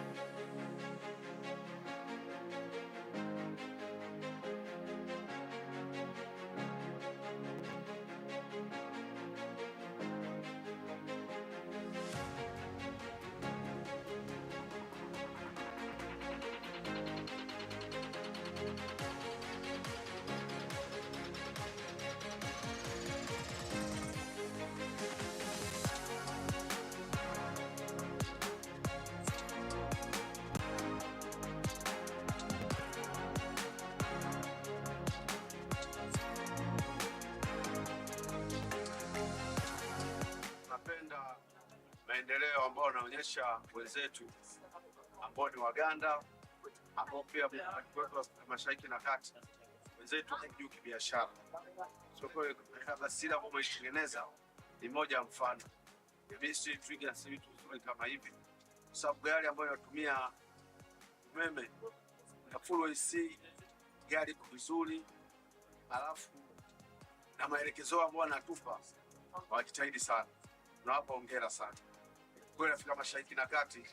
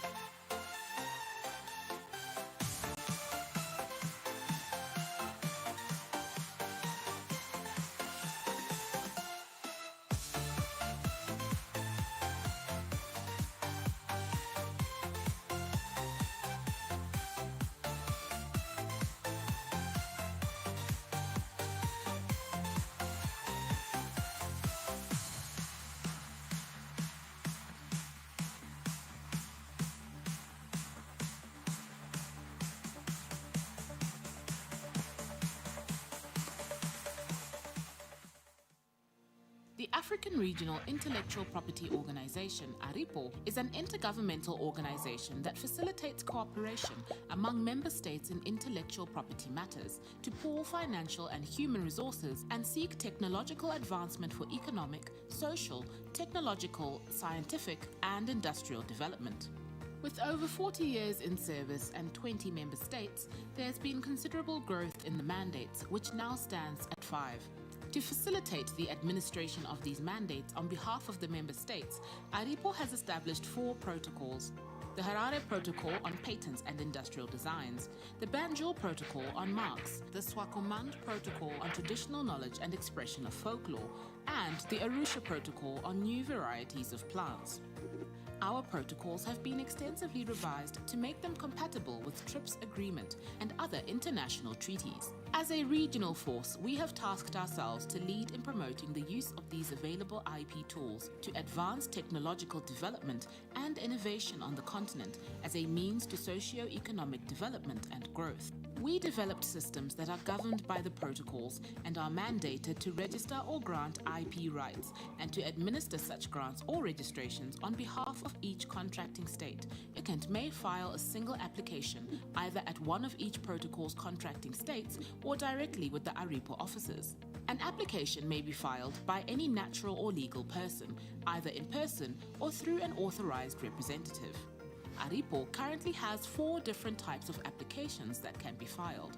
The mark application must contain the details of the applicant, class or classes of respective goods or services listing, reproduction of the application, and should designate a state or states out of the Banjul Protocol contracting states.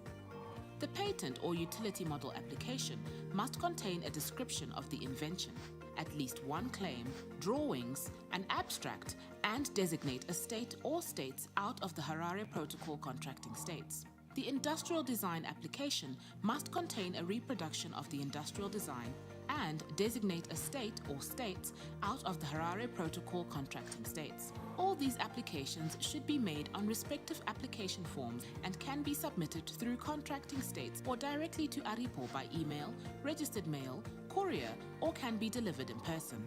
ARIPO has also introduced an online service that allows applicants, attorneys, agents, and other users to use the ARIPO services electronically 24/7 in a secure state-of-the-art environment. Currently, 88% of the applications are now being filed online. This facility allows users to file applications, pay fees with a 20% reduction on the application fee, and track the progress of their applications online. For more information, visit our website on www.aripo.org. ARIPO, shaping IP landscape in Africa.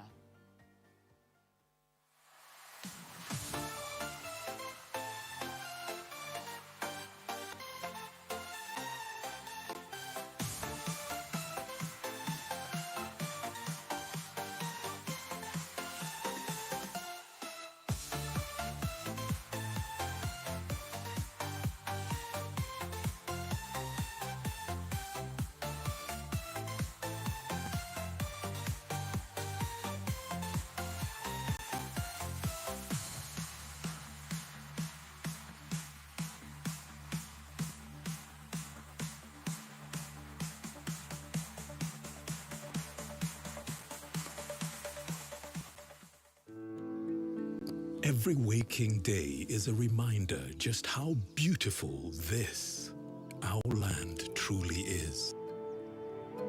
The kind of beauty that you can only find here. In the lush green all around us and the wondrous sights within. It's what you feel in the gentle caress of tropical wind from the mountaintops. And the glow in your heart from a warm neighborly invite.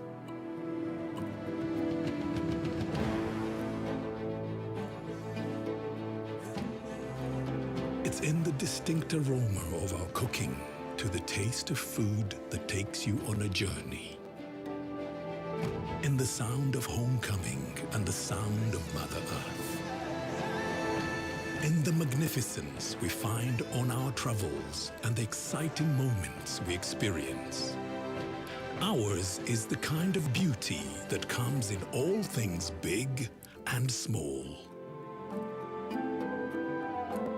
All we have to do is awaken our senses and truly enjoy what's uniquely ours.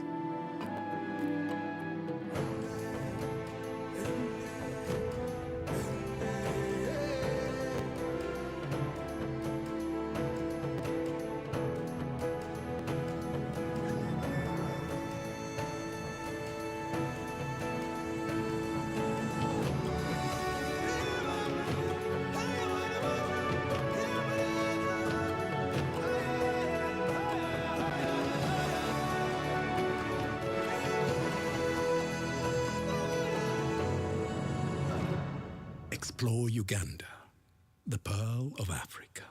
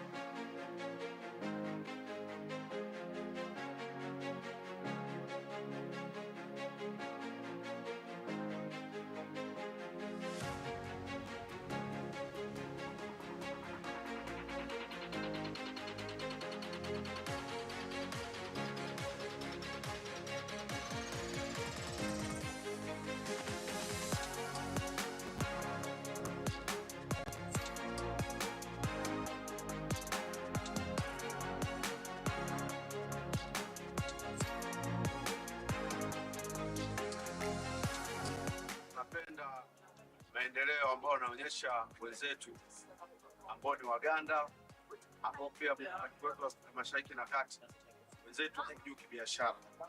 So kwa hiyo basira ambayo umeitengeneza ni moja ya mfano. Mimi trigger si vitu kama hivi. Kwa sababu gari ambayo inatumia umeme na full AC, gari kwa vizuri, alafu na maelekezo ambayo anatupa, wajitahidi sana. Tunawapa hongera sana. Kwa Afrika Mashariki na Kati.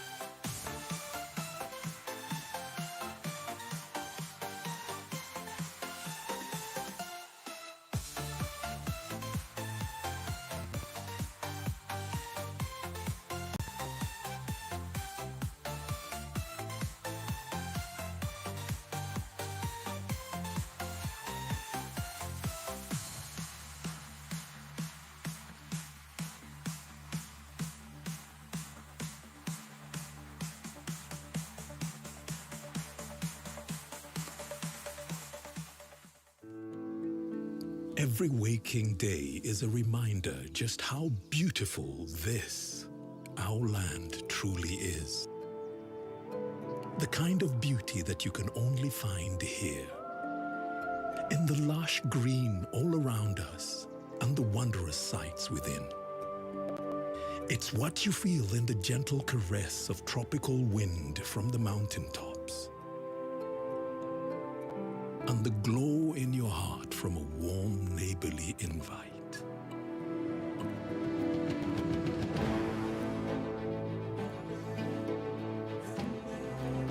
It's in the distinct aroma of our cooking to the taste of food that takes you on a journey. In the sound of homecoming and the sound of Mother Earth. In the magnificence we find on our travels and the exciting moments we experience. Ours is the kind of beauty that comes in all things big and small. All we have to do is awaken our senses and truly enjoy what's uniquely ours.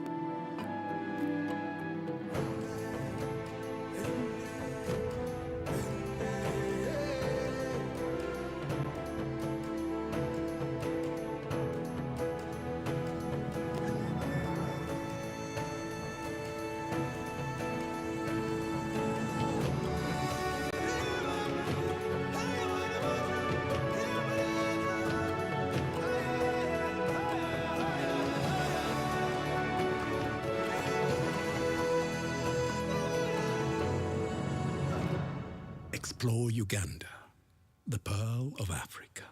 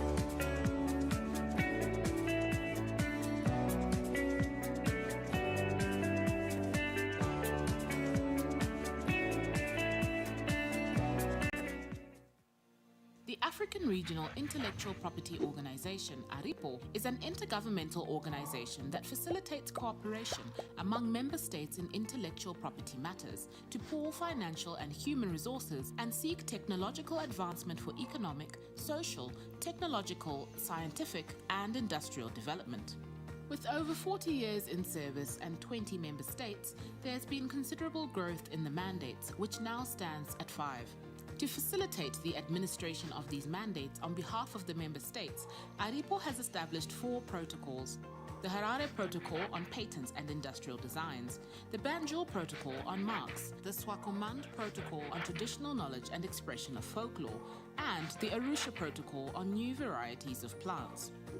Our protocols have been extensively revised to make them compatible with TRIPS agreement and other international treaties. As a regional force, we have tasked ourselves to lead in promoting the use of these available IP tools to advance technological development and innovation on the continent as a means to socio-economic development and growth. We developed systems that are governed by the protocols and are mandated to register or grant IP rights and to administer such grants or registrations on behalf of each contracting state in accordance with provisions of each protocol. Under the protocols, an applicant may file a single application either at one of each protocol's contracting states or directly with the ARIPO offices. An application may be filed by any natural or legal person, either in person or through an authorized representative. ARIPO currently has 4 different types of applications that can be filed. The mark application must contain the details of the applicant, class or classes of respective goods or services listing, reproduction of the application, and should designate a state or states out of the Banjul Protocol contracting states.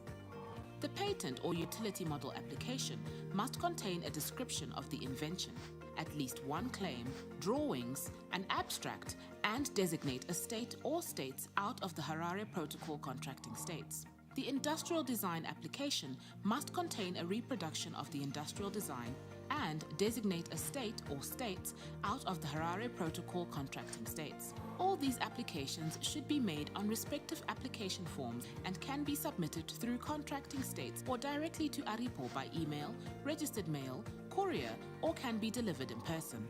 ARIPO has also introduced an online service that allows applicants, attorneys, agents, and other users to use the ARIPO services electronically 24/7 in a secure state-of-the-art environment. Currently, 88% of the applications are now being filed online. This facility allows users to file applications, pay fees with a 20% reduction on the application fee, and track the progress of their applications online. For more information, visit our website on www.aripo.org. ARIPO, shaping IP landscape in Africa.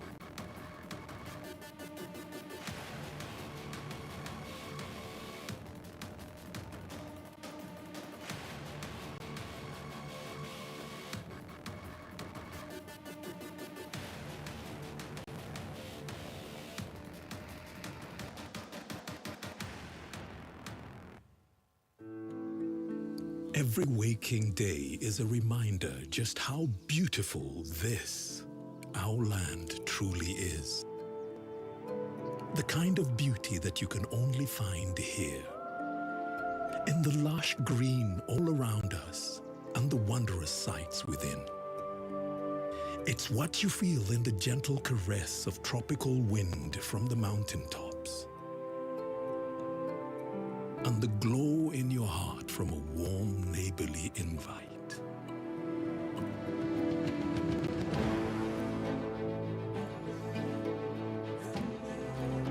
It's in the distinct aroma of our cooking to the taste of food that takes you on a journey. In the sound of homecoming and the sound of Mother Earth. In the magnificence we find on our travels and the exciting moments we experience. Ours is the kind of beauty that comes in all things big and small. All we have to do is awaken our senses and truly enjoy what's uniquely ours.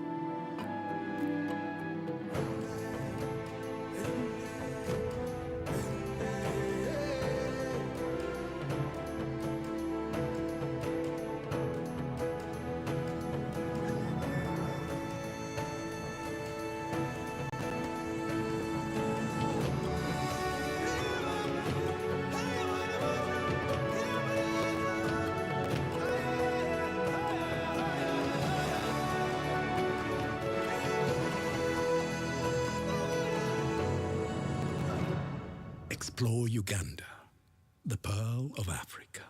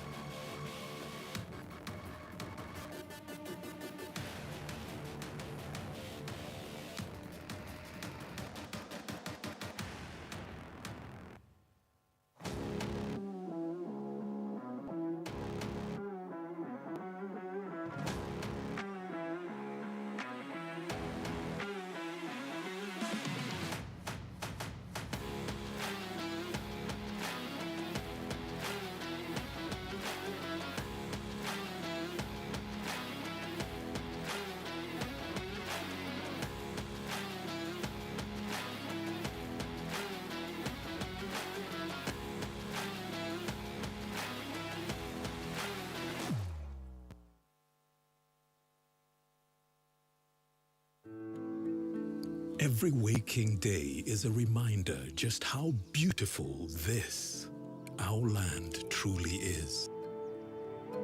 The kind of beauty that you can only find here. In the lush green all around us and the wondrous sights within. It's what you feel in the gentle caress of tropical wind from the mountaintops,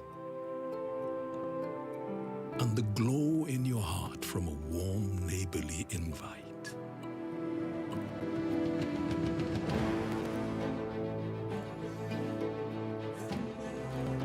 It's in the distinct aroma of our cooking, to the taste of food that takes you on a journey. In the sound of homecoming and the sound of Mother Earth. In the magnificence we find on our travels and the exciting moments we experience. Ours is the kind of beauty that comes in all things big and small. All we have to do is awaken our senses and truly enjoy what's uniquely ours.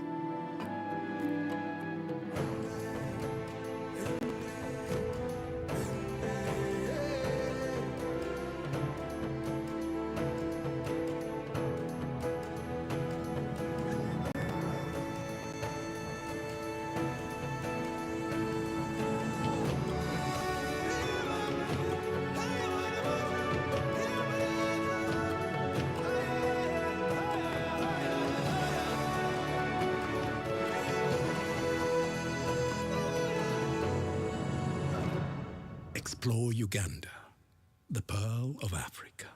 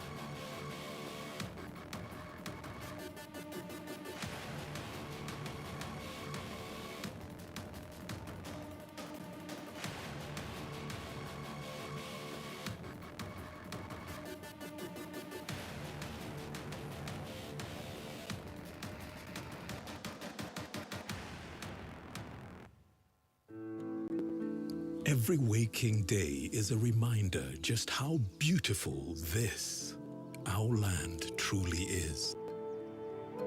The kind of beauty that you can only find here. In the lush green all around us and the wondrous sights within. It's what you feel in the gentle caress of tropical wind from the mountaintops, and the glow in your heart from a warm neighborly invite.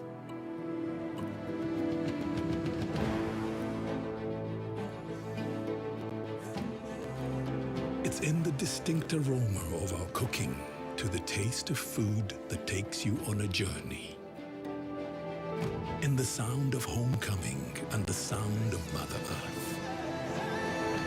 In the magnificence we find on our travels and the exciting moments we experience. Ours is the kind of beauty that comes in all things big and small. All we have to do is awaken our senses and truly enjoy what's uniquely ours.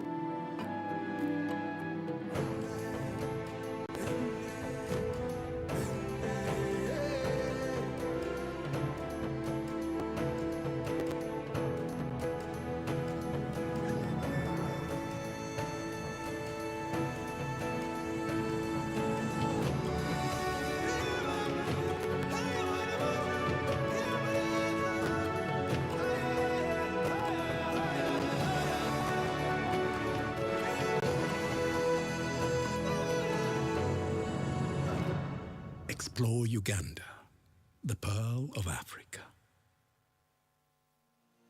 The African Regional Intellectual Property Organization, ARIPO, is an intergovernmental organization that facilitates cooperation among member states in intellectual property matters to pool financial and human resources and seek technological advancement for economic, social, technological, scientific, and industrial development.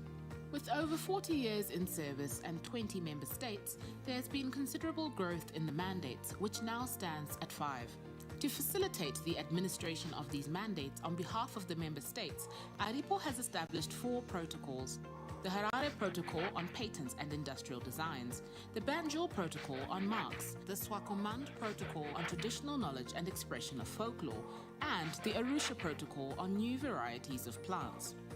Our protocols have been extensively revised to make them compatible with TRIPS agreement and other international treaties. As a regional force, we have tasked ourselves to lead in promoting the use of these available IP tools to advance technological development and innovation on the continent as a means to socio-economic development and growth. We developed systems that are governed by the protocols and are mandated to register or grant IP rights and to administer such grants or registrations on behalf of each contracting state in accordance with provisions of each protocol.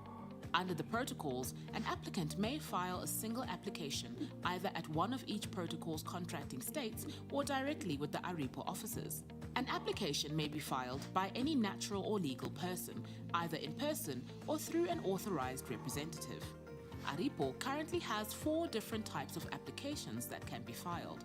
The mark application must contain the details of the applicant, class or classes of respective goods or services listing, reproduction of the application, and should designate a state or states out of the Banjul Protocol contracting states.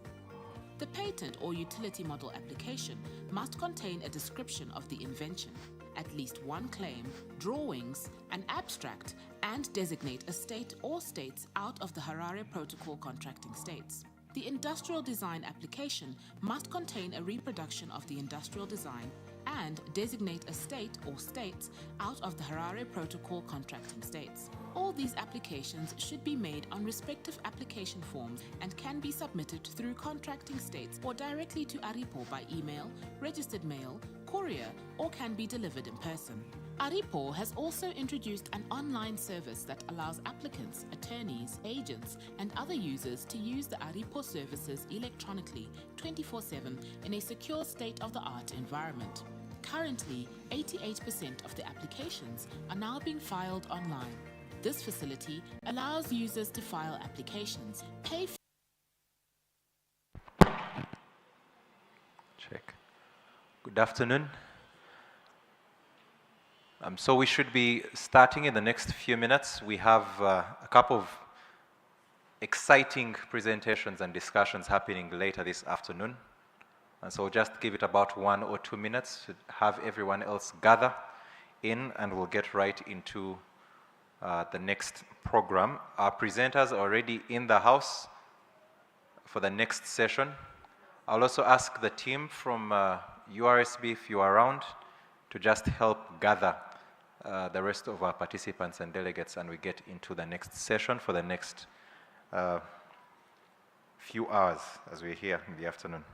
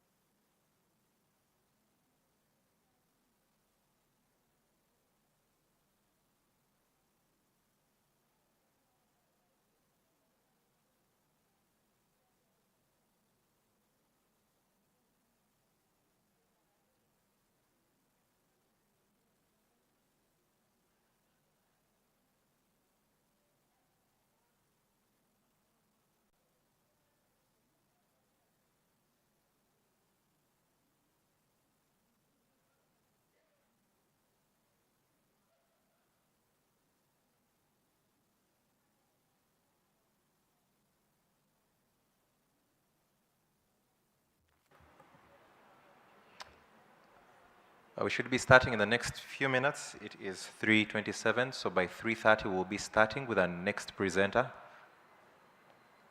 And once again, I'll ask the team to just help me gather the delegates and participants back into the hall so that we can continue with the rest of the program. Thank you.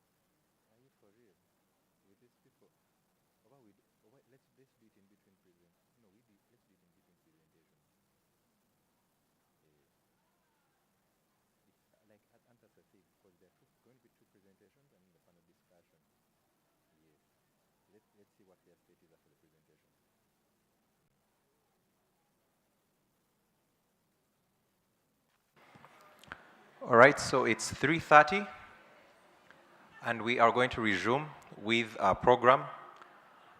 Earlier on in the day, it was mentioned that as much as this is a women's focused conference, the men are supporting the women. So I am only here in a support role, supporting the MC of the program. My name is Mark Tugumi, a senior officer with the Directorate of Intellectual Property at Uganda Registration Services Bureau. We are going to get straight into our program for the rest of the afternoon.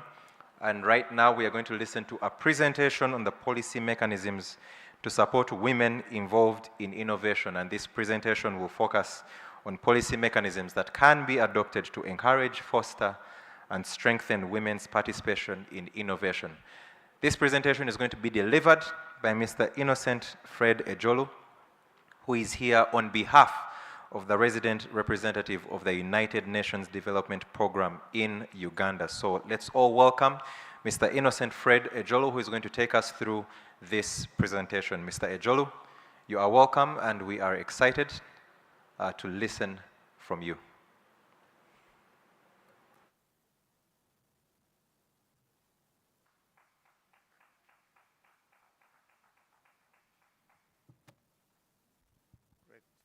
Good. Thank you very much. Good afternoon to you. I hope you enjoyed the lunch. I was about to be called to make my presentation, and I was wondering whether I was going to, for those who do intermittent fasting, I was wondering whether I was going to accelerate that process, but the MC rescued you and sent you out for lunch, so it's good that you're back. My name is Ejolu Innocent. I'm the team lead for innovation and inclusive growth at UNDP. The rep should have been here, but regrettably she was not able to make it. Yes, please.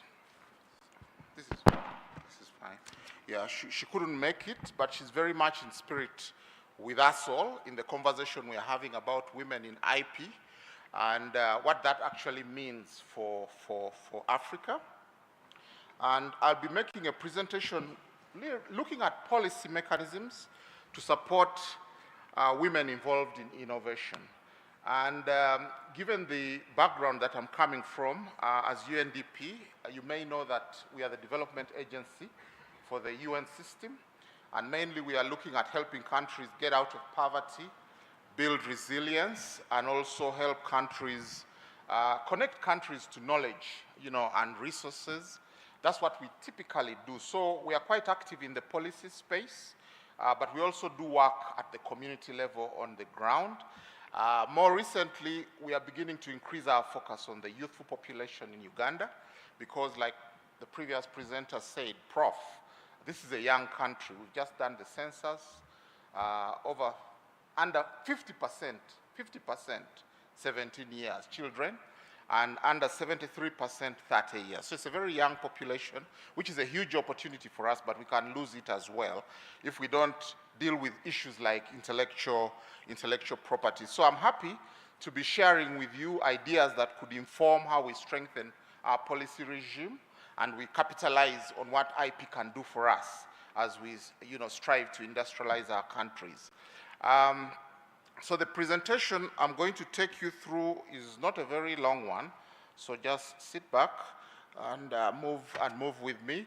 In here we have innovators, and I think that's a very good thing. I was talking to the MC about the audience, and he told me we have innovators. I said, those are very important when we are talking about policy, but of course other players will also be very useful in a conversation that helps us create system shifts and systemic changes to help us actually materialize what is possible through IP in helping our women entrepreneurs through creation, innovation, commercialization, all the way through to the protection of whatever they create and the businesses that they build around that. Now, this is very important for the innovators because if you're not part of the conversation, then you're taking the wrong path, because we shall end up with policy regimes that actually don't work for you, whether it's issues of education, whether it's the issues of financing, whether it's issues of skilling, whether it's the market access, whether it's competition, you name it.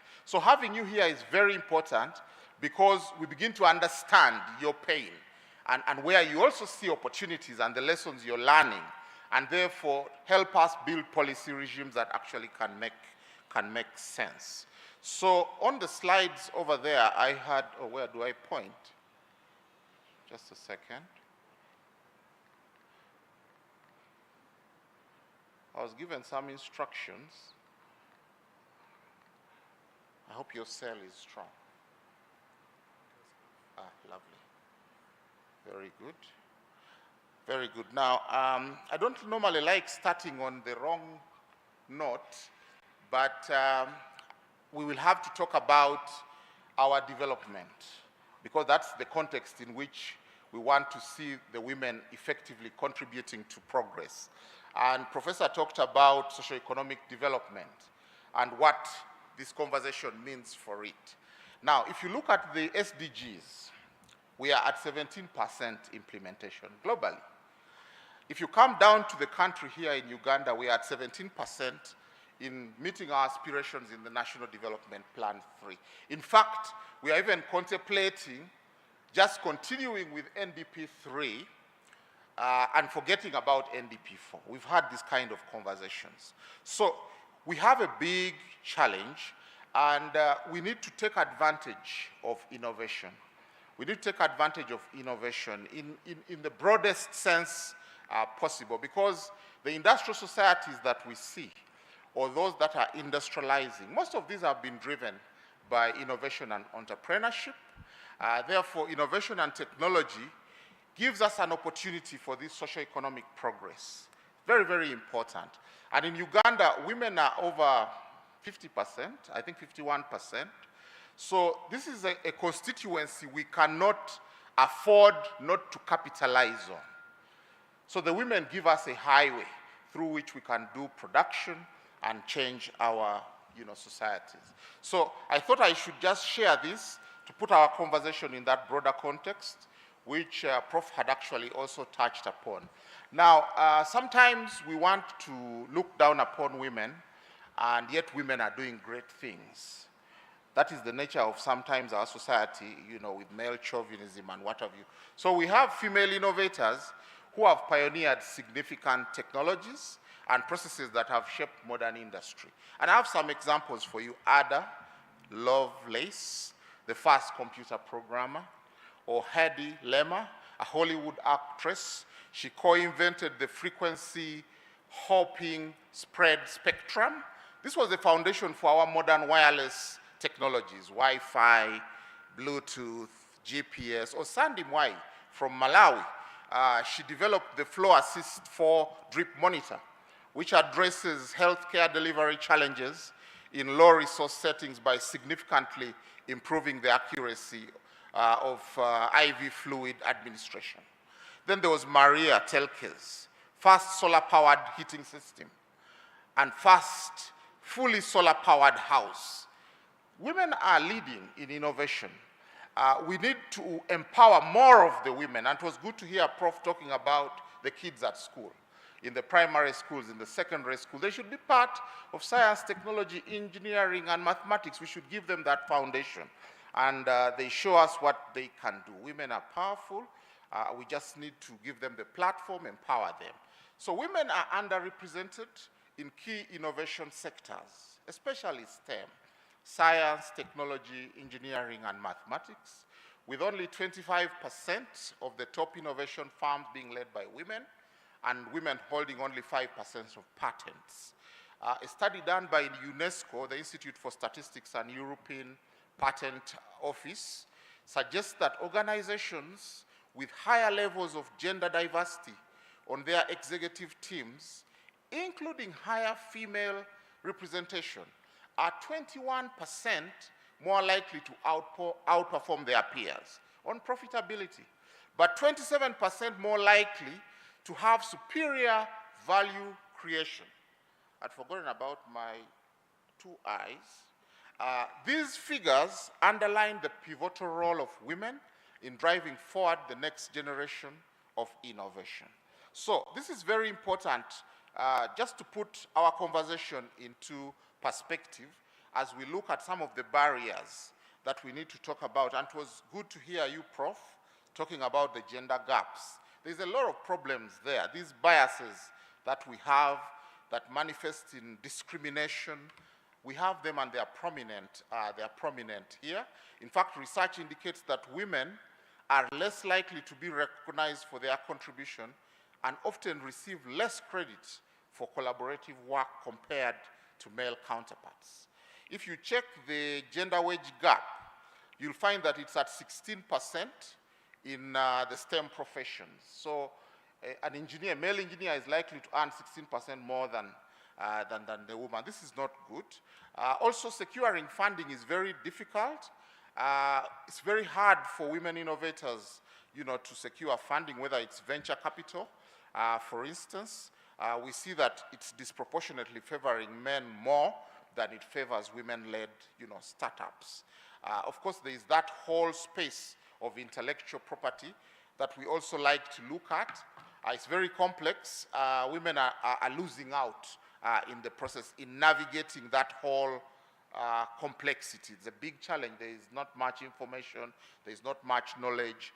We need to get our entrepreneurs and innovators, creators to understand that this IP is very important, and they need to understand the chain from creation, innovation, commercialization, protection, enforcement, and how you end up getting different types of IP. And the value there, you can sell, you can buy, you can lease, you can rent. There is value in IP.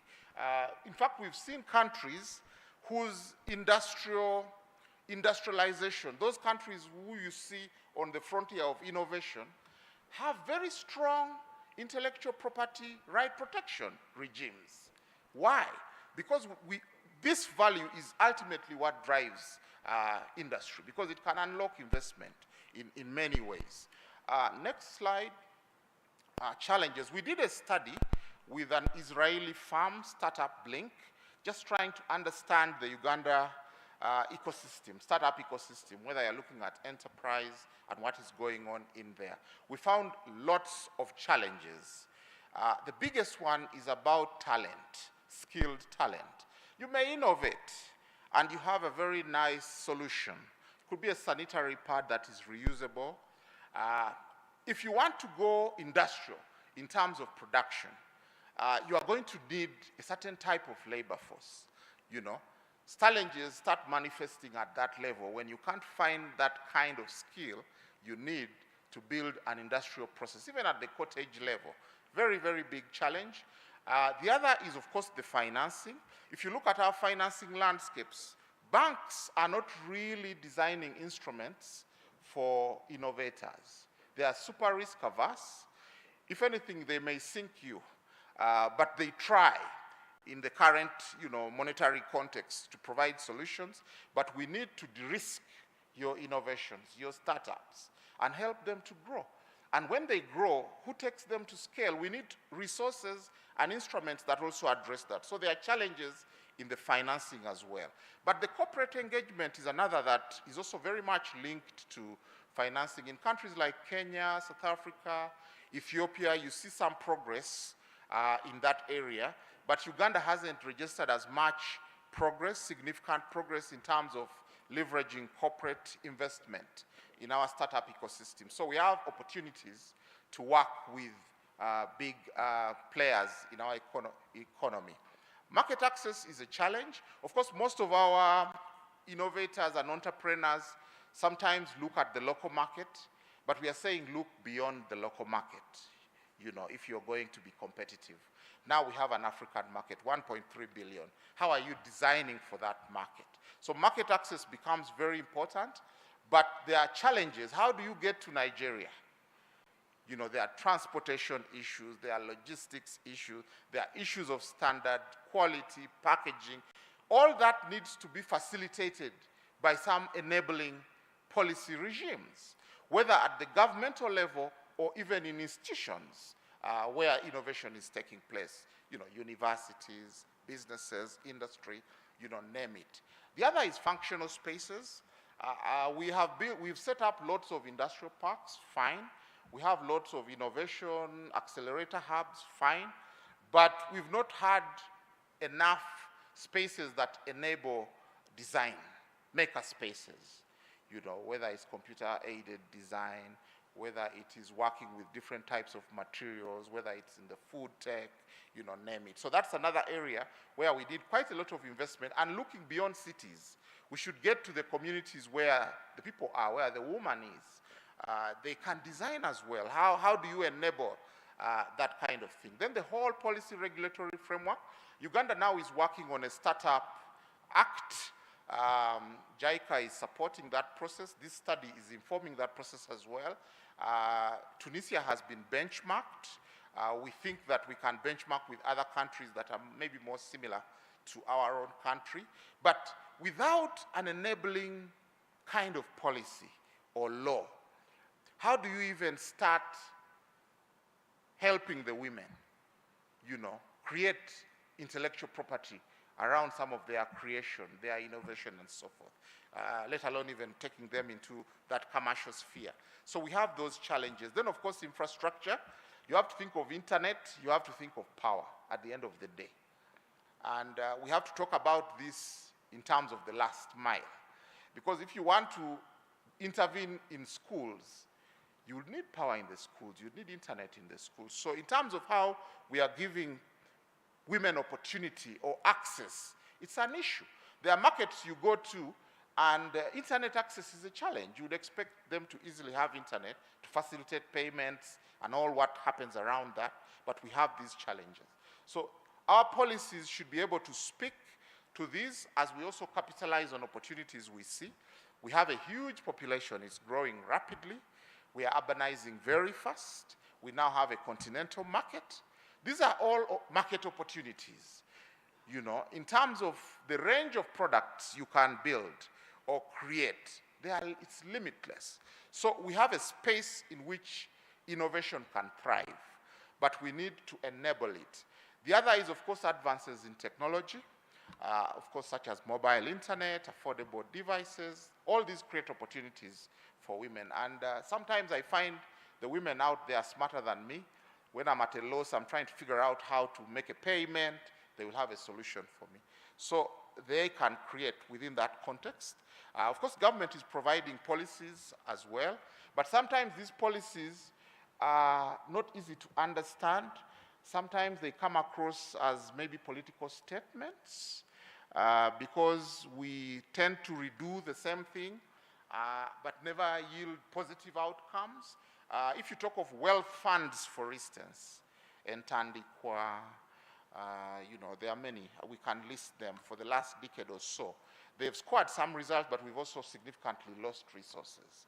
How can we design better for women entrepreneurs and also help them secure some IP for whatever they are creating?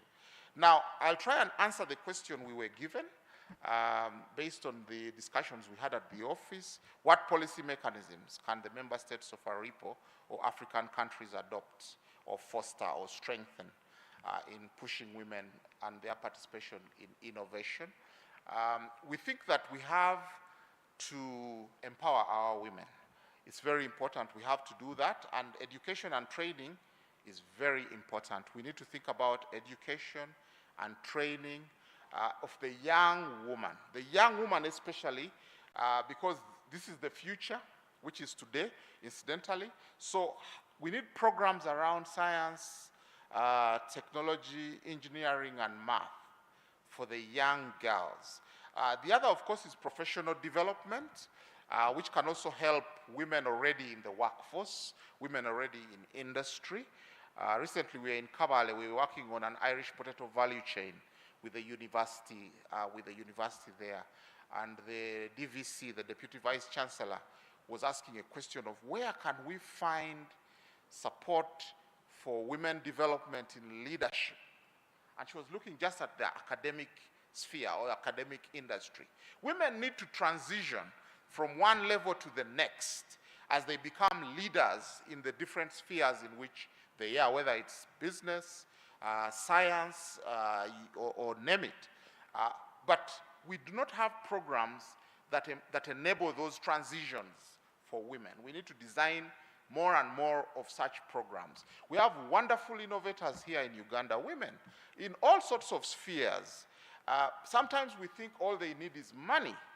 Maybe sometimes we need to help them understand the global context and how they position better, to compete with women in other parts of the continent, etc. So that whole area of education and training, we think is very important because we need to deal with the talent question.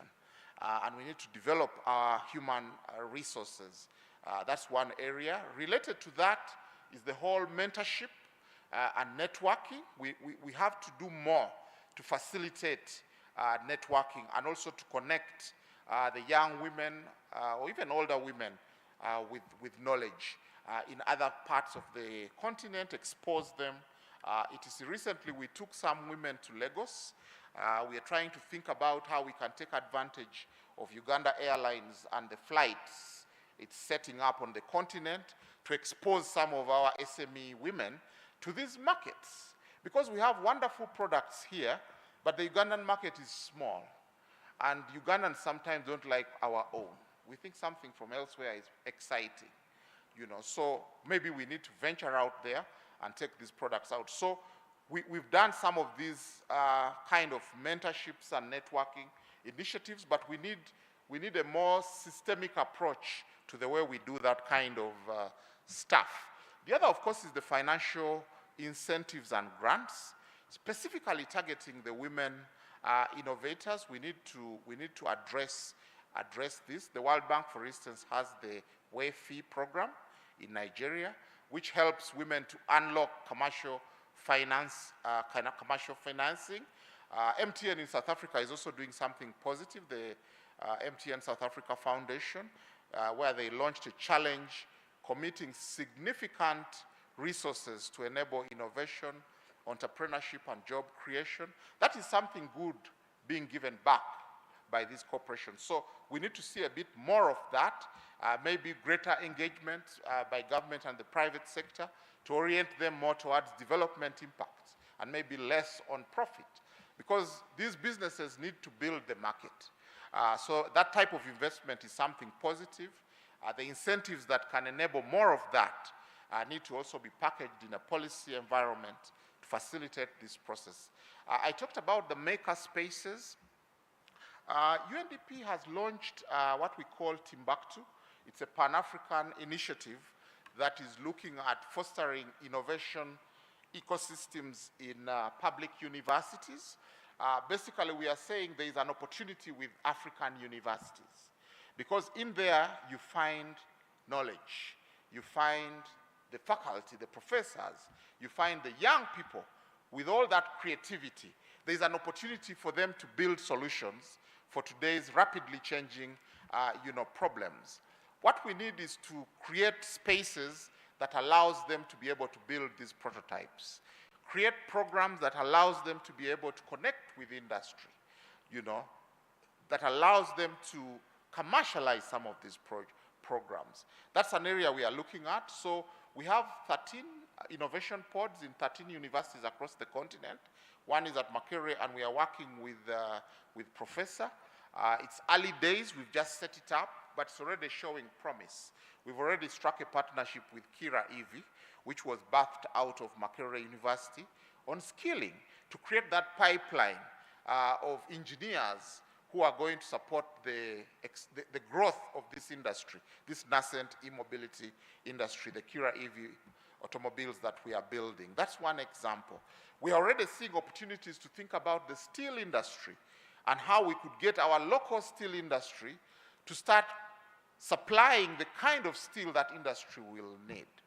There's an opportunity there that we are beginning to see as well, and many other examples. We are also exploring whether we can connect the university with these informal fabricators and see if some of the machines they are building can be enhanced to drive our cottage industry. Because sometimes we think of industrialization as an investment issue, where you come from out with investment, build an industry, but the base is here, and it's the SME. It's that woman innovator out there. It's that woman entrepreneur out there. How can we support them to take some of the solutions they are building, to a higher level and get into more strategic markets, or even drive the industrialization process itself. So we need to think about our universities and how we enable them to actually drive this innovation. We think this is going to be very important because those are spaces that women can also leverage. Now, there is this whole maze of the intellectual property and the technicalities that go with it. We need to get our women to understand the opportunity that we have with IPs. In fact, for this country, I was asking the colleague, do we have an idea of the stock of our intellectual property and the potential we have based on what is being created or what has been created out there, or even what has been built by Ugandans but is in the diaspora? Do we have any idea? And how can we help facilitate a process to actually incentivize investment in some of these IP, get it registered and so forth? So we think that financial incentives are important, tax breaks especially, and grants. And this needs to happen deliberately through policy signals. So we think there's a lot of work here. Sometimes there are a lot of grants out there and wealth funds, but they may not be oriented towards processes that are actually creating value that can be patented or that can be registered in IP. So we want to channel maybe more of these resources or some of these resources in where we see opportunities, what is potentially scalable, so that we can also get some return from some of these significant amounts of monies that we are spending. So we can provide the support. I think she gave us a very good example of what is happening in Rwanda. Rwanda is just around the corner. It's good to learn from your neighbors. I hope we are open to that. So we need to also package more deliberately support. URSB is doing very well, but it's an ecosystem. All these players need to feature in this conversation. Where is the Ministry of Industry? They have a huge role to play. It's good to see that the agenda is elevated here at the presidency through science, technology, innovation, but we need to get the whole system working together on strengthening that policy environment. Maybe just to summarize, I'm not sure how much time I was allotted and whether I'm still on time. Are we okay?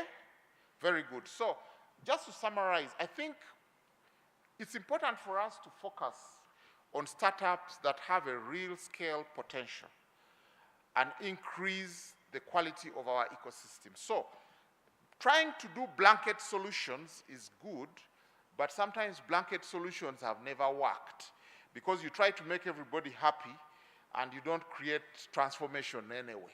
So we need to zero in on women entrepreneurs who we can quickly help secure their intellectual property and have that registered and facilitate a process to capitalize on that. That should be the first step to take as we are figuring out issues of skilling, as we continue to figure out issues to do with the innovative financing and that whole landscape, as we continue to do the corporate engagement.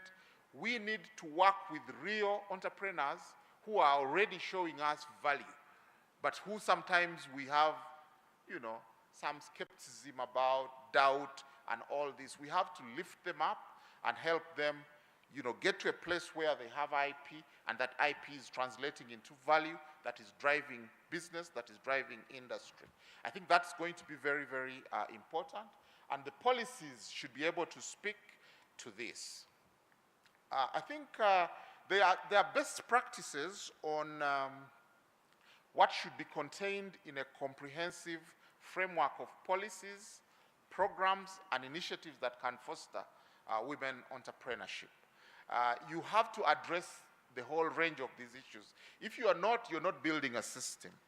And this is best practice. It's been applied in the ASEAN countries, and I think it's thriving there. So fostering innovation and technology, that whole space, whether it's through skilling, through the schooling system, whether it's creating spaces and enabling prototyping and enterprise development, commercialization in the universities, we have got to do that. It's very, very important. Increasing access to gender-responsive finance and financial services. There's an opportunity in investing in the woman. We built a project on Karamoja. We called it Women-Led Large-Scale Commercial Agriculture, and we are looking at oilseed, cereals, and legumes. And very high-ranking people were wondering why we are talking of women-led. And one would think in Karamoja, the woman of Karamoja is an obvious pillar in Karamoja, because the Karamojan woman does practically everything. She builds the house, she finds the fuel to cook the food, raises the children, does literally everything. The gentleman, you know what happens. They are probably relaxed or herding the cattle. So we say this woman may not have been traditionally in crop production, but we can start them on that journey. And the results are phenomenal. We are doing it with the government of South Africa through the India, Brazil, South Africa facility. And there's a lot you can get out of these women, including the women down there in the community. And they are innovating solutions around how to beat certain pests, how to deal with the variability of weather, how to navigate the dysfunction of value chains. There are solutions in what they are trying to do, but we don't document this. And women are showing leadership. Individual characters are showing leadership. We need to be able to reach them, identify them, and protect whatever value they are creating, through those processes. Of course, we have to build the laws, the enabling laws and incentives, then deal with the issue of market access, both domestic and international. Market is not guaranteed, as much as we may have protocols. You know how we struggle to take our eggs across the border and all that kind of stuff. Behind the losses, you may not see the face of the woman entrepreneur who is finding ways to break even on poultry production. So we need to deal with issues of market access. They are always not obvious. We have to continue tackling them, even through commercial diplomacy. Enhance human capital. If you don't have that skill, forget it. You'll always be left behind, very uncompetitive, and you may not apply the technology. Then, of course, the business development services. If you take the creative industry, for instance, in Uganda we have a puzzle. Why don't our musicians break through? That's the question we ask. We wonder how come the Nigerians go global and we struggle. Yet we have interesting beats, we have interesting melodies.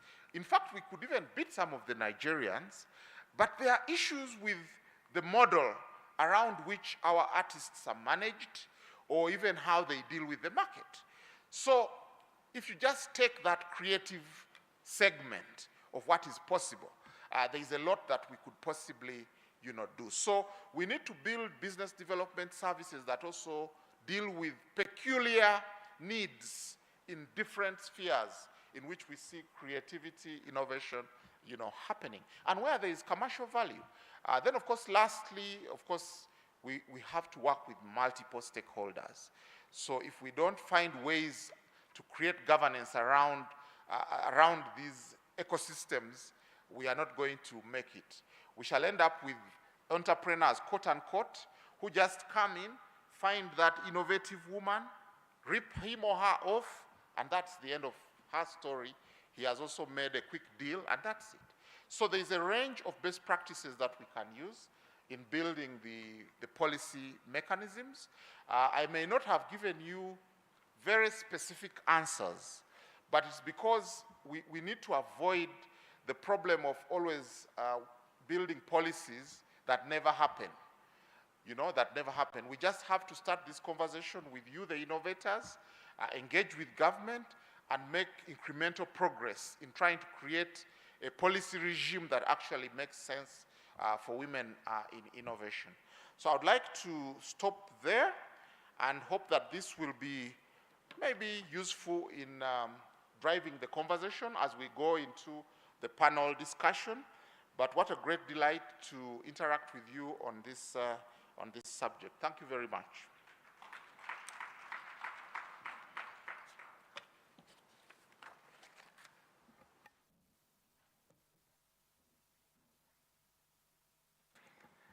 Another round of applause for Mr. Ejolu for that very informative presentation. And I believe, like he mentioned, we are going to keep discussing these things and sharing ideas on what we can adopt, especially as member states just across the region, on what can be done to support women involved in innovation. Ladies and gentlemen, there is a slight change to the program. Like it was mentioned, we'll have a panel discussion. But right before that, we are going to have a presentation, and this will be delivered by representative this is on behalf of Honorable Mampo Chabane. I hope I have pronounced that well, who is a member of parliament from Lesotho, and she's also an innovator.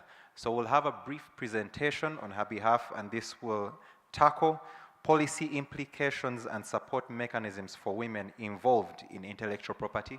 And right after the presentation, we will get into our panel discussion, which will build onto this presentation. So you're welcome. A round of applause.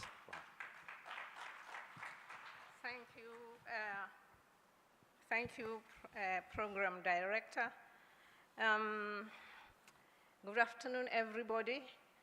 I didn't know, today I have realized that delegation extends even beyond home soil, I submit.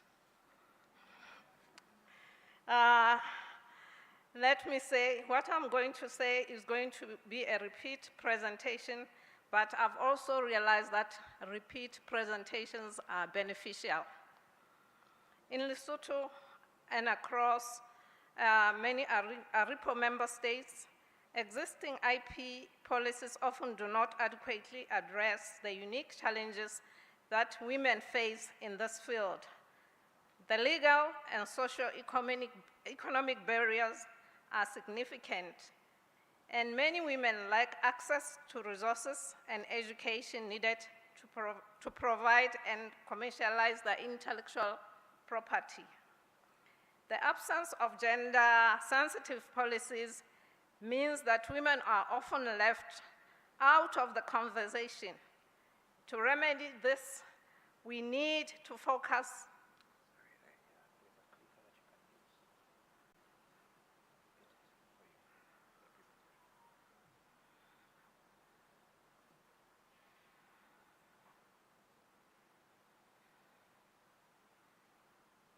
Let me continue for the benefit of time.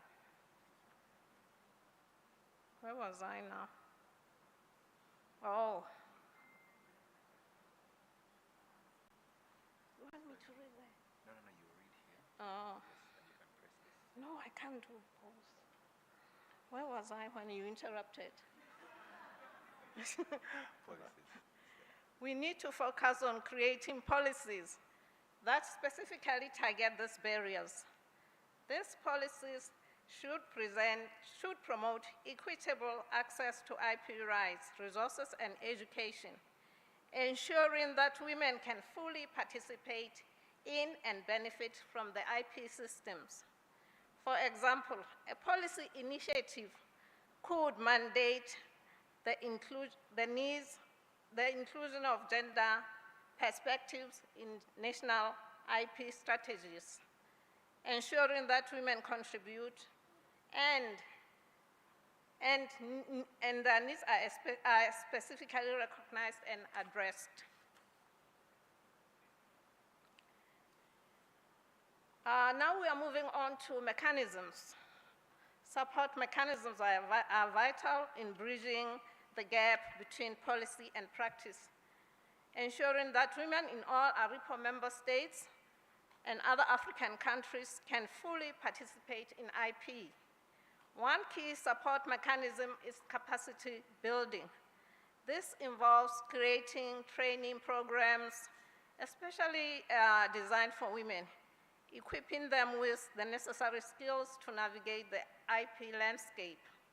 In Lesotho, for instance, we can establish workshops and seminars focused on IP education for women, entrepreneurs, innovators, and creators. Mentorship and networking play a critical role in IP. Women in IP often lack the support networks that their male counterparts enjoy. Establishing a mentorship programs where experienced women can guide and support newcomers can make a huge difference. Additionally, creating networks of women in IP across ARIPO member states can foster collaboration and the sharing of best practices, further strengthening their participation. Financial support is also crucial.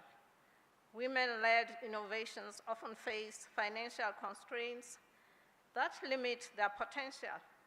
Establishing grants, funding programs, and partnership with international organizations can provide the necessary financial resources to support women in IP initiatives. Such support mechanisms should be inclusive, ensuring that women from all backgrounds, including rural and marginalized communities, have access to these opportunities.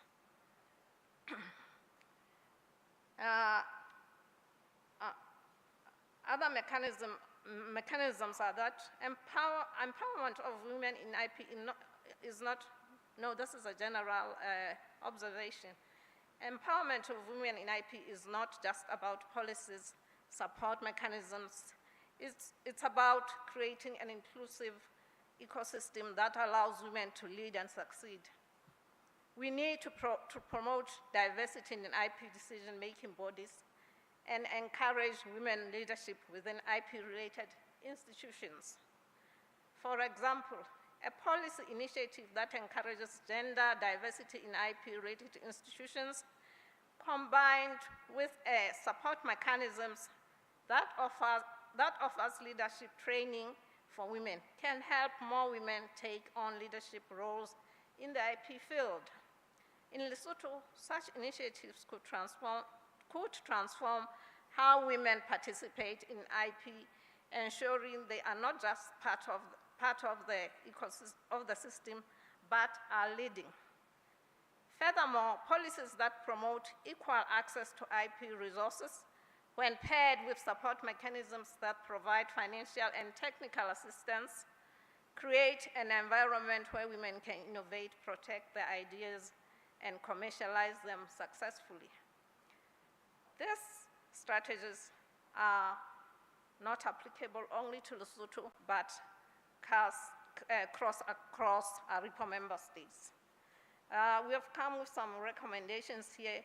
We need to provide gender-inclusive policies. ARIPO member states should prioritize the development and implementation of gender-inclusive IP policies.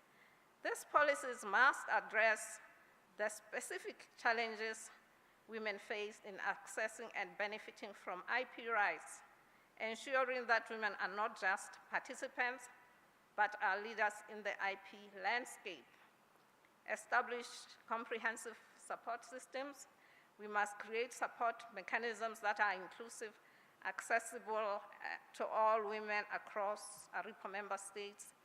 This includes targeted training programs, mentorship, opportunities, networking platforms, financial support tailored to the needs of the women.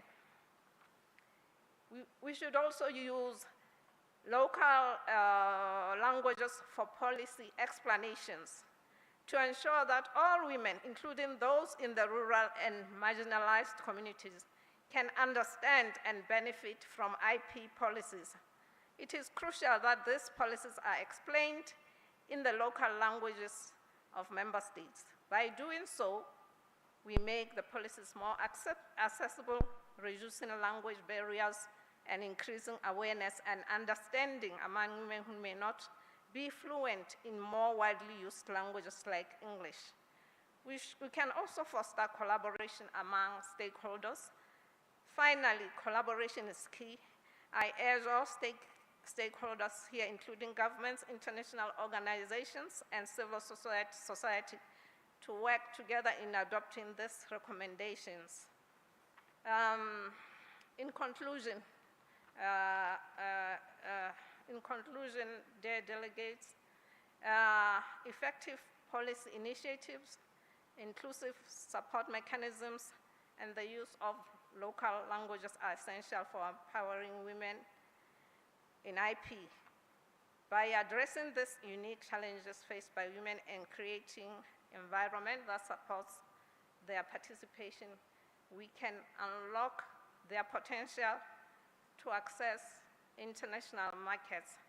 Let me say to all of you, for the whole month of August, in Lesotho, we have been celebrating Women's Month, and we invite you to do the same as we are gathered here and say, Happy Women's Day, Happy Women's Month.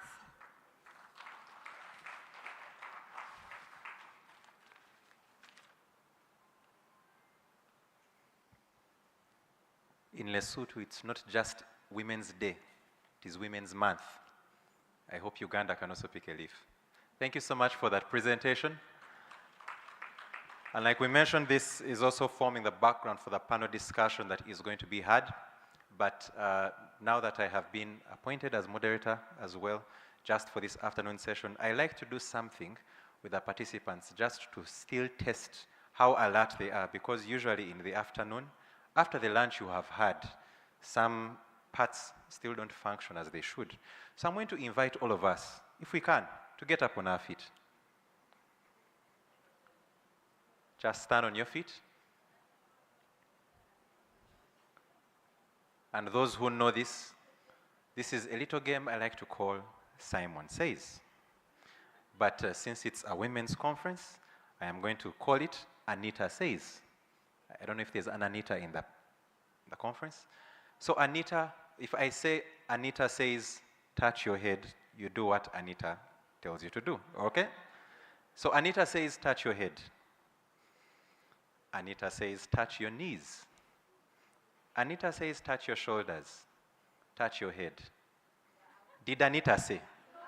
Exactly. So we want to draw the distinction between, we want to know which schools you attended. Okay, that was a trial. Anita says, touch your head. Anita says, touch your shoulders. Touch your knees. Again, did Anita say? They used to say, read the instructions, the following, and follow. Okay? Anita says, touch your shoulders. Anita says, touch your knees. Touch your head.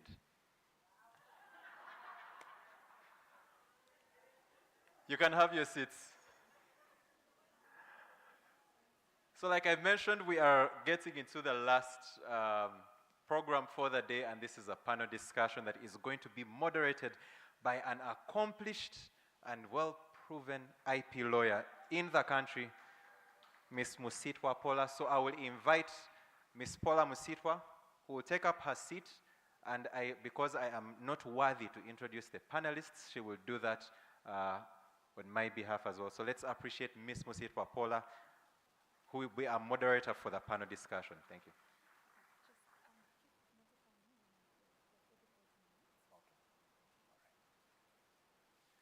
And for the technical team, I hope the microphones are ready.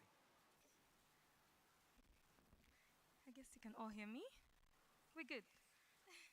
Good afternoon, ladies and gentlemen, the lovely gentlemen who have joined us today. We appreciate you. Like it was said earlier, we cannot do this in exclusion, but, with you, together with you. And just as a recap of what we have discussed today, and in line with our topic, women in IP, just a few things that I've picked up from the last conversations we have had. One, when it comes to women in IP, a lot of us here are very skilled in intellectual property, some of us on the expert side, but I like that the women, in the local areas have also been spoken about, and the use of local languages, which I found brilliant. And I've seen URSB do that sometimes, which is really good. And then we also have the women entrepreneurship. My lecturer in Zimbabwe always said, where is the money?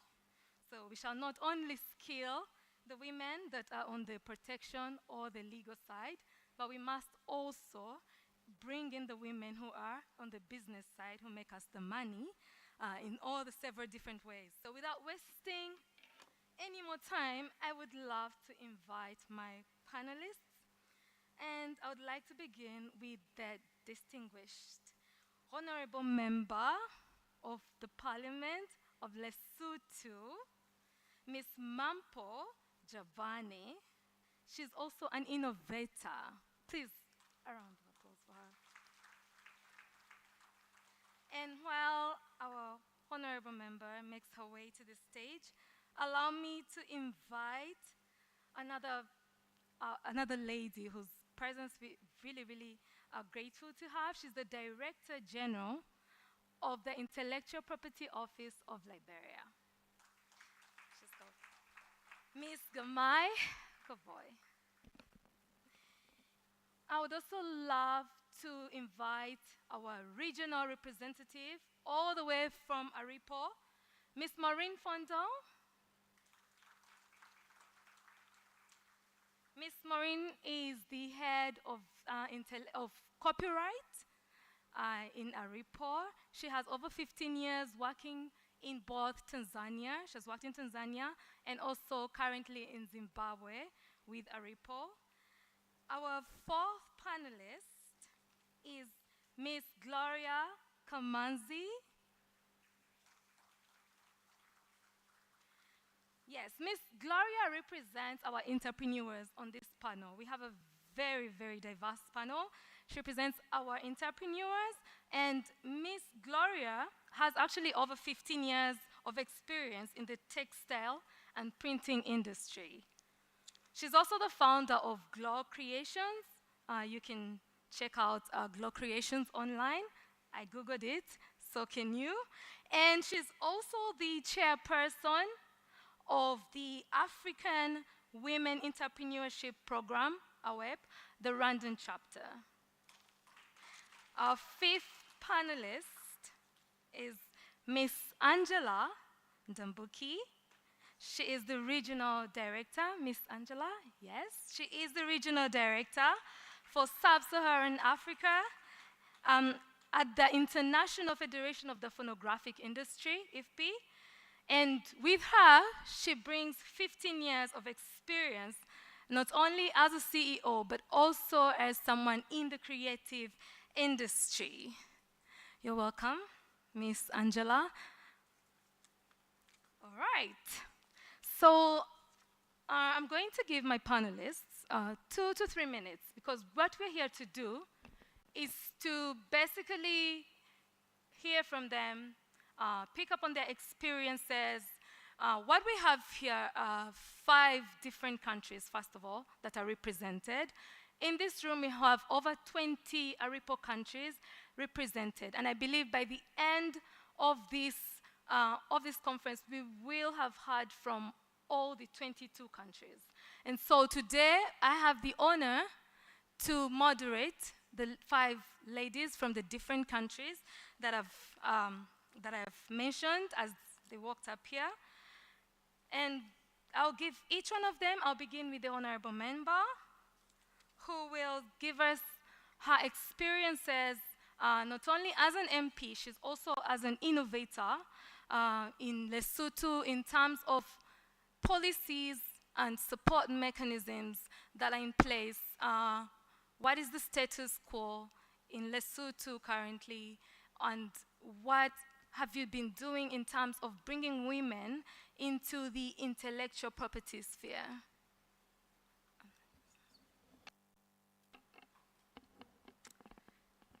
Good afternoon, ladies and gentlemen. And to all the women, I say you look beautiful today.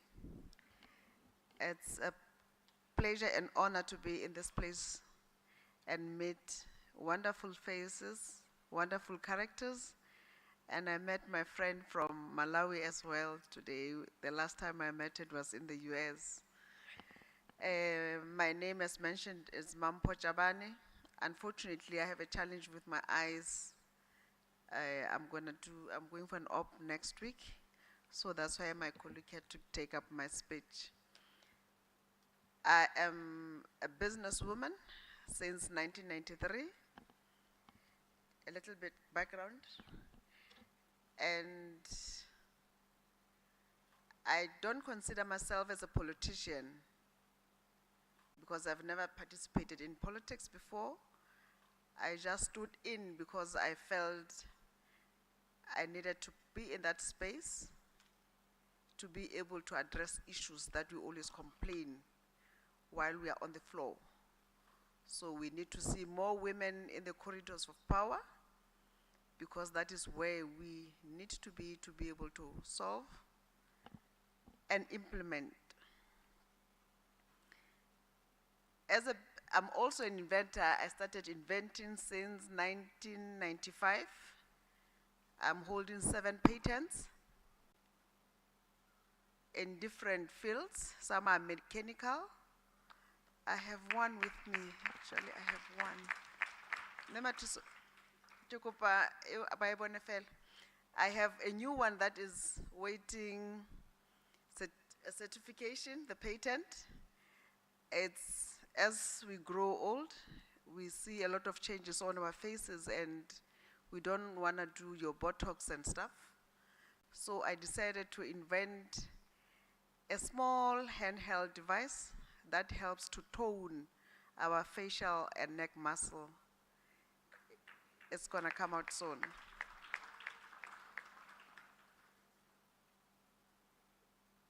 Unfortunately, to do a prototype is quite expensive because I think it's 450,000 US dollars, 15,000 US dollars.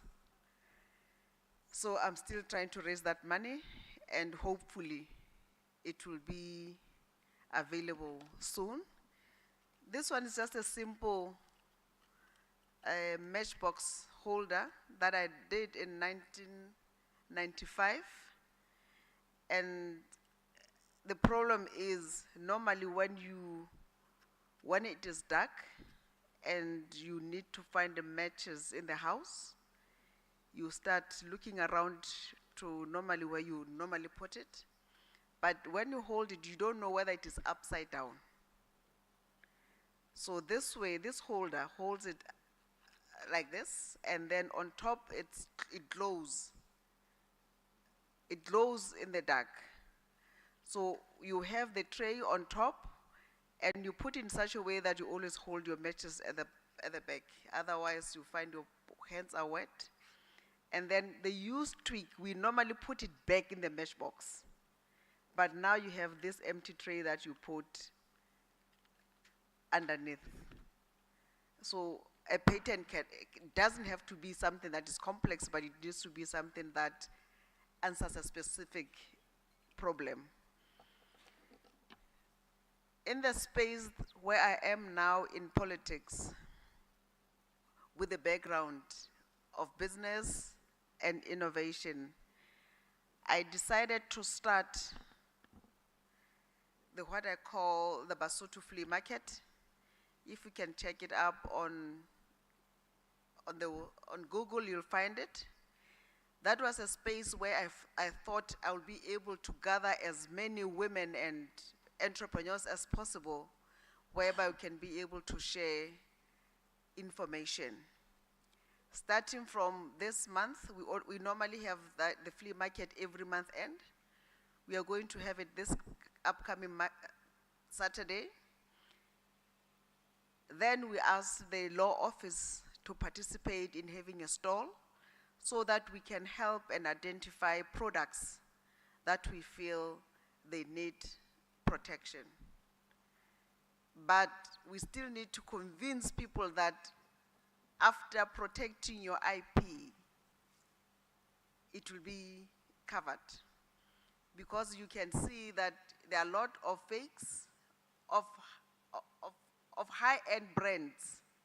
And then the question is, if brands like your Chanel, you see fake products on the market and openly, so if I have my IP and it's protected, am I certain that it will be covered?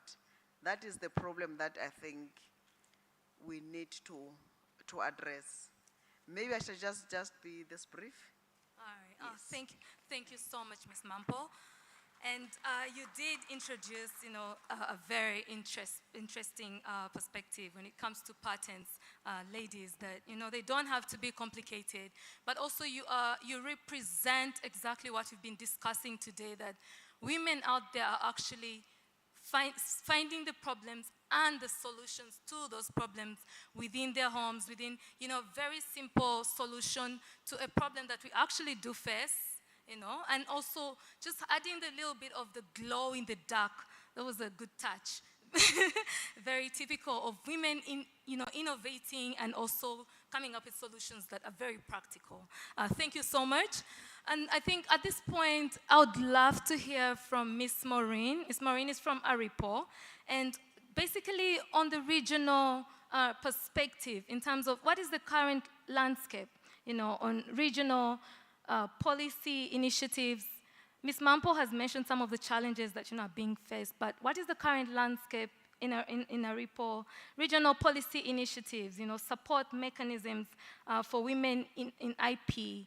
Are there any specific programs or policies that have been implemented or are in the works? We would love to hear from you from the regional perspective. Thank you very much, Paula, and thank you for having us here. Indeed, it is an opportunity for us to share and to learn from each other. Well, it is time now, and it's never too late to leverage on what we already have. We are not where we used to be, but we shall be where we want to be, as together we can make it. So there is this African proverb which says, if you want to go fast, go alone. But if you want to go far, go together. So this is just amongst the very many initiatives that ARIPO has taken, because we want to go far and we are going together. ARIPO, as an intergovernmental organization having 22 member states in Africa, and we have potential member states who we hope that they shall join, and we shall have more than 30 countries, God willing. Yes, so when we look at the regional framework, you know, everything is being informed by the laws, the policies, what is in place. So as ARIPO, it was formed by the Lusaka Agreement in 1976. And since that time, there has been tremendous progress in terms of how intellectual property has advanced in the member states and even beyond.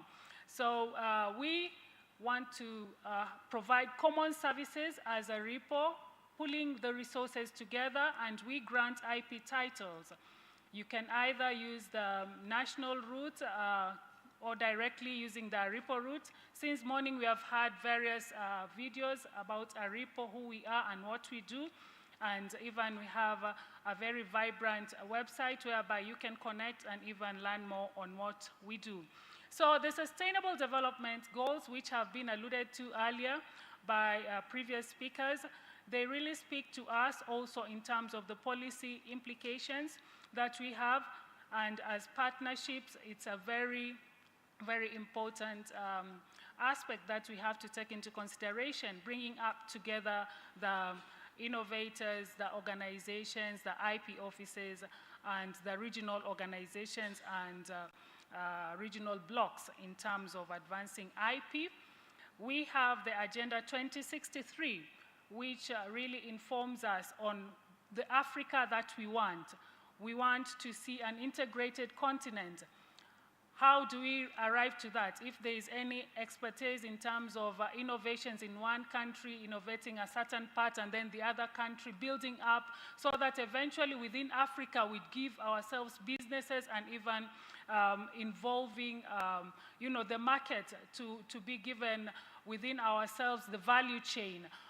To just be seen as progressing from one nation to the other as an integrated continent and leveraging on that. So the Africa we want, it's for us. And we have now the AFSTA IP protocol in the region, whereby it is an opportunity for all of us to see how best can we work together. We already have ARIPO, we already have OWAPI, who are registering IP and giving IP titles, granting. So how can we then be able to cooperate together with, in terms of also the AFSTA IP protocol, so that the members in Africa and beyond can also see the meaningful benefit of this protocol. So the legal and regulatory frameworks are very important, but we see that there is also inadequate or lack of the relevant policies on IP that greatly affect the IP landscape in Africa. So with this, ARIPO has very different kinds of initiatives which we have done that advances towards having a robust IP ecosystem. And with this, we have so many guidelines, for example, engaging in capacity building, awareness and capacitating our member states, and even the technology and innovation support centers, TISC, within our member states. We really encourage that, because through these innovation centers, it's where the IP comes out, the innovation, where we have our SMEs to be able to be assisted. And likewise, also, we have the ARIPET program, whereby all those who have, are doing the patent examination, they can be trained and go to the next level. So these are just some of them, but also, before I forget, there is the IP School Club, and demystifying the IP in the member states' school-going children. And this is very important. We heard from the previous speakers of how to try to reach out. But as ARIPO, we have the policy of the policy is there that IP should be introduced as a curricula at all levels, from low, elementary, high schools, and tertiary and university levels. So thank you very much, moderator, and I'll speak to other things as we move. Thank you. All right. Thank you, Ms. Maureen. That was very insightful. And maybe just to my audience, you are going to have an opportunity to actually ask my panelists here some questions. So as they speak to you, as they go along, do take down all the questions that you have, and I will give you 15 minutes at the end of their session, and you can ask all the questions that you want, but within 15 minutes. So thank you so much, Maureen, for giving us the regional perspective. I would love to hear from Ms. Gamai, the Director General of the Liberia IP Office, specifically on what's happening in your office. Are there, any women, any initiatives that are targeting women to bring more women into the IP sphere? Any initiatives that have been a success, or that you believe we can actually copy, if I should say that, or that we should also have in place in our various countries? We would love to have an introspection on our sides, to see if we are really doing as much as we should or we shouldn't. So I'd love to hear from you, Ms. Gamai. Thank you so much. And again, my name is Gamen Koboy, the Director General for the Liberian Intellectual Property Office. In terms of policy initiative in Liberia, we have been working very hard when it comes to women participation. I had my predecessor as a Director General. She is a woman. She has been very instrumental in terms of intellectual property, putting mechanism into place. And she has been working with women like me. She has worked with Jamus. Jamus is the focus person for TAKES. I has been the focus person for GI in Liberia. To tell you about how the women has been working in the IP office. We have been working with SMEs in terms of building their capacity, not only building their capacity, but identifying those intellectual property rights, because we realize that women are working as SMEs, but they don't know what is intellectual property rights. So through the Whiteport IP clinic, we enrolled that in our system, and we recognize more than 15 women in intellectual property, some high design, some high trademarks. So after the training, we gave a discount, like a waiver for them to be able to have intellectual property rights to register their mark through that initiative to encourage women in my country. And I came with my deputy ministers from Commerce. She's sitting right there. They have just rolled out a women program, a grant that has been given to women entrepreneurs to strengthen not only the SMEs, because we work with the Commerce Ministry in intellectual property rights. So we have been actually working with a lot of women in IP, and I think this program today is just going to give us more strength and more encouragement to put more program into place. Because before I came, I had told my program director that this month, the beginning of next month, we are going to launch a women program in Liberia. So that is going to be something that will work with ARIPO and WIPO, because we realize that women has been underrepresented, not only in IP, but in terms of leadership in Africa. So the IP office, the National IP office, is working tirelessly to enroll more women into our programs. We have different programs, like she talks about the IP club. Liberia is one of the countries that initiated the IP club. And we have a female that is the coordinator for all the schools. So to tell you that we are not only working with men, We are actually working with more women in the IP office. So I'm encouraging all the national IP offices to not only look at maybe female just taking this desk to that place, because my predecessor gave me the opportunity. I'm not only heading the IP office, I'm a patent examiner. So in terms of IP, women can do more, but you have to give women support. You have to encourage women. And we can't do it alone. We have to work with the parliament. I'm happy that Lesotho have a representative from the parliament, because most of our IP laws do not have inclusion for women. So as we go back to our various countries, I'm encouraging all of us to have that provision in our law, to at least, if it is 5 or 10%, to have that percentage for women in IP, so that women can have voice, not only in the offices, but in parliament as well. So I will stop here so far and give the platform to other people. Thank you so much. All right, thank you, Ms. Kame.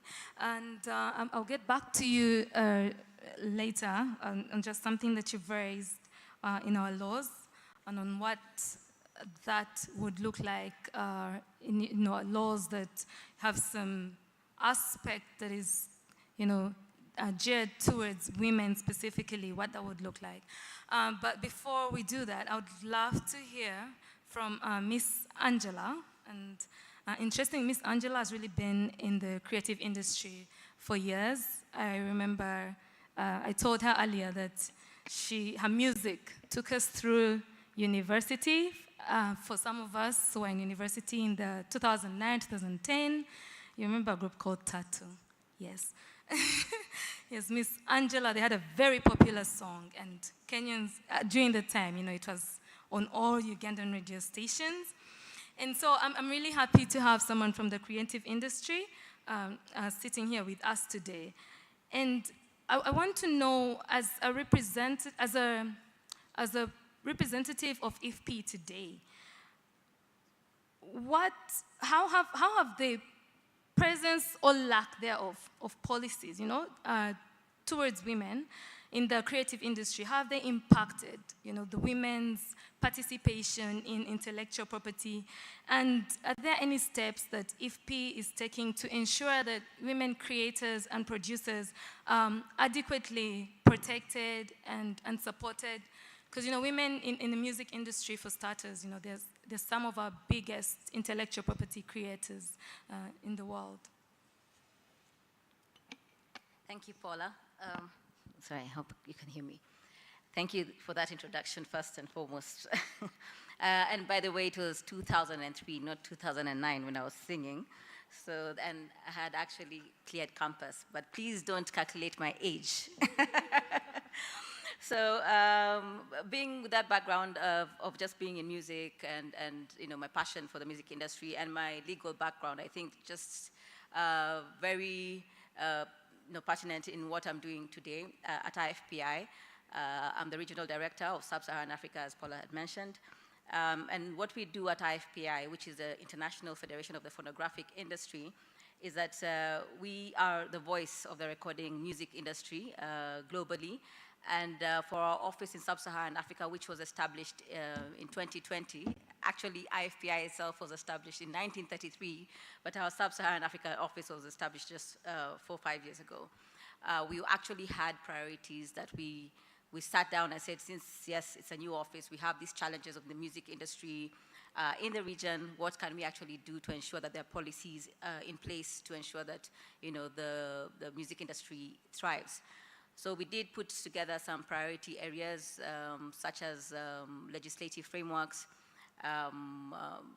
legal and legislative frameworks, collective management. I think we know for each country we are really struggling with our collective management systems, just ensuring that they're more efficient and effective in how we're able to get more transparent systems and accountable to ensure that at least the rights holders are given their royalties. And also some of the priorities that we had is content protection and enforcement, and also global data and analysis.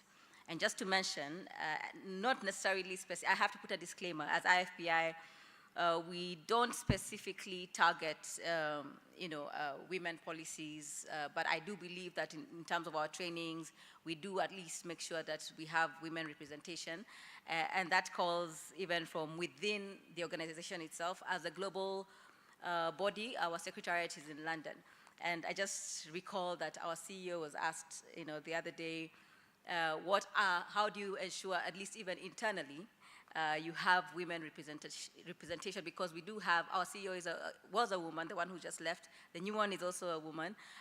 Most of our directors are actually more than 50% are women. So she was asked, how do you make sure that you have women representation in the company?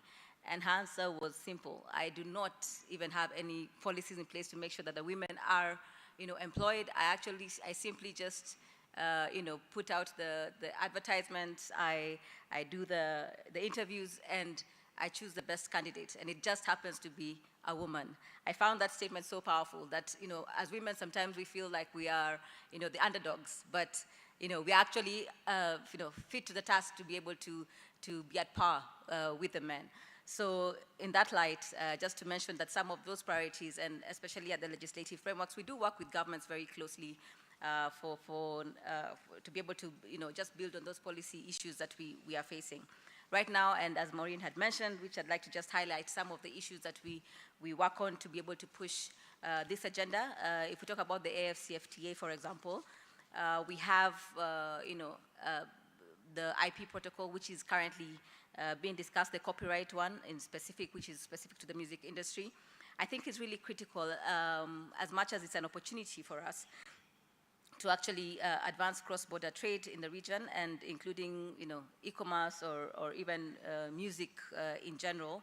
I think we need to be able to flag some of the issues that we've raised or we've seen in the protocol so far, to ensure that the IP protocol upholds rights of the rights holders, and to enable them exercise and commercialize, because today we're talking about commercialization of IP, and in our case, in most of the copyright holders, and their work, as opposed to downgrading these rights, to just mere remuneration rights. That means that you have to be able to give the rights holders the right to be able to make a decision, and give them those exclusive rights to ensure that they're able to commercialize.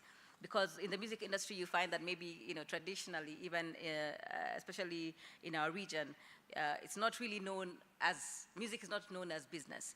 And that should be a narrative that should change.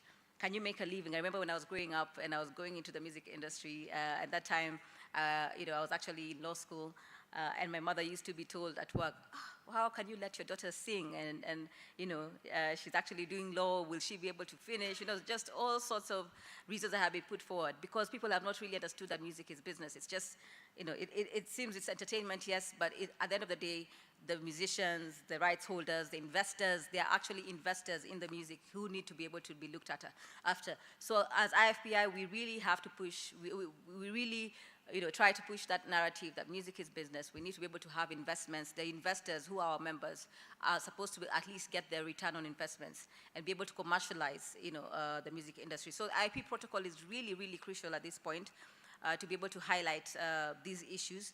And I hope that if there are any people here who have interactions with the AFCFTA's secretariat, to be able to ensure that our rights remain as exclusive.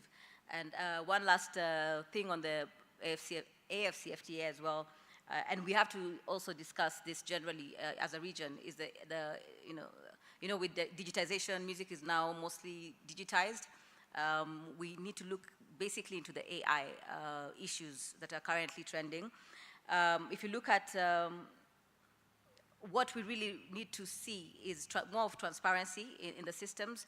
I think you've heard and you've seen, even if you look at the US elections, how the presidential candidates are really fighting each other and putting out AI-generated music videos, and without even permission, without being able to get the rights,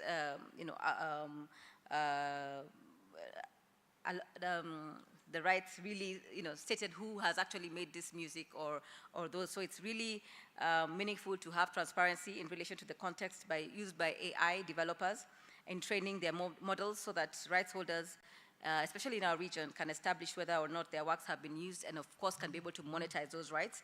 And on top of this, to have the rights holders be able to exercise and enforce their existing rights, not to have them taken without authorization and based on the copyright exceptions. So we have to be really careful, even as a region, when we work on copyright exceptions. We have to ensure that it's particular to specific industries, but for the music industry, we have to ensure that specifically also to be able to support women who are really trying hard in the region. We have our stars, the Libyancas, the Thames, the Tylers, you know, who have really done well, and of course even the historical ones, Yvonne Chaka Chaka, you know, all those women who have really done well in the industry, to be able to support those women to ensure that music is able to thrive, not only thrive in terms of entertainment, but thrive as a music business. Thank you. Oh, wow. Oh, thank you so much, Angela.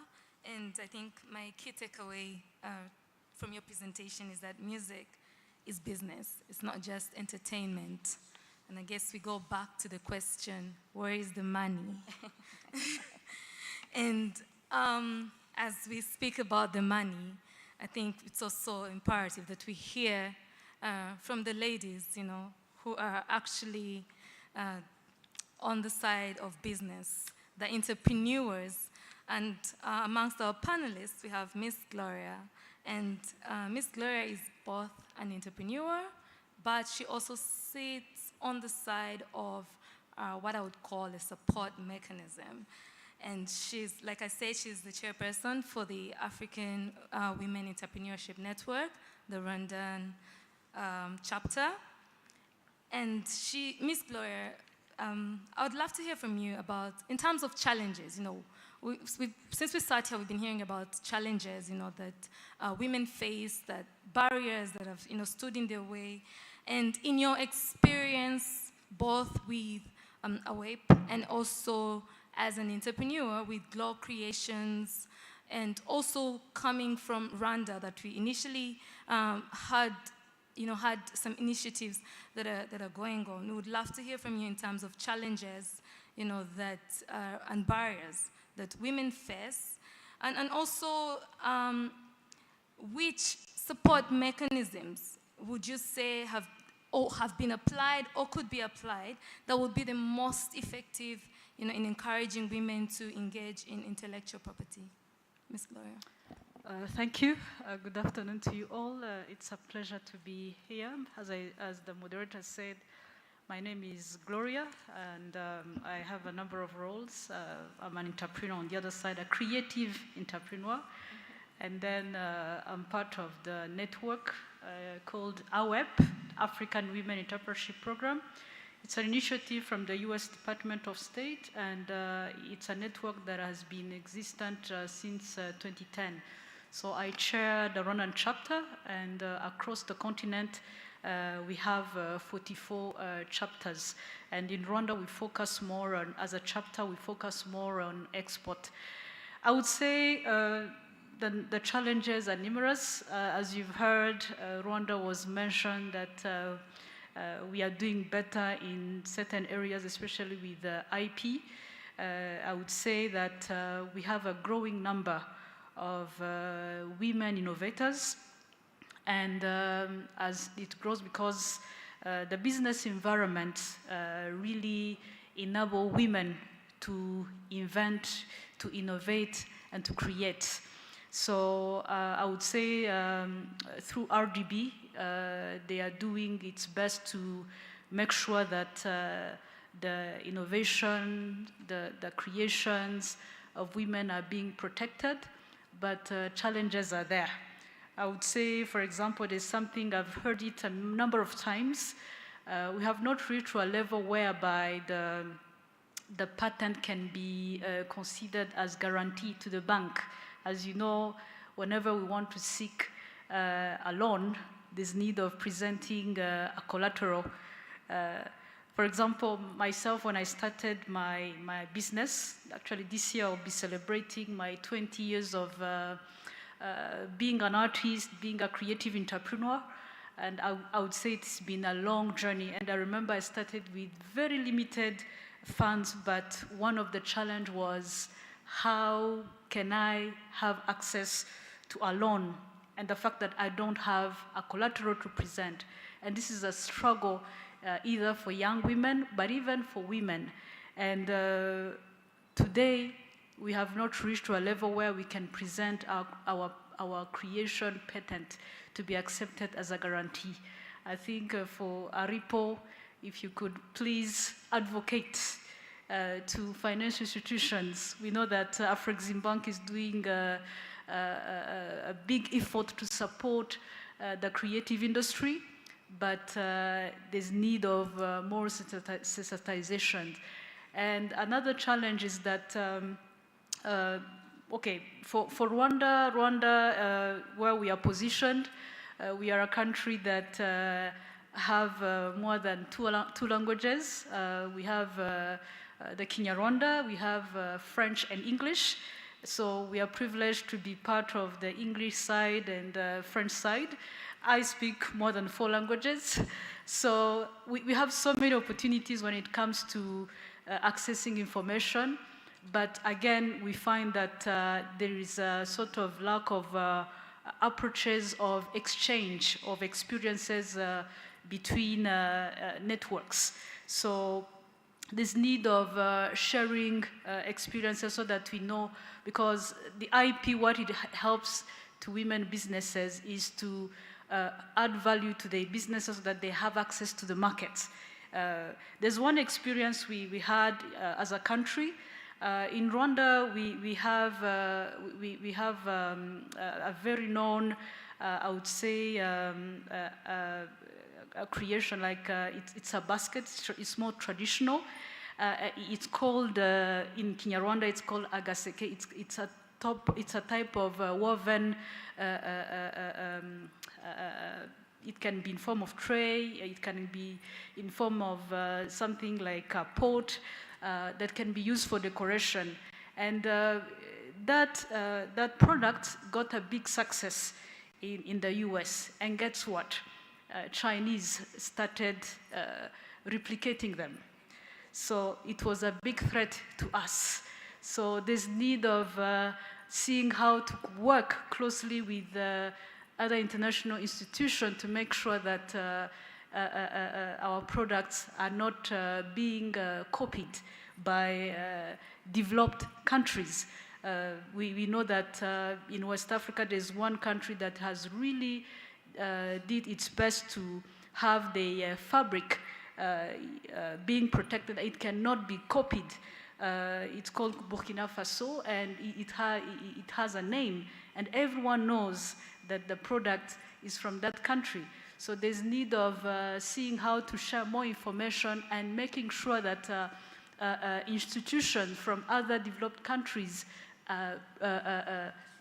raise the awareness to companies from developed countries to respect the products from the continent.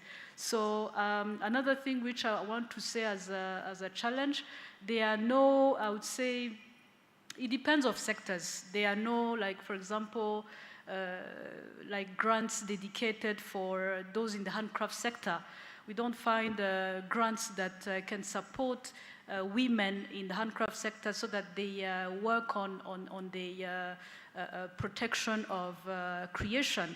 What I would say is that in Rwanda, we are one of the countries in the region, East region, whereby the fees for protecting our products, for having copyrights, trademark, and everything is very low. So, which is enabling women to be able to protect their work. So there's need of raising awareness even to other institutions that are supporting financially to consider making grants that can support women in protecting the patent. I heard the story from our sister from Lesotho. She needs 15,000 USD. So she has to find a way to raise that money. So imagine for low-income women, and they are big in numbers. How those women can be supported, that's why I'm requesting that there should be more opportunities on grants. And then we should even find a way of accessing to information, because even information too is very key. Like information can be shared, but there's need of guidance and even mentorship. We should have different approaches of mentoring, because we have those who have not been to school, we have those who are in town, we have different levels. And today we see that in education, young girls are coming up with solutions. So that's what I could say. Thank you. Thank you so much, Ms. Gloria. We've had some very interesting perspectives from our panelists and the organizations and the offices that they represent. And just in our next session, I'll be giving our panelists a minute each, just so we can have an interactive session. And, without wasting time, Ms. Mampo, I'm sure all of us here are wondering, 7 patents, 1 failed in 1995? How did you do it? How have you been able to do it as a woman, 1995 to date? I didn't really get the question, but I'll try to answer I want to know how you've been able to file 7 patents. To file, okay. 1 all the way in 1995. Okay. I would say I'm a problem solver by nature.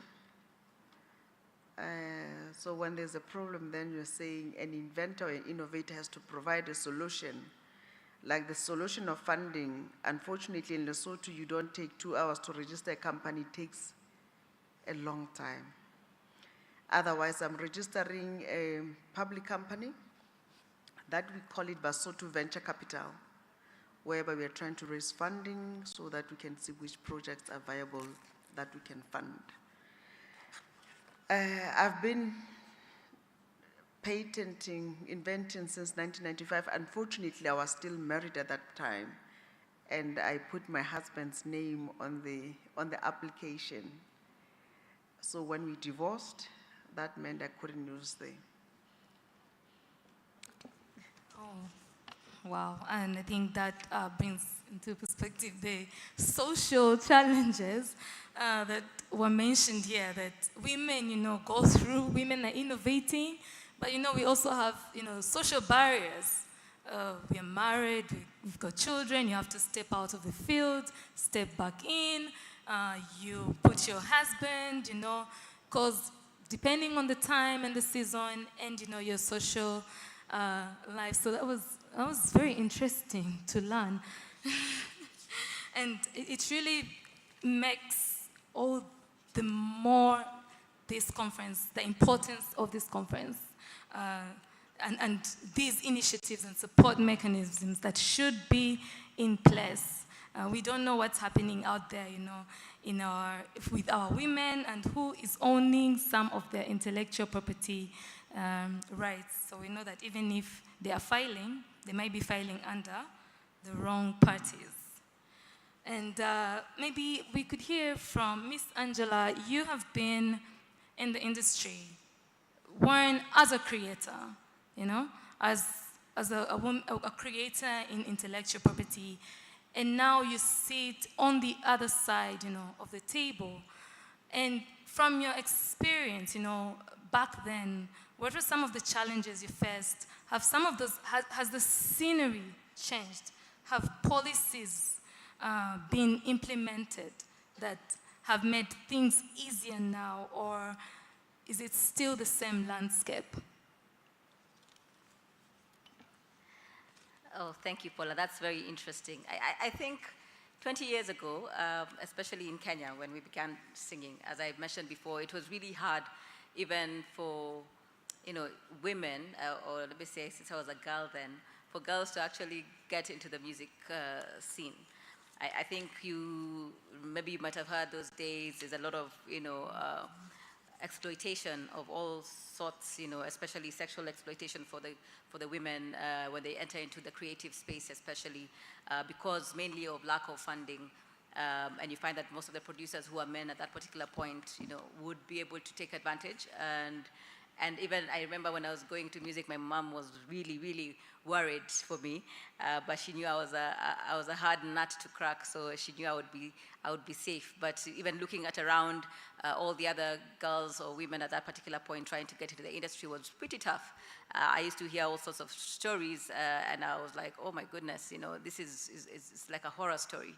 So I think right now with everything and empowerment of women and everything that's, all the social norms, being able to change, women being more educated, there's more sensitization, being more woke, if I may say. It's really helped the industry to even have more women, to be able to even defend themselves, out there. I know that there's, an African proverb that says, if you educate a man, you educate a man, the individual. But if you educate a woman, you educate her, the nation. Yes. So I think being able to educate, women actually has had a ripple effect, and being able to, have all the other, mentees being able to, come up into the system, giving them all the tools that are needed to be able to be in the music industry has really helped. And I really love, like, even if I look at Kenya alone, there's so many, women in the music industry, and even in the recording industry itself, like producers are now increasing, year on year.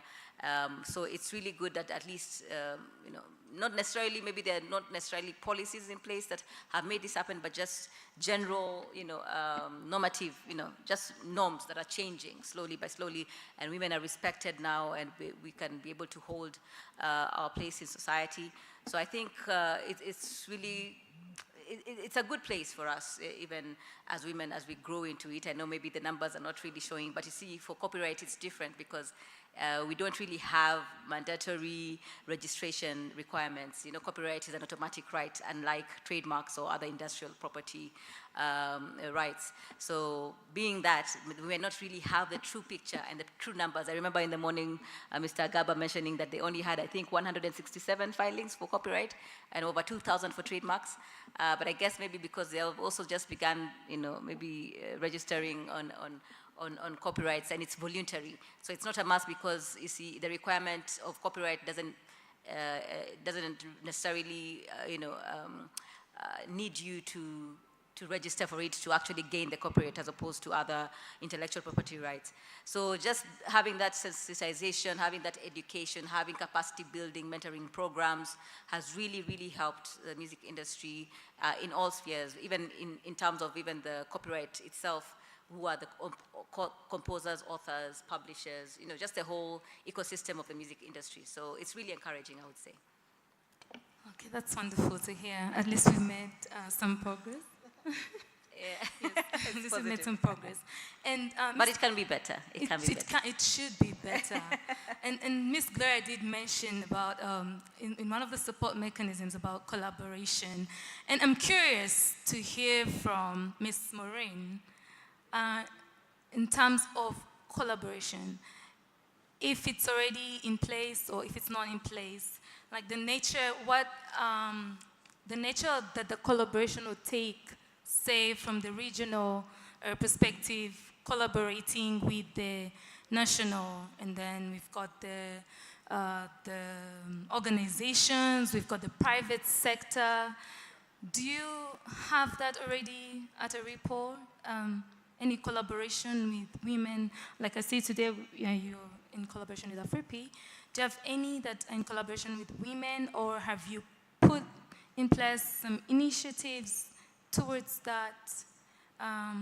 More on the organization, private sector, because you do work with the national, more on the organizations within the countries and the private sector.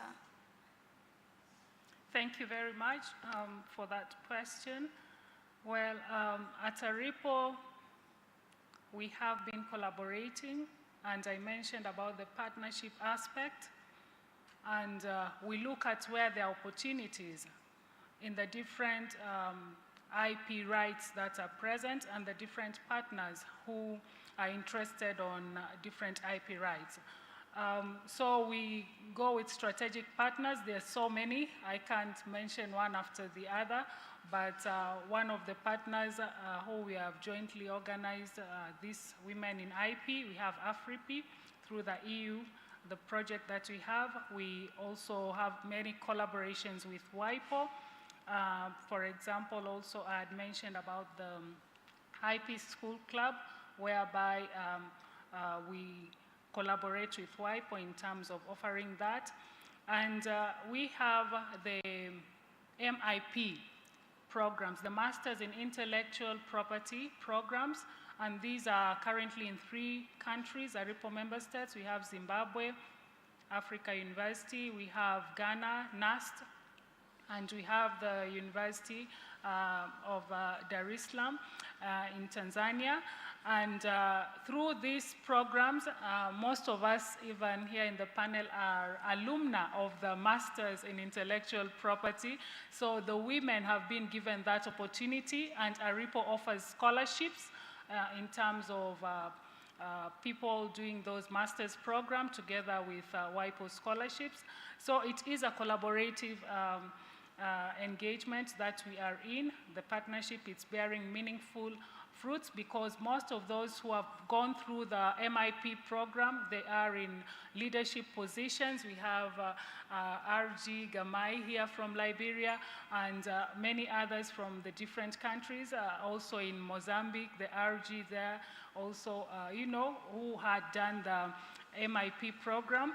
So it's actually quite a lot, and with our member states, who are our main focal person, they are our bosses, the member states. Through their needs assessment, whatever is needed, we collaborate in terms of ensuring we deliver, that they benefit through having the ARIPO system that is in place. So a lot of capacity building, advocacy, outreach have been done. Startups, SMEs, innovation centers, innovation hubs, the TISC, the ARPET, there are quite a lot, and also in the creative industry sectors. We really work together with our strategic partners and the member states in terms of elevating the rights holders from where they are to take them to another level. And through all this engagement, we do our best to foster creativity and innovation, and we want to change the IP landscape in Africa. As mentioned earlier, I had said that we are not where we want to be, but we are not where we used to be. So where we want to be, it's still a road that we want to head. There's light at the end of the tunnel, and it's a positive trajectory where ARIPO and the member states and the partners are taking the IP for Africa. Thank you very much. Thank you, Maureen. And I guess the ladies here would want to know, if they want to collaborate with ARIPO, how do they go about it?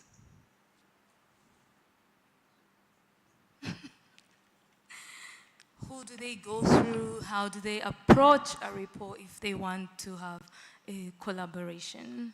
I'm sure some of the ladies here are curious. Thank you very much for that good question. As mentioned earlier, that ARIPO is an intergovernmental organization, and the member states are the ones who created ARIPO. So far we have 22 countries. So the individual, for example, there is an individual who wants to collaborate with ARIPO. We need the individual from that specific country to at least engage the member state IP office on what they really want to do with ARIPO. And through the IP office, then they engage ARIPO, and we see how we can be able to assist whoever needs to collaborate with ARIPO. Thank you very much. Thank you, Ms. Maureen.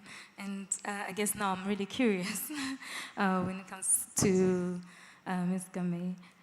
I want to know, when you mentioned in terms of legislation that we need some policy and support adjustments, and then legislation that is sort of gender biased towards, are supporting women.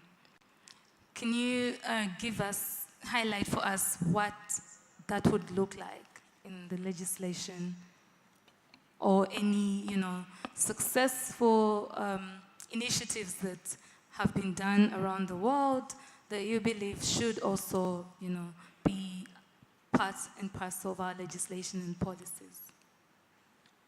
Thank you so much. So in Liberia, for politicians, they have parliament, they have 30% for women. So I'm saying if you can have 30% for women for politicians, you could have 5% or 10% for women for IP in our national IP laws.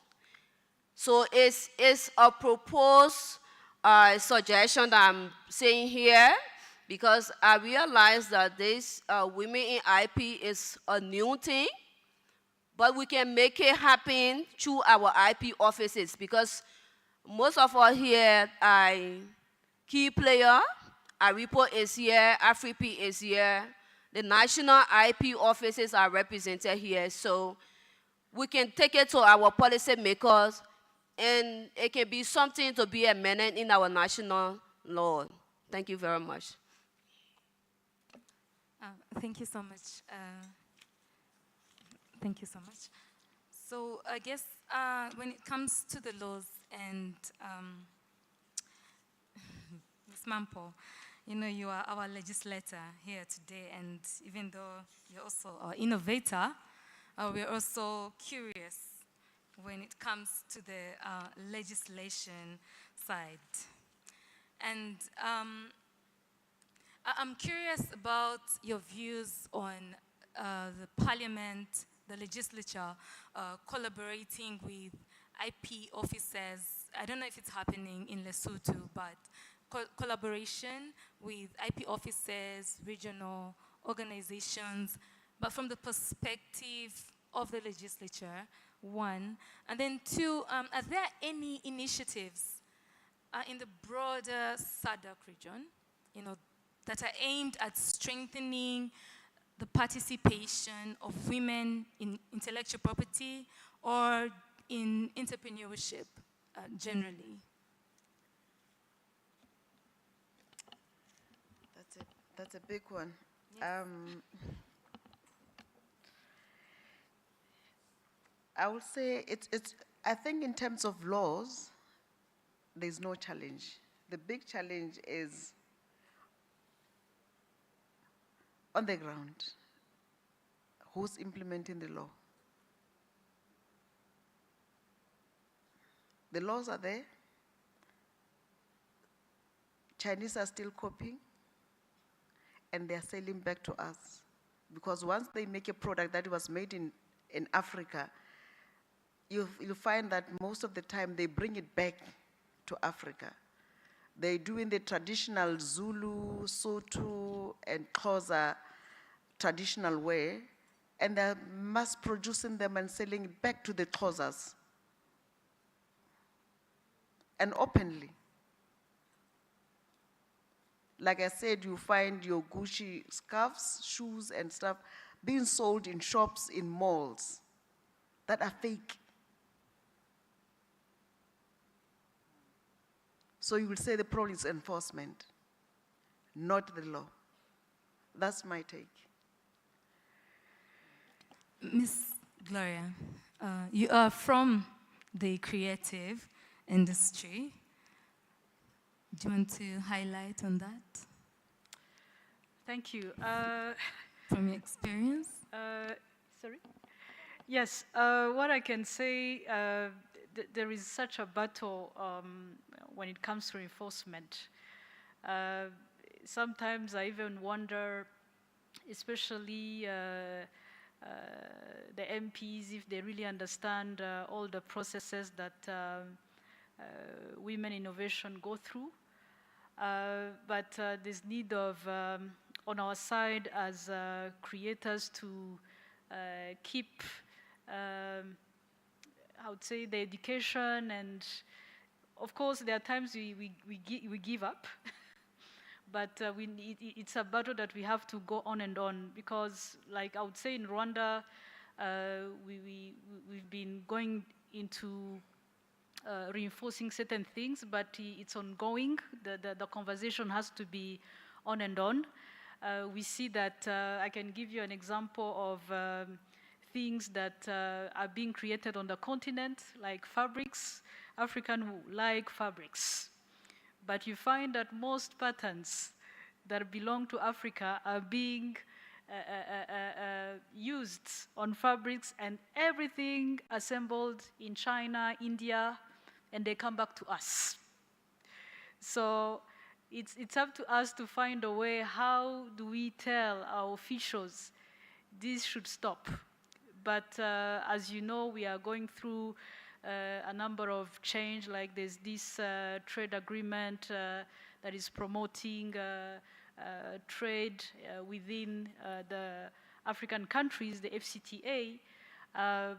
We hope, but the conversation has to go on, and then raising awareness, but again, even requesting our country government to see what can be done, that like the copies of our products to reduce, to come on the continent. So there's a lot of work to do. And another thing which I would say is that every African country does not have the same willingness. Like as for Rwanda, the government willingness is so strong, and we see improvement year by year. So it's up to other countries too to have that willingness to make sure that they protect the work of the creators and other companies. Thank you so much, Ms. Gloria. Ladies and gentlemen, when it comes to conversations around women, just like us women, we could go on and on. There is just so much to talk about. And lucky for us, we have 2 other days where we are going to be having more conversations on women in IP. And we are a little bit out of time for our panel discussions. And I would love to open up the floor to any questions that should be directed to our panelists. Okay, just a minute. I forgot to mention that, like I said, I started inventing since 1995, but to date, I'm still the only woman inventor. So that means we have, yes. So that means we still have a problem. Yes, we still have a problem, but yes. Yeah, kudos to you. Yes, so ladies and gentlemen, we would love to get questions. There's the microphone that is going around. Thank you so much. Dr. Kindly just give us the question, and the panelists that maybe you're directing it to. I'm just going to mention 3, but they cut across. Sorry? I'm just going to mention 3 points, but they cut across. Just keep them brief. I may not remember the names. I'm Dr. Nambata Grace Cheine, in charge of Traditional Medicine Research, Ministry of Health here in Uganda. And my first point is to really back up the need to ensure that patents can be leveraged as collateral.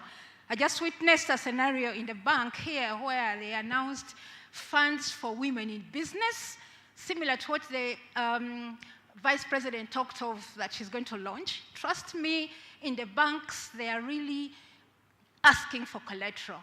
And they are thinking in levels of market women, the levels they are thinking about. They wouldn't think there are even innovators in here. So there is need to know, are we talking about the same woman? The other one is to map power brokers in IP so that those women in the banks or those in funding are also mentored, because they may not be in the entrepreneurship ship, but then their thinking can cut down all this. And one way to increase inclusiveness is in expediting policies on indigenous knowledge, like in the docket of traditional medicine. Once that one is expedited, there are lots of potential innovators out there. Thank you. This is just cutting across. Maybe they're just comments. Thank you. Thank you, Dr. Nambetia.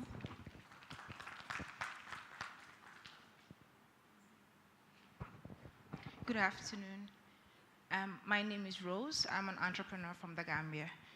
So my question reads, how can ARIPO member states integrate artificial intelligence into their IP systems to better support and protect women innovators? And what are the potential risks and benefits of using AI? Thank you. Okay, we could get one more question, and then I'll direct it to the respective.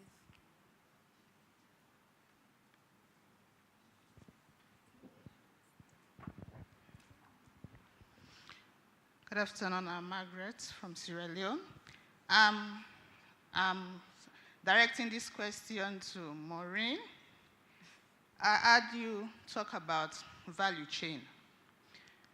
I've been thinking that in the area of agriculture, they have a value chain. That's from the time you conceive the idea of growing a particular improved variety, you have the land, the seed, on to taking care of the crop, to marketing, packaging, all of those things. They have it. And then they also have a buyback agreement. That is to say, when the products are ready, there is ready market for it. Our women are trying in their little ways. They are producing. But we also have a problem of marketing. There is no market. Mostly they produce, but they do not have the market.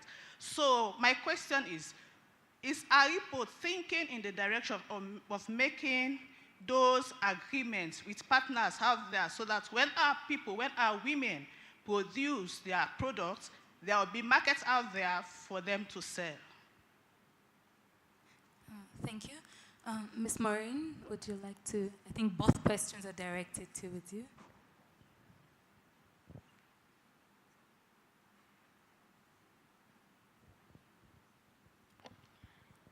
Thank you very much for those very good questions. How can ARIPO member states integrate artificial intelligence? And what are the risks? Yes, indeed, artificial intelligence is here and it's here to stay. There are various issues which are policy related that are looking at artificial intelligence. At the international level, there are discussions ongoing at WIPO, the World Intellectual Property Organization. We have discussions at the Africa Union in terms of coming up with a strategy for Africa on artificial intelligence. And also at ARIPO, these discussions have been going on. And what is basically looking at is, for example, on the authorship aspect. Authorship or inventorship. Who is the inventor on such kinds of works that are generated by artificial intelligence? And who is the owner of those works? And who are we going to credit in terms of ownership? And for the works that, for example, use on the copyright side, so how are you going to use those works? Will there be liability? Who is going to be liable in such kind of works, in the output of this artificial intelligence? So there are so many policy issues which need to be answered, and we need to look at our IP laws. When we look at the international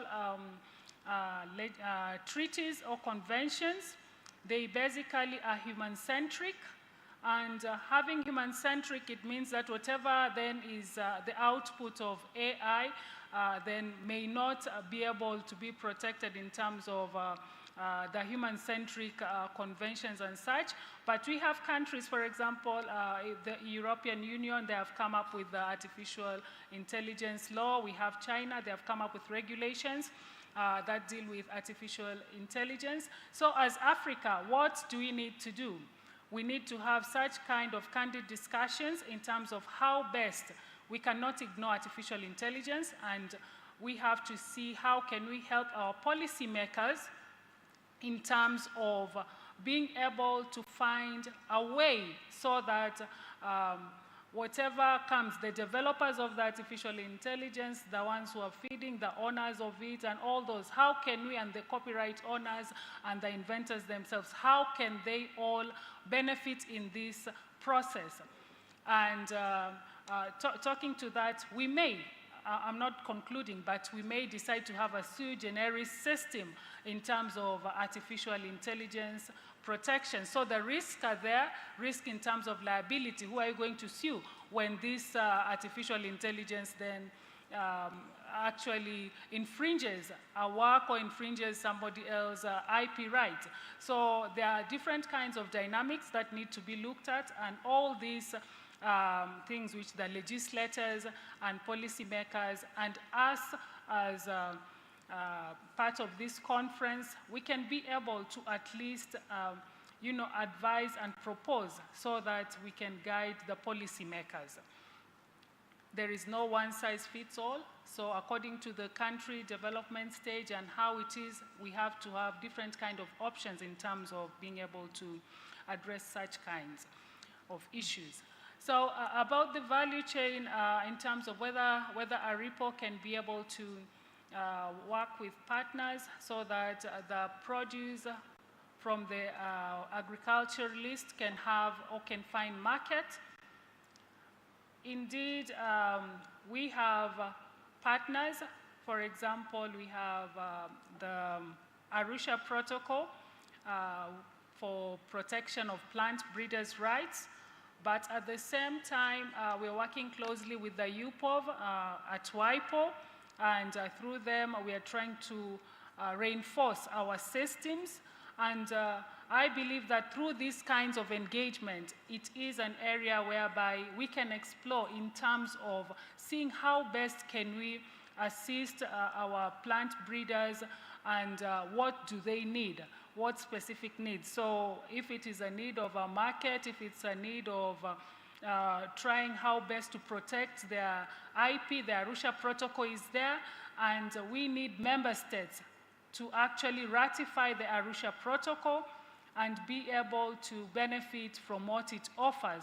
Because if you don't ratify or accede to this Arusha Protocol, then the agriculturalists in that specific country stand not to benefit on the advantages that the protocol has in place. So this one, it can be addressed at that level, but also as a country to put in place laws and regulations, for example, that enhance the agriculturalists and their protection of their new varieties of plants.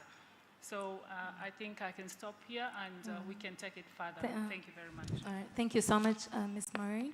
I think in the interest of time, we'll make... Let me just say something to my sister from Sierra Leone.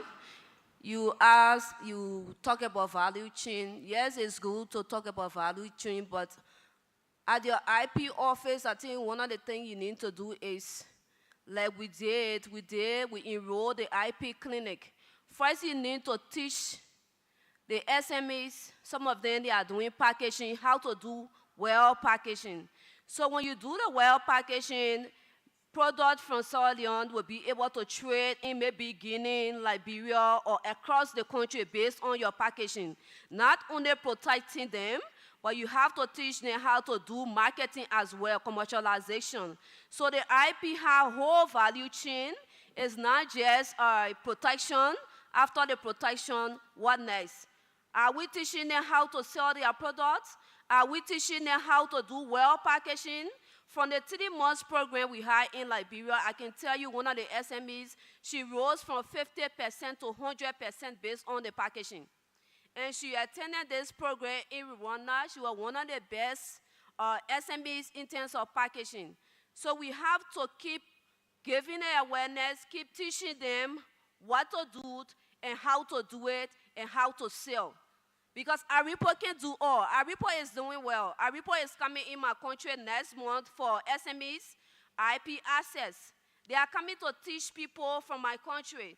But as IP practitioner, as IP office, we have to help ARIPO and AFRIP because it can't be every day ARIPO coming in and we as IP officers, we keep asking for training.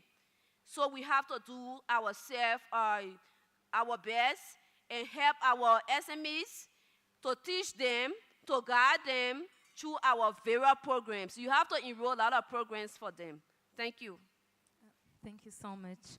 I guess that really touches on the issue of support mechanisms that are required. Now, in the interest of time, I think we'll make provision for 2 more questions. I believe you're all tired. I don't know where the microphone is. We can have 2 more questions and keep them brief. Also, for the panelists, please keep your responses brief. I'm so happy to be here. I'm from Sierra Leone. I'm Alima Tukuruma. And I just want to say something about what my sister said from Liberia. Yes, as for Sierra Leone, we have great innovators, but we don't have better packaging. And remember, one of our challenges is finance. So how can ARIPO help us to get direct grants? I don't know. If Sister Maurice, are you Maurice? Maureen, if you can help me answer that question, I do appreciate you.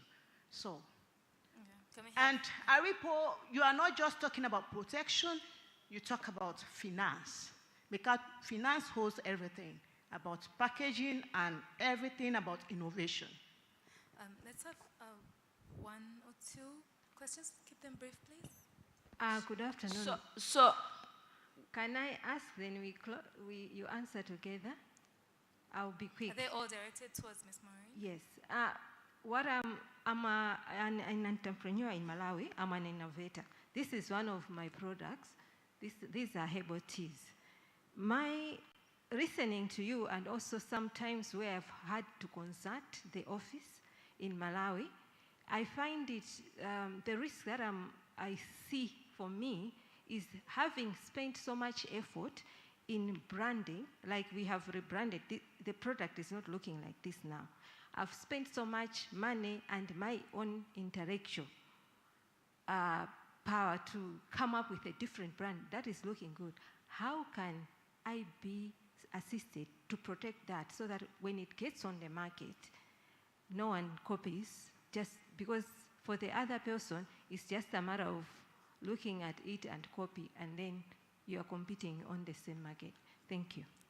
All right. Let's just have 1 more question. And I think we should keep some of the ARIPO questions within ARIPO's mandate, and also some of the questions have been answered in terms of what Ms. Maureen's presentation has been. So I'll ask that she also keeps her responses brief. So I'm from Sierra Leone. The IP management clinic was offered by WIPO. It's a program. And I know that your director was at WIPO. So what she needs to do is to get request for this program, and they will enroll it in Sierra Leone. I'm having a second phase. The first phase, we had 30% SMEs, and they had a training. So we are enrolling a second phase, which will be over 100 SMEs. So it's just doing a request to WIPO, and WIPO had a program that will help your country. For the lady up there, she talks about how to protect her intellectual property rights. For this particular program in Liberia, when we enroll the program, after the program, the 30 SMEs, we gave them a waiver. Come and just do your publication, because we have to do the publication. You have to do the publication so that the public can know that this right is for you. But all the other fees were waived because they enroll in the program. It's a form of discount and encouraging SMEs. So I don't know about your country, but in my country, we are doing a lot for SMEs to encourage them in intellectual property rights, because there are a lot of people who have IP rights, but they don't have the finances to protect their rights. Thank you.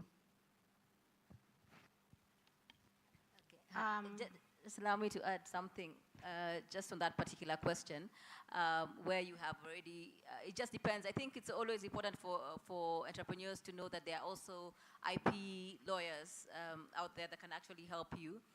To be able to talk to them, to understand really, like if you look at your product, you're saying you have, maybe it's a design, that you, it's a new design, you can be able to register that. If it's a trademark you want to protect, to ensure that nobody is able to counterfeit, you know, and print it in your name or your trademark, that's another trademark application. If it's something innovative, maybe the product itself or whatever it is, you know, there are different levels, or if it's something technology behind it, you know, there are different levels of protection of IP, whether it's a patent, whether it's a trademark, whether it's a design, copyright really, maybe even copyright in the words or whatever it is that you're writing, the literary works. So it's so much, and I think it's so much even for an entrepreneur to really understand the deeper, you know, issues. But that's why IP lawyers exist.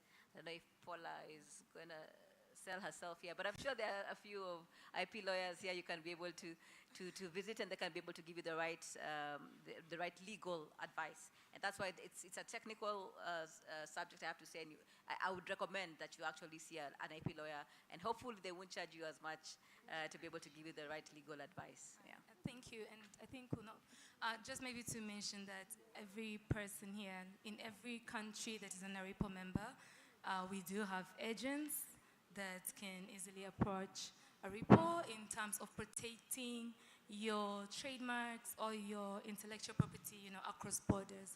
And so not all your questions will be answered in this session, but you can meet Ms. Maureen at the end if you still have some more questions for her, and she can answer them. And I'll just ask that we have one more question. Hopefully that's not directed to ARIPO.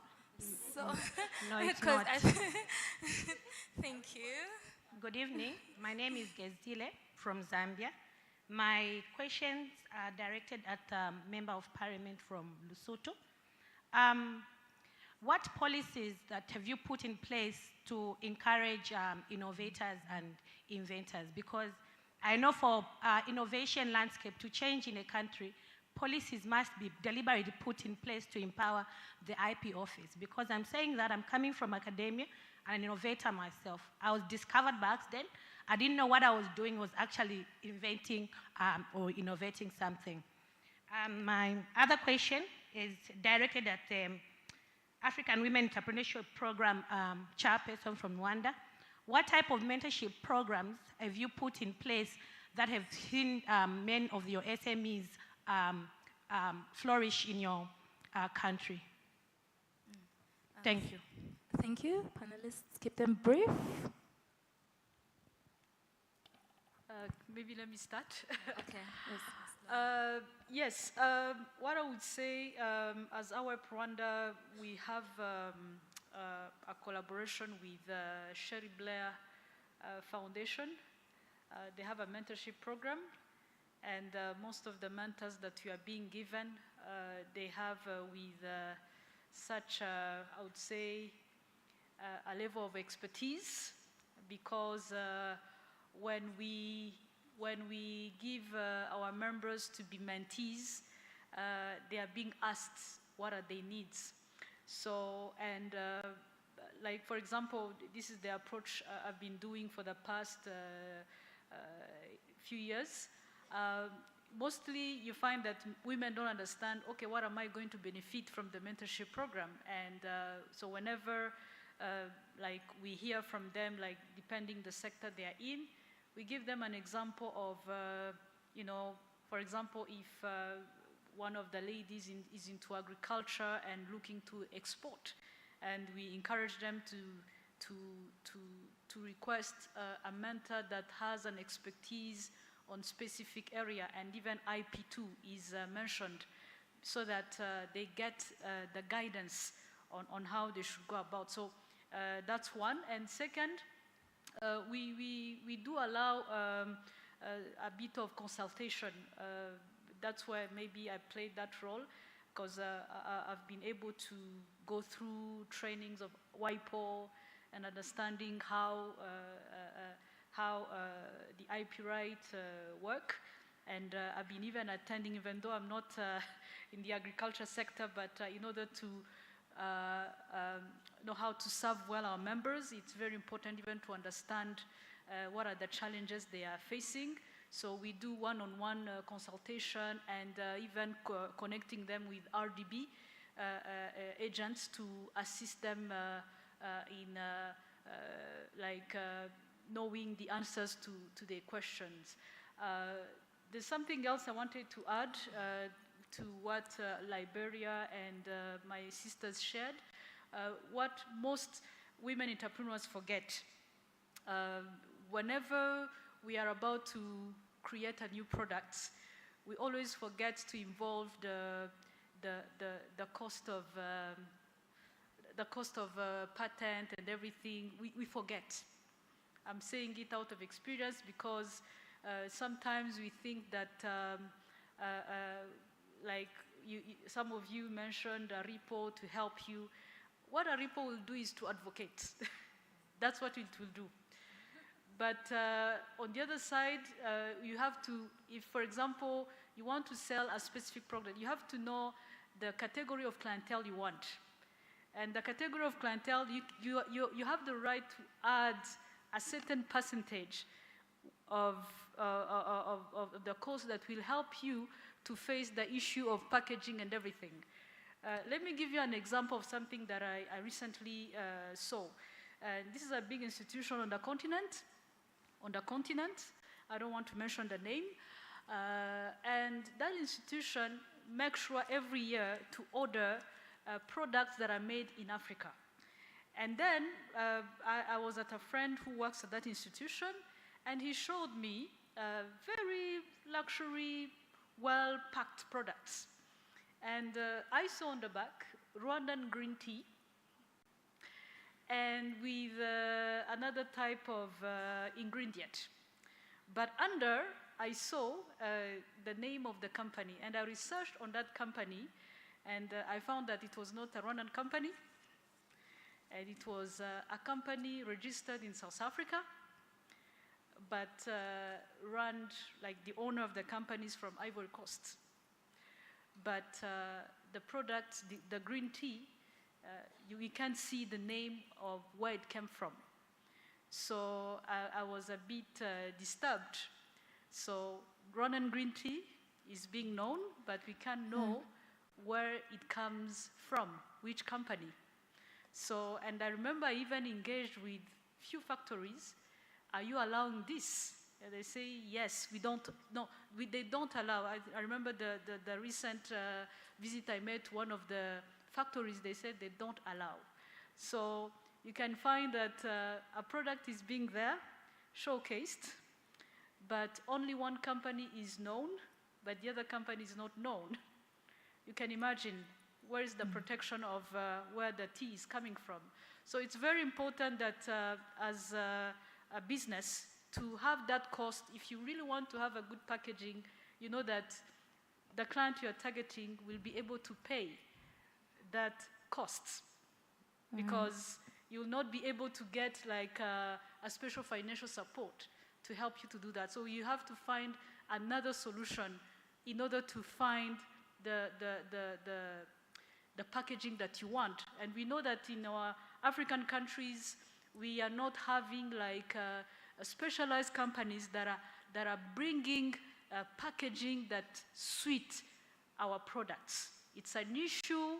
It has been an issue for decades, but we need to have initiatives that remove those gaps. Thank you. Thank you so much, Ms. Gloria. Ms. Mampo, if you can keep it brief, I would really appreciate it. Yeah, thank you so much.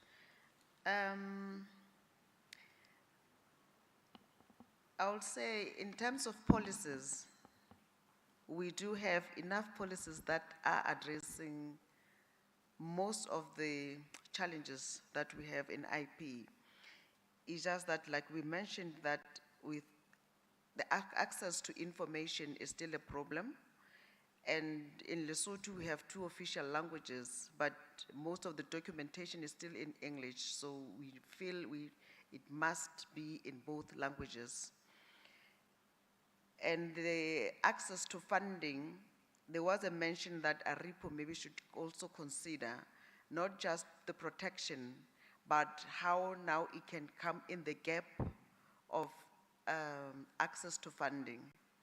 So I would suggest that ARIPO takes this one home and discuss it with the member states on how they can raise funding and make access to funding easier, especially for the women in the member states. And we still need also to work on the mindset. We still don't appreciate innovation. And it's not everything that is innovated that can be protected. For instance, I have this product. It is my product. Unfortunately, it is not patentable. I developed it, and then when they saw it booming, they decided to try to take the recipe and started manufacturing the same product. They went to an extent that they even burned down my factory to ashes. And then these other new companies started coming up with their own brands. So it's not everything that is patentable. It's just that now you have to work around how you can protect your brand. It will be just the brand, but not the formula. So it's so unfortunate that some of these formulas can't be protected. Thank you so much, Ms. Mampo.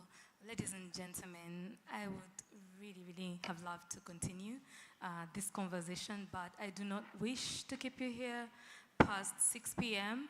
However, I just want to note that we have very interesting sessions tomorrow that are touching especially on some of your questions when it comes to SMEs and entrepreneurship and all of these different concerns that you have. So I believe that by the end of our conference, majority of these questions that you have will have been answered.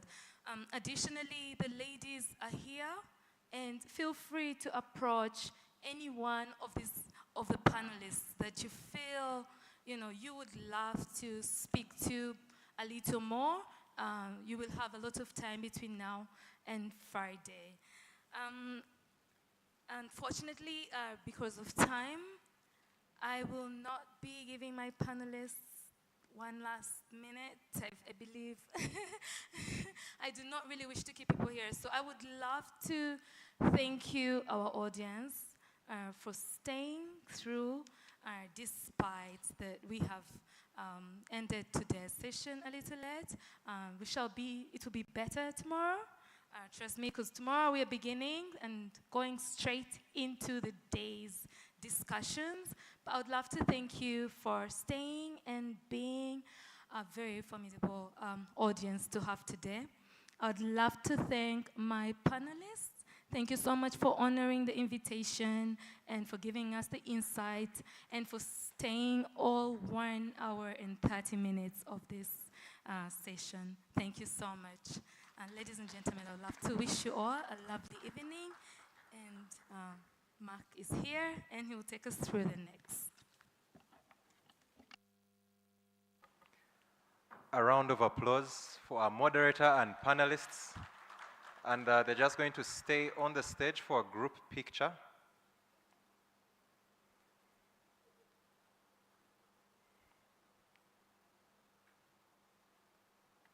Thank you so much for the fruitful discussion we have had and the experiences that we have shared, especially what happens in all these different countries and the initiatives that are being undertaken to support women in this area.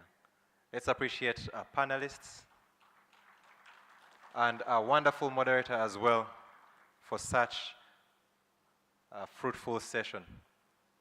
Thank you so much. I don't know now, since we're doing the Women in IP conference, I don't know if I should refer to the gentlemen as gentlemen or as well-wishers of the ladies, at least for the next days until Friday. So thank you so much, ladies and well-wishers of the ladies, for being a part of day one. Your presence really has really brightened this function. So I'm going to invite Lynn, who just has an announcement to make just before we close off day one. Thank you very much, Mark. Good evening, everyone. I bet you're all tired now, but I've got some good news. We can continue our discussions later on tonight. We're going to have a networking dinner where we are all going to meet and further discuss whatever questions that you had. Our dinner, we're going to have it, we had scheduled to have our dinner at 18:30, but now we are going to have our dinner around about 7 p.m. We would like to give the ladies some time to freshen up, pull out those beautiful dresses, and come and join us for the networking dinner. So the networking dinner will be at the Peace Hub, the lower Peace Hub. For directions from the reception, as you are going towards the exit, just after the reception, you turn to your right and then you go down. You won't miss the spot. It looks so beautiful and it is waiting for you. Just a reminder, we have a session tomorrow, so it's just a reminder for you to drink responsibly. Thank you. See you there, and let's be on the lookout for our colleagues. There's a lake close by, so just be on the lookout for our colleagues. Someone would think that it's a glass that they are walking on. It's actually a lake. Thank you. It was a very important reminder. Thank you so much, Lynn. Once again, thank you so much for being a part of day one, and also to make the announcement that tomorrow we will not be meeting in this hall, but we will be in Albert Hall, which is right below this floor. But there will be a team that will also direct you there tomorrow. So just remember, tomorrow we will not be in this hall, but in Albert Hall. Thank you so much once again, ladies and well-wishers of ladies, for being a part of this event. Have a wonderful evening. We have coffee break. We have a coffee break as well available for you, some tea and snacks if you'd want to have that as well. And also just a quick announcement, somebody left glasses as we're having lunch. If you are missing glasses, just you can see me just to make sure that you get the glasses afterwards. Thank you, and have a wonderful evening.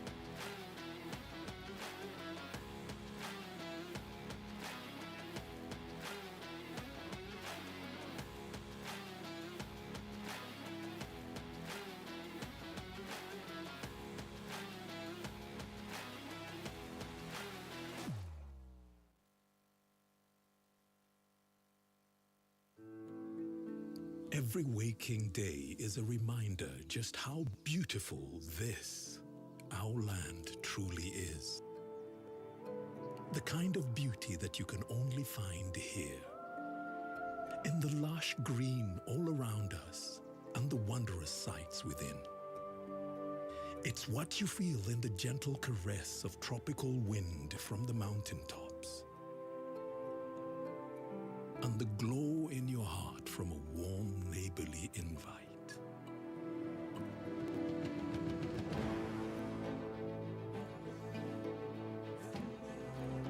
It's in the distinct aroma of our cooking, to the taste of food that takes you on a journey. In the sound of homecoming and the sound of Mother Earth.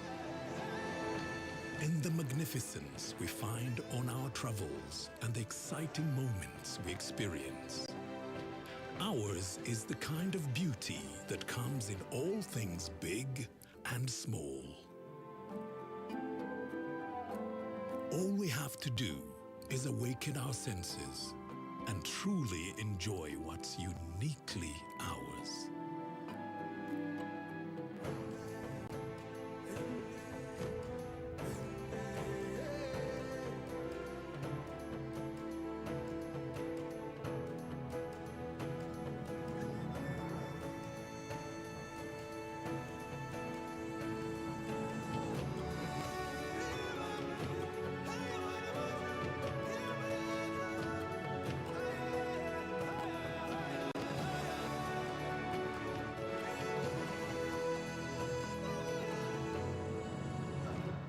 Explore Uganda, the pearl of Africa.